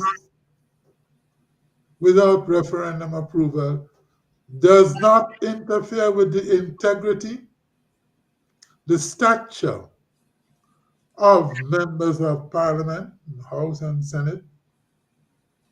Likewise, when Schedule 1 leaves out of its protection by referendum approval, Section 65, the Prime Minister, Ministers, Parliamentary Secretary, that does not interfere with the dignity of the Prime Minister, does not interfere with the dignity of ministers. So here you have vivid examples where the Constitution is telling you that change the form of the oath does not interfere with the dignity, the independence, the stature of these state functionaries, whether they be the Governor General himself or self, the Prime Minister himself or self, other ministers, parliamentary secretaries, MPs, and senators. So the very Schedule 1 is telling you that changing the oaths for the Governor General, Prime Minister, and so on is not interfering with their integrity, their independence. Okay, a question coming from one of our listeners, and it says, the British Virgin Islands are now looking into decolonization.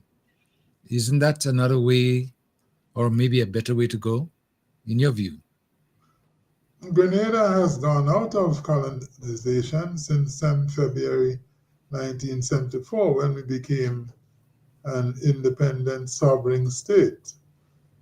Of course, the process of decolonization, the process of building independence, is not a one-night stand. It's an ever-growing, maturing process. It started the process of independence of 10 February 1974 when we hoisted our national flag and we commissioned our independence constitution, but it continues to grow. In Barbados, 2 years ago or so, growth of independence there took the form of moving from monarchism to republicanism. That has similarly happened in Trinidad and Tobago and in Guyana. Dominica is the only Caribbean country which started independence with republicanism. They didn't go through monarchism as we are still now here. So I've given you examples of growth of different countries in the independence and constitutional realms, status. We are asking the CCR that at least we begin now the process of continuing to grow our independence and grow our constitution.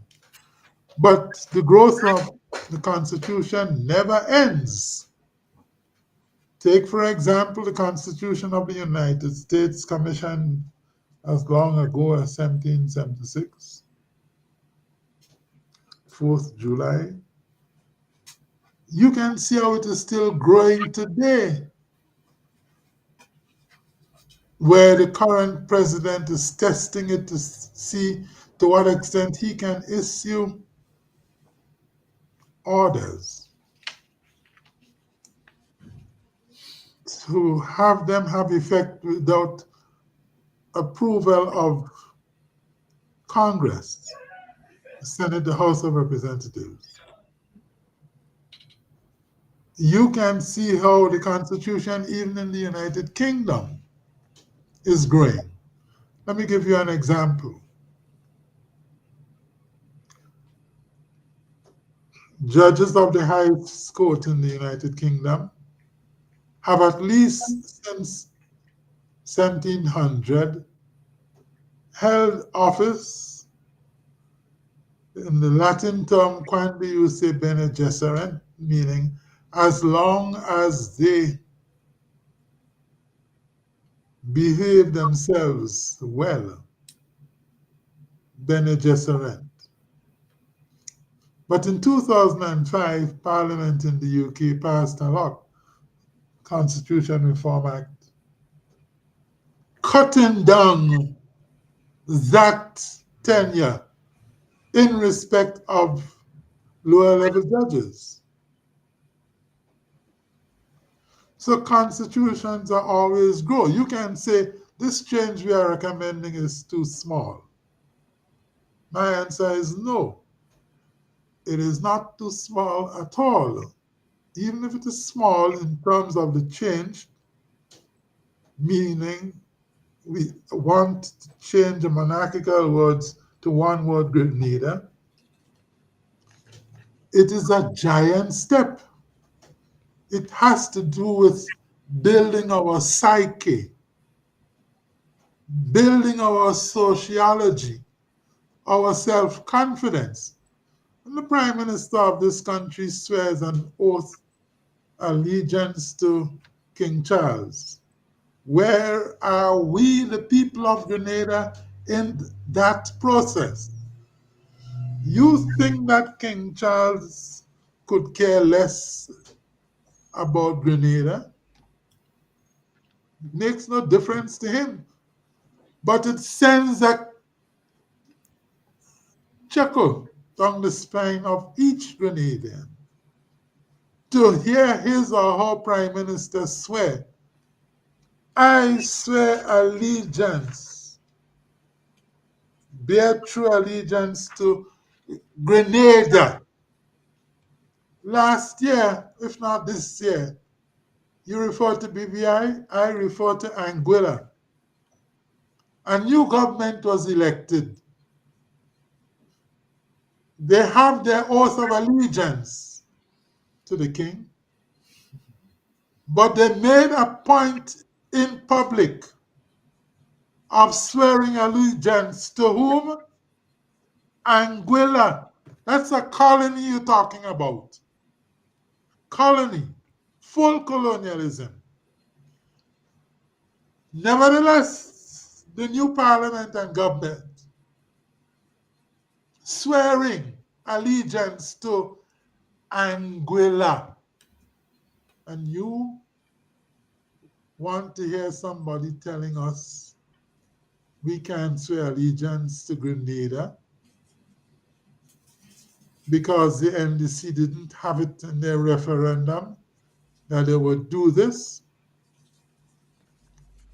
Look at section 38 of the Constitution of Grenada. Section 38 says, subject to the provisions of this Constitution, Parliament may make laws for the peace, order, and good government of Grenada. The Privy Council has made it clear time and again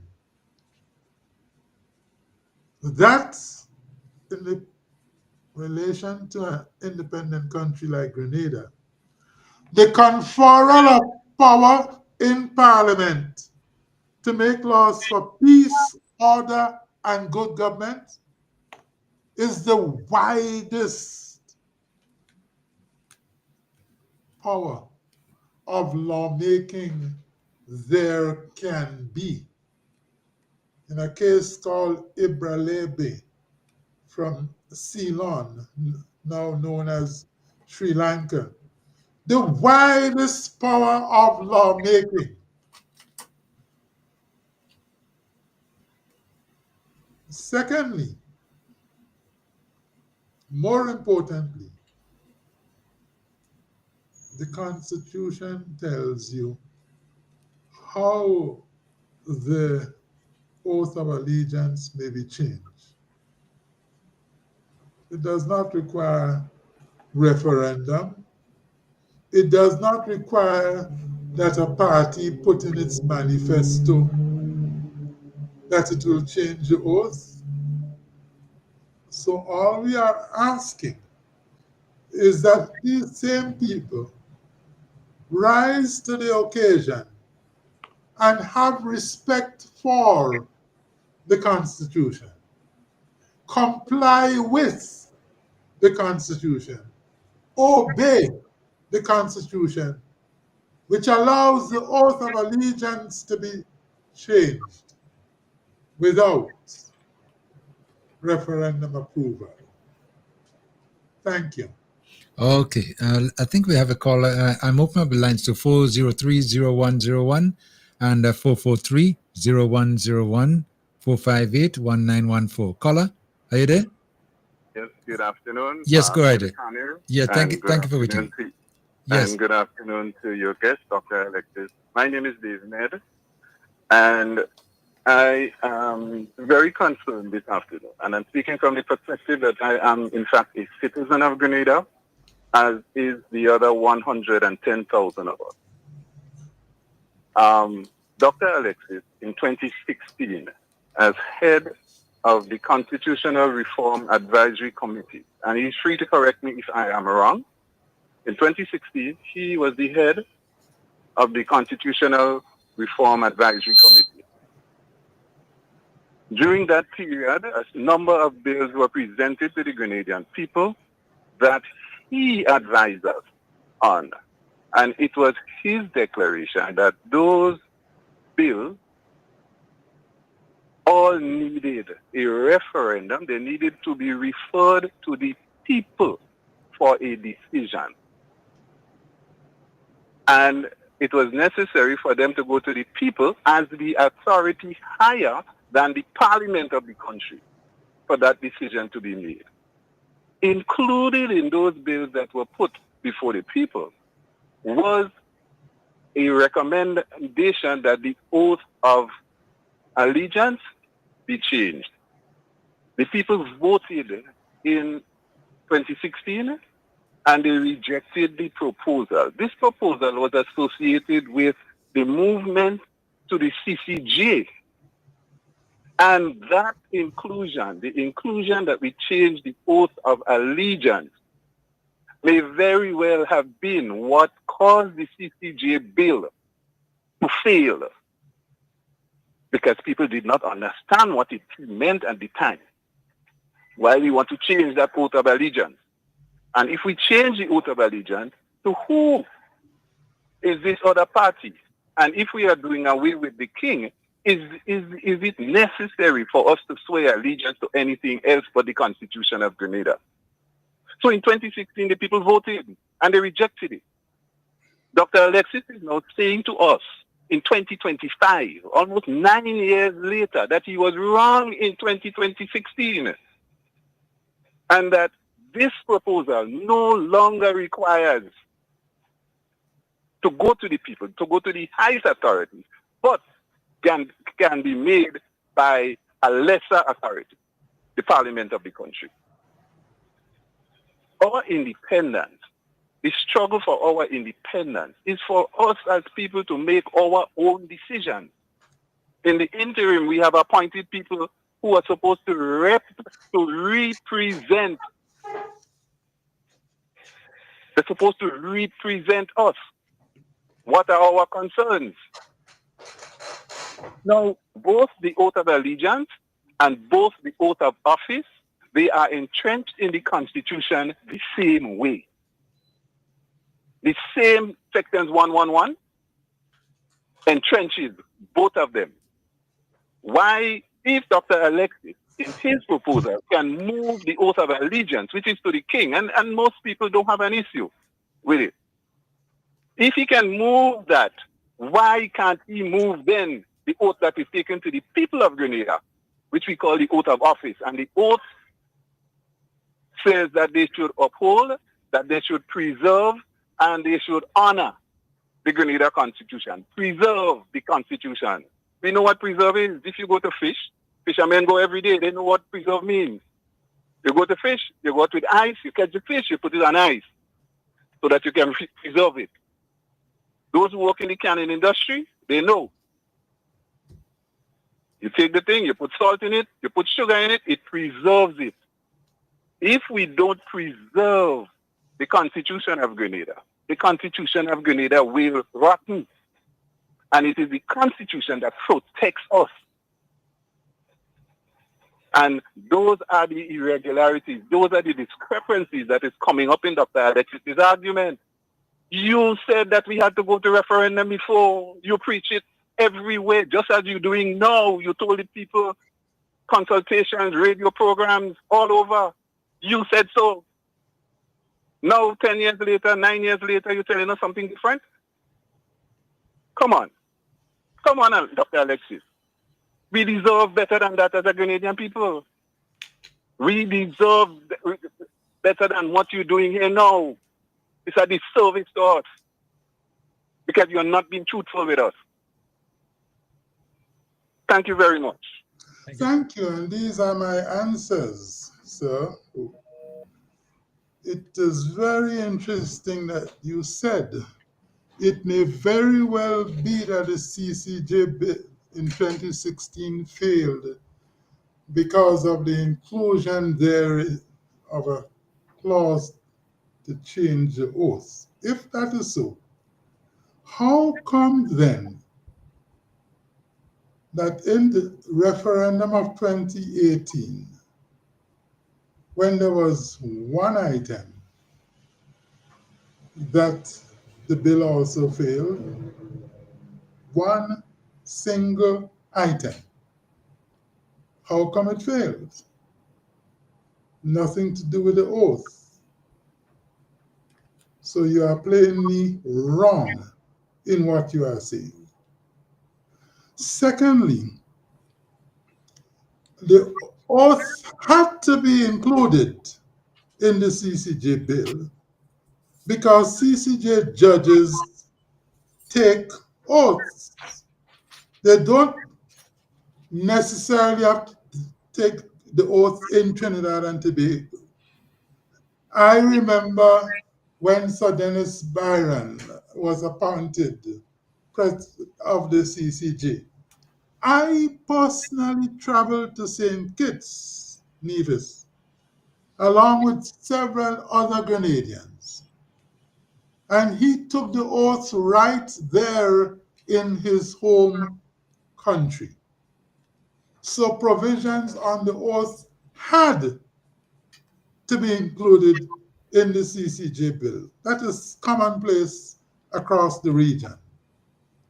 In as much as you had to have provisions on the oath in the CCJ bill, why not? We might as well just put it there. Whereas today, we are dealing only with the oath.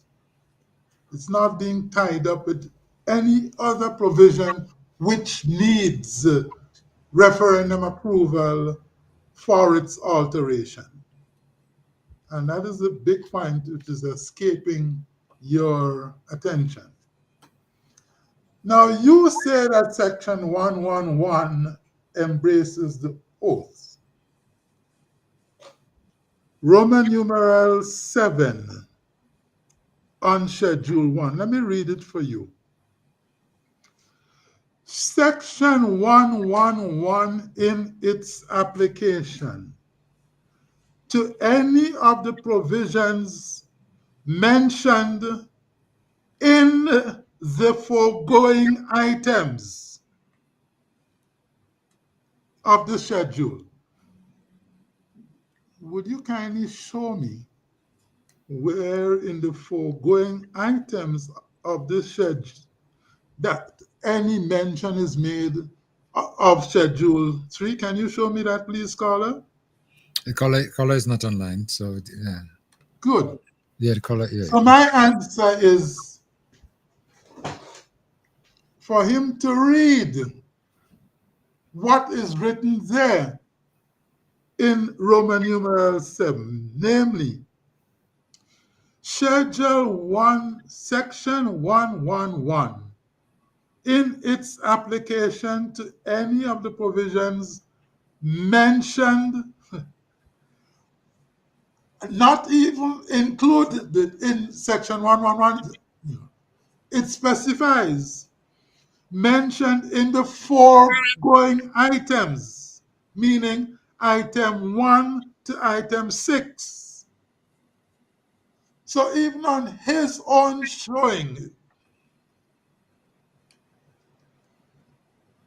Schedule 3 with the oath is not mentioned in the foregoing items. How can he escape that obvious point? The foregoing items do not mention Schedule 3. So that even if Section 111 refers to Schedule 3, he has the additional hurdle that Schedule 3 is not mentioned in the foregoing items. Let me repeat that. He says that Section 111 refers to Schedule 3. It refers to the oath of allegiance. But Roman numeral 7 does not speak of Section 111 in its application to itself or to any of the provisions mentioned in the foregoing items. No. Vibes FM.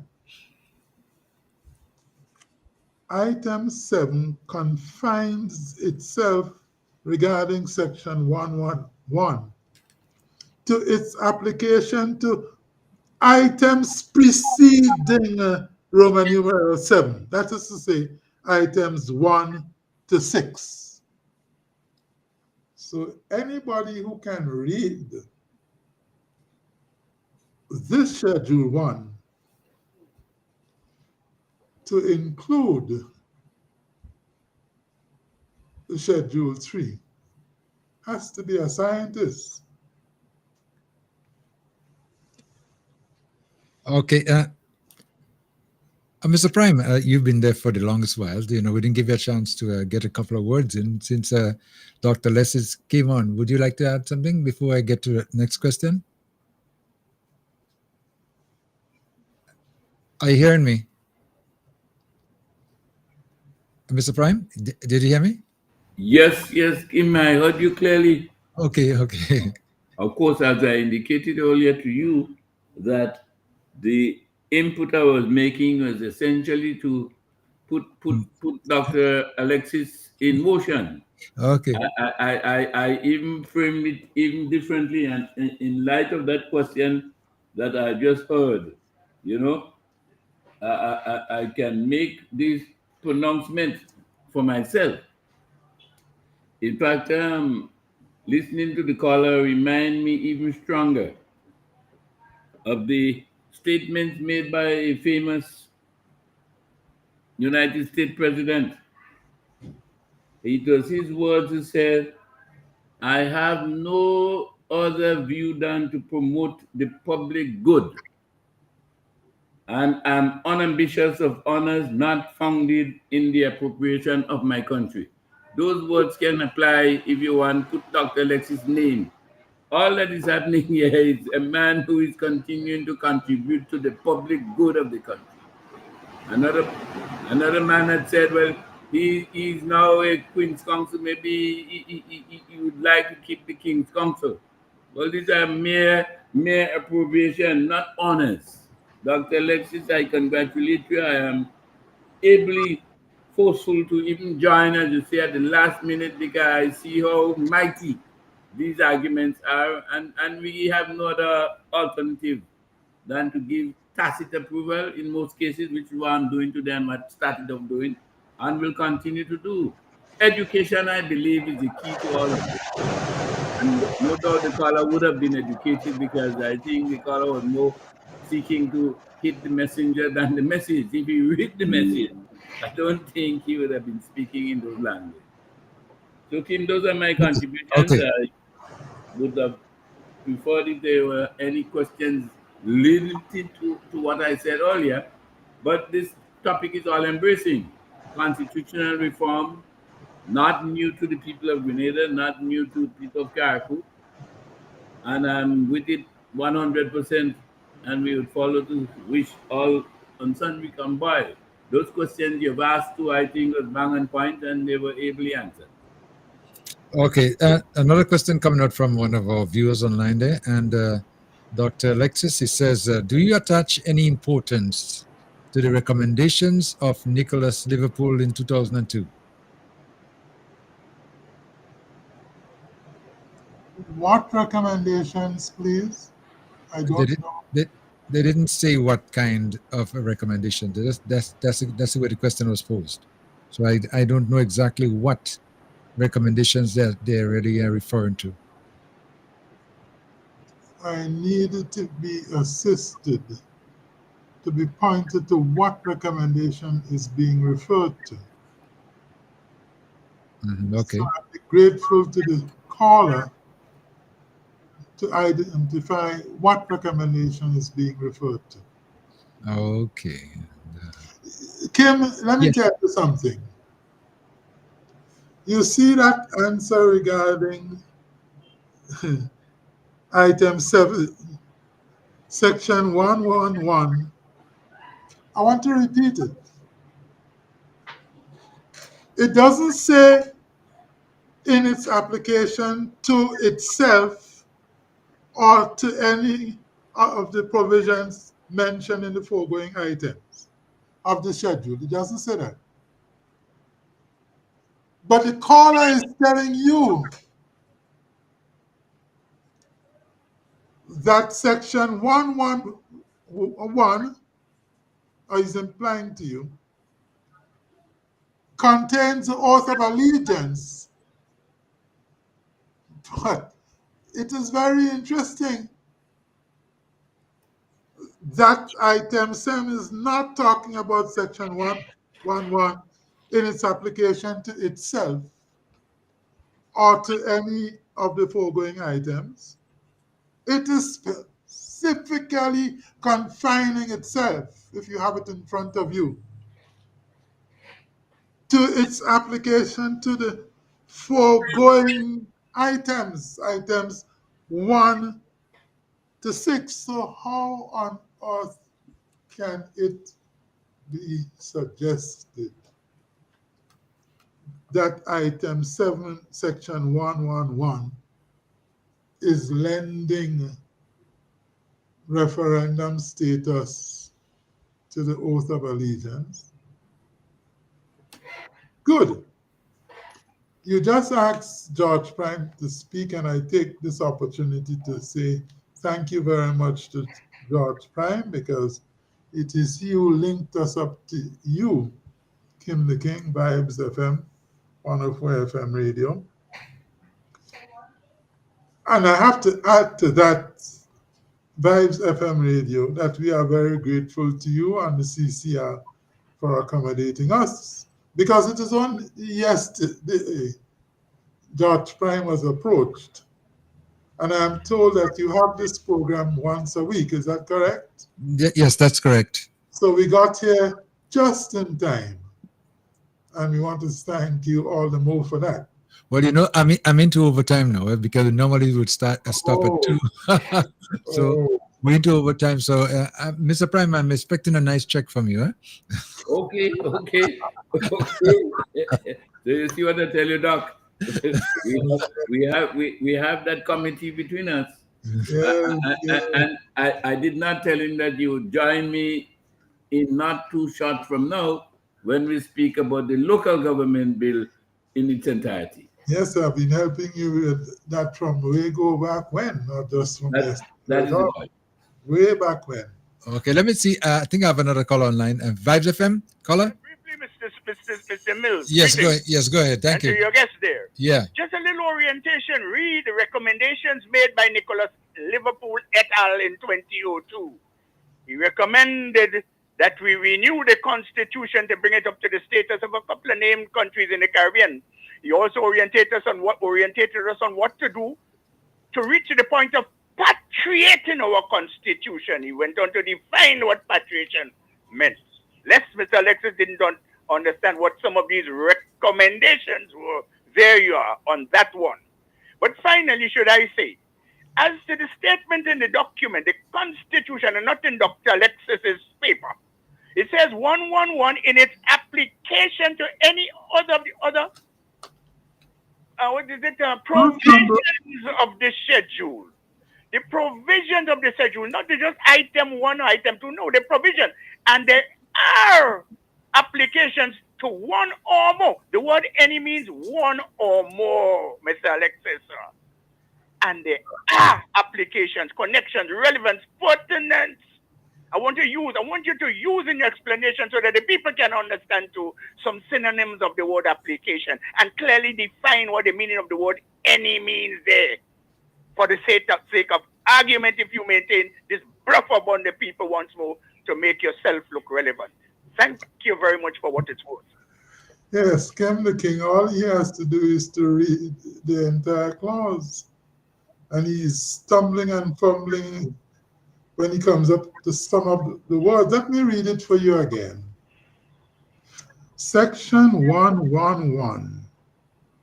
In its application to any of the provisions mentioned in the foregoing items of the schedule, mentioned in the foregoing items.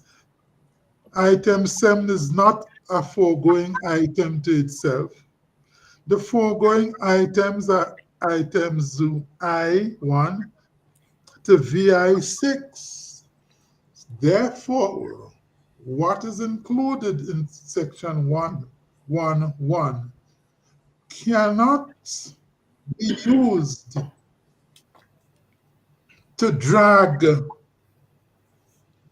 the oath of allegiance in, because the oath of allegiance is not in any of the provisions mentioned in the foregoing items. I appreciate his difficulty, but he has to read the clause as it is.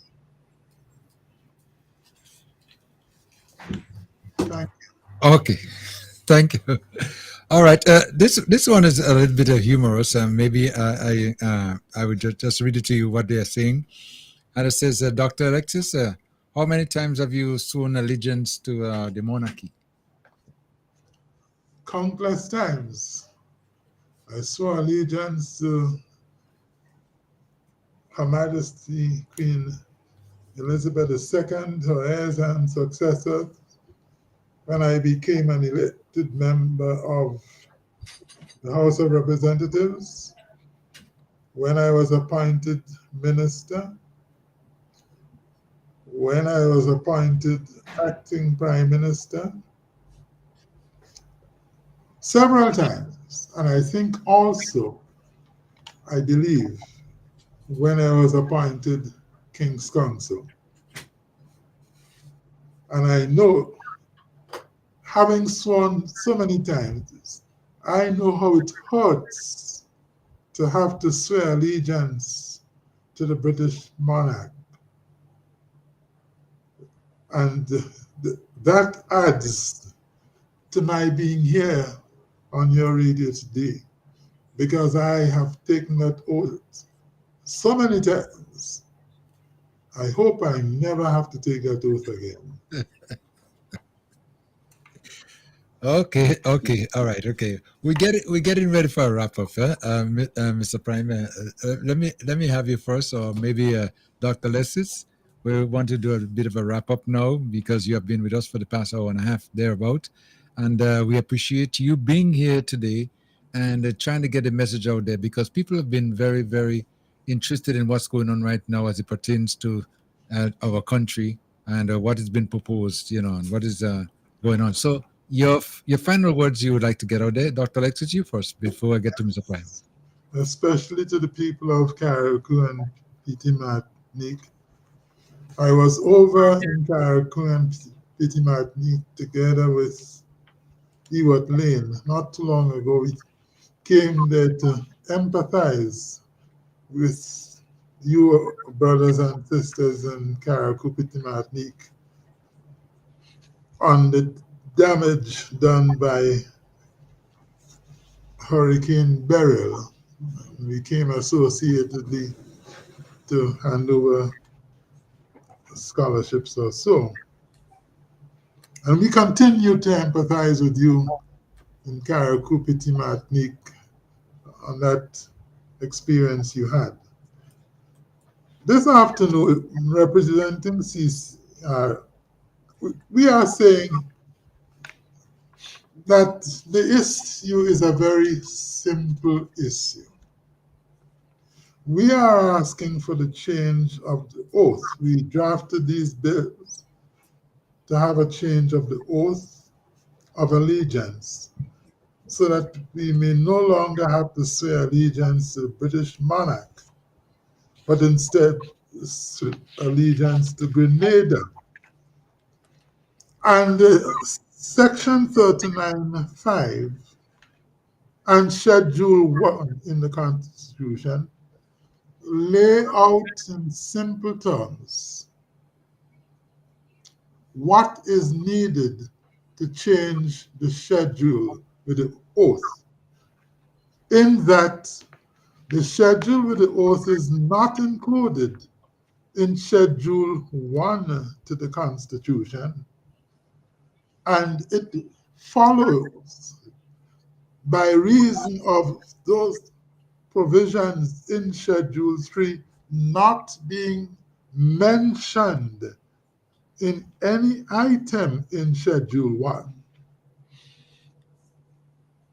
No referendum approval is needed to change the oath, just as in any other country independent in the Caribbean. All that is needed here in Grenada is the vote of 2/3 of all the members of the House of Representatives. It is Vibes effort. That simple. So I want to thank you on behalf of CCR. Thank first of all George Prime, who gave us this link to get to you. And lastly, most importantly, to thank you, Kim the King Vibes FM 104 FM, for allowing us to come on to your radio facilities now to spread the word for changing the oath of allegiance to Grenada. All that is needed is the 2/3 vote of the House of Representatives. God bless you all in Karaku and Pitimal. And thank you for those kind words. And Mr. Prime, I give you the final.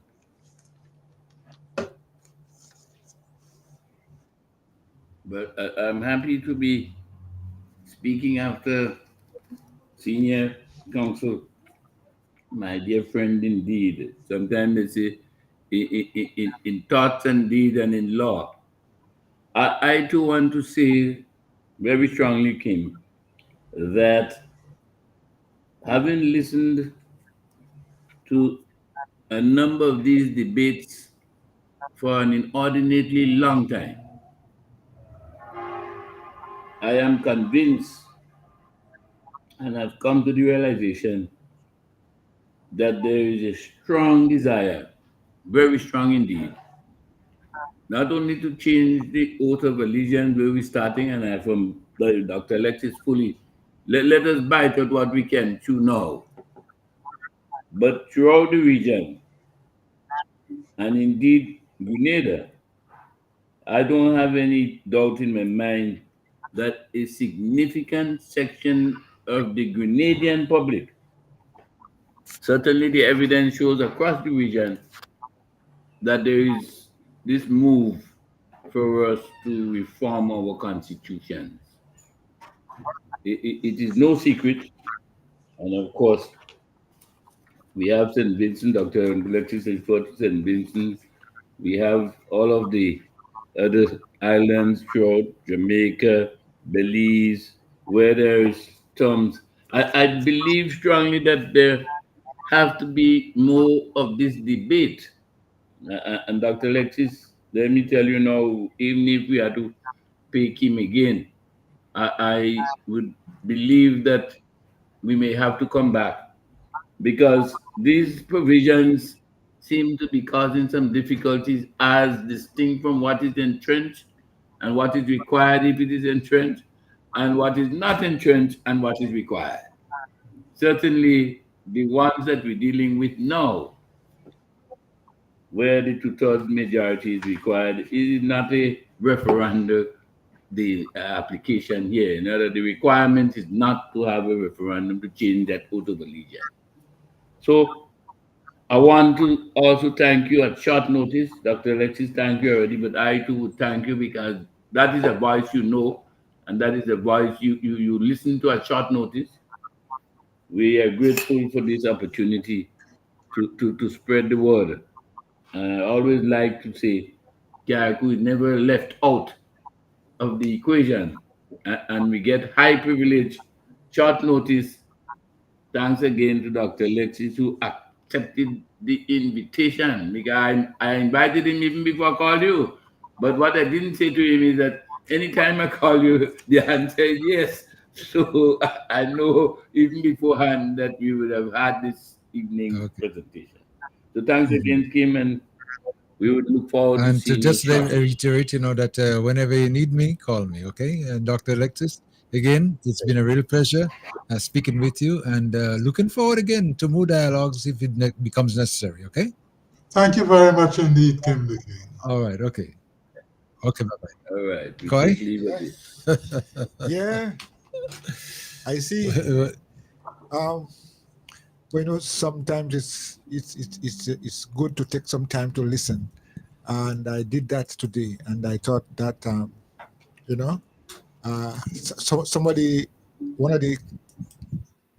someone online in the comments section says this is a class.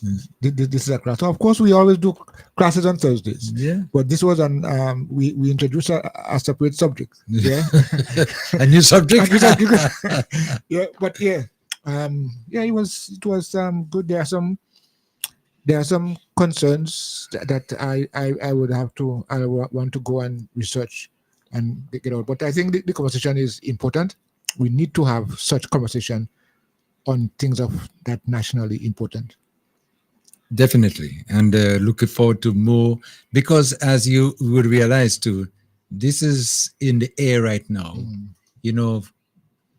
and there's going to be quite a number of sessions in around the different communities to sensitize the public as to what they're proposing to do. Yeah. So it is useful conversation that and I always wondered why this hasn't changed before. I mean, in terms of allegiance. I mean, allegiance is a strong word.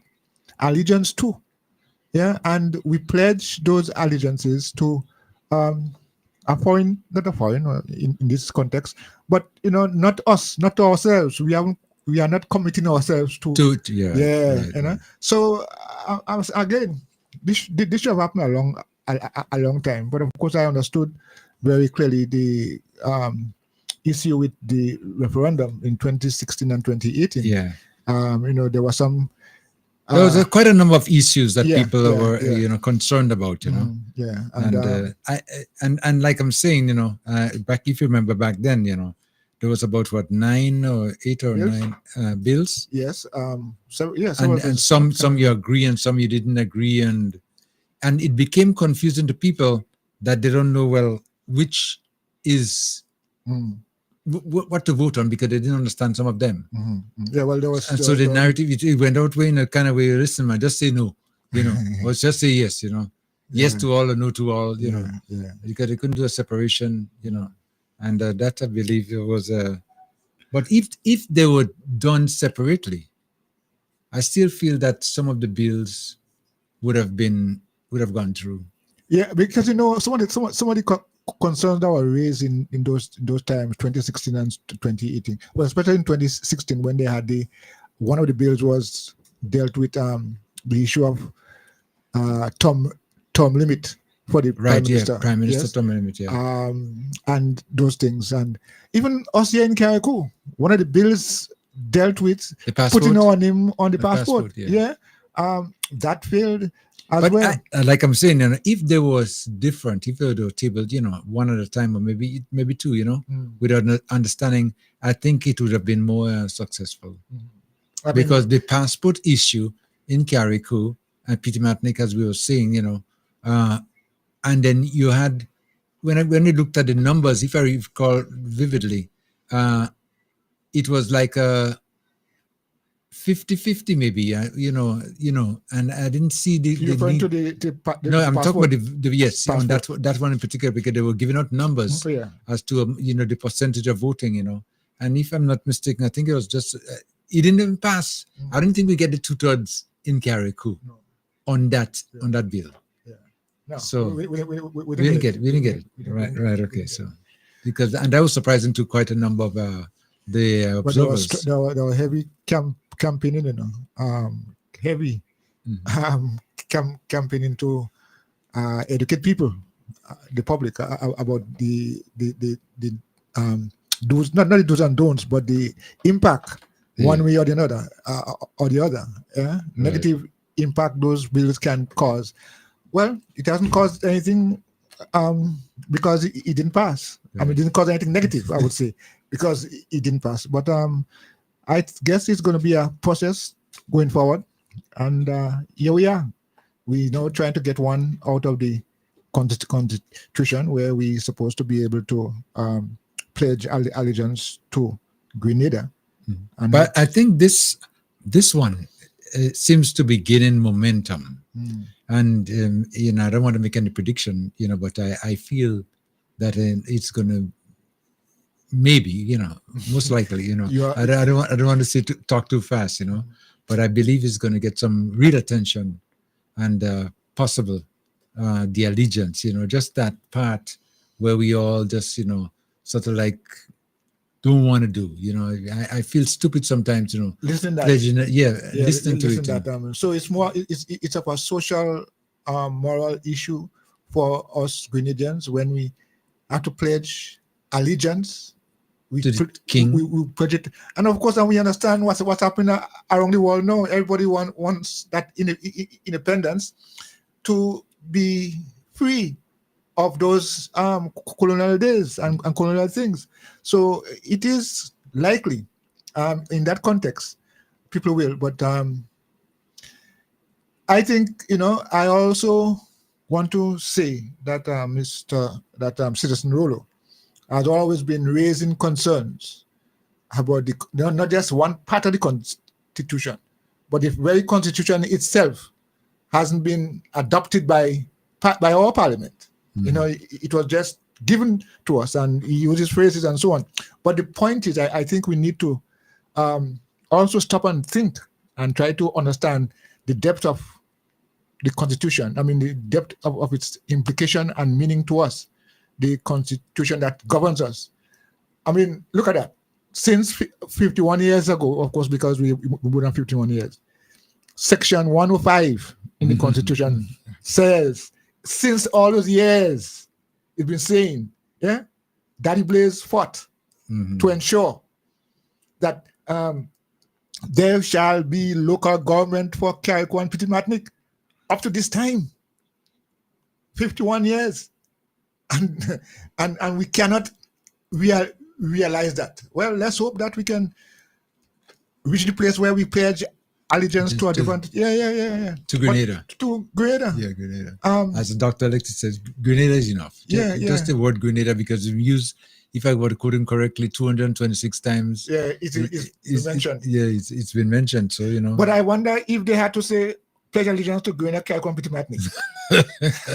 No. No. So what to Carriacou and Petit Martinique? Then you start to go now into the keys now, because you have quite a number of them too. Because the islets, yes, we got quite a number of them.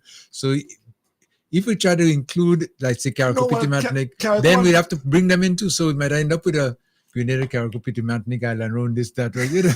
But no, if it was passed that the name of Carriacou not necessarily be on the passport cover, but to be integrated as one, because it's a state. Yes. Now, if that had come true, so we have to pledge allegiance to Grenada, Carriacou, and Petit Martinique. Well, it didn't come true, so we're going to stick with Grenada. we ain't gonna make it think of complicated. I want to Carriacou and Petit Martinique. We've been there, and we'll still be there.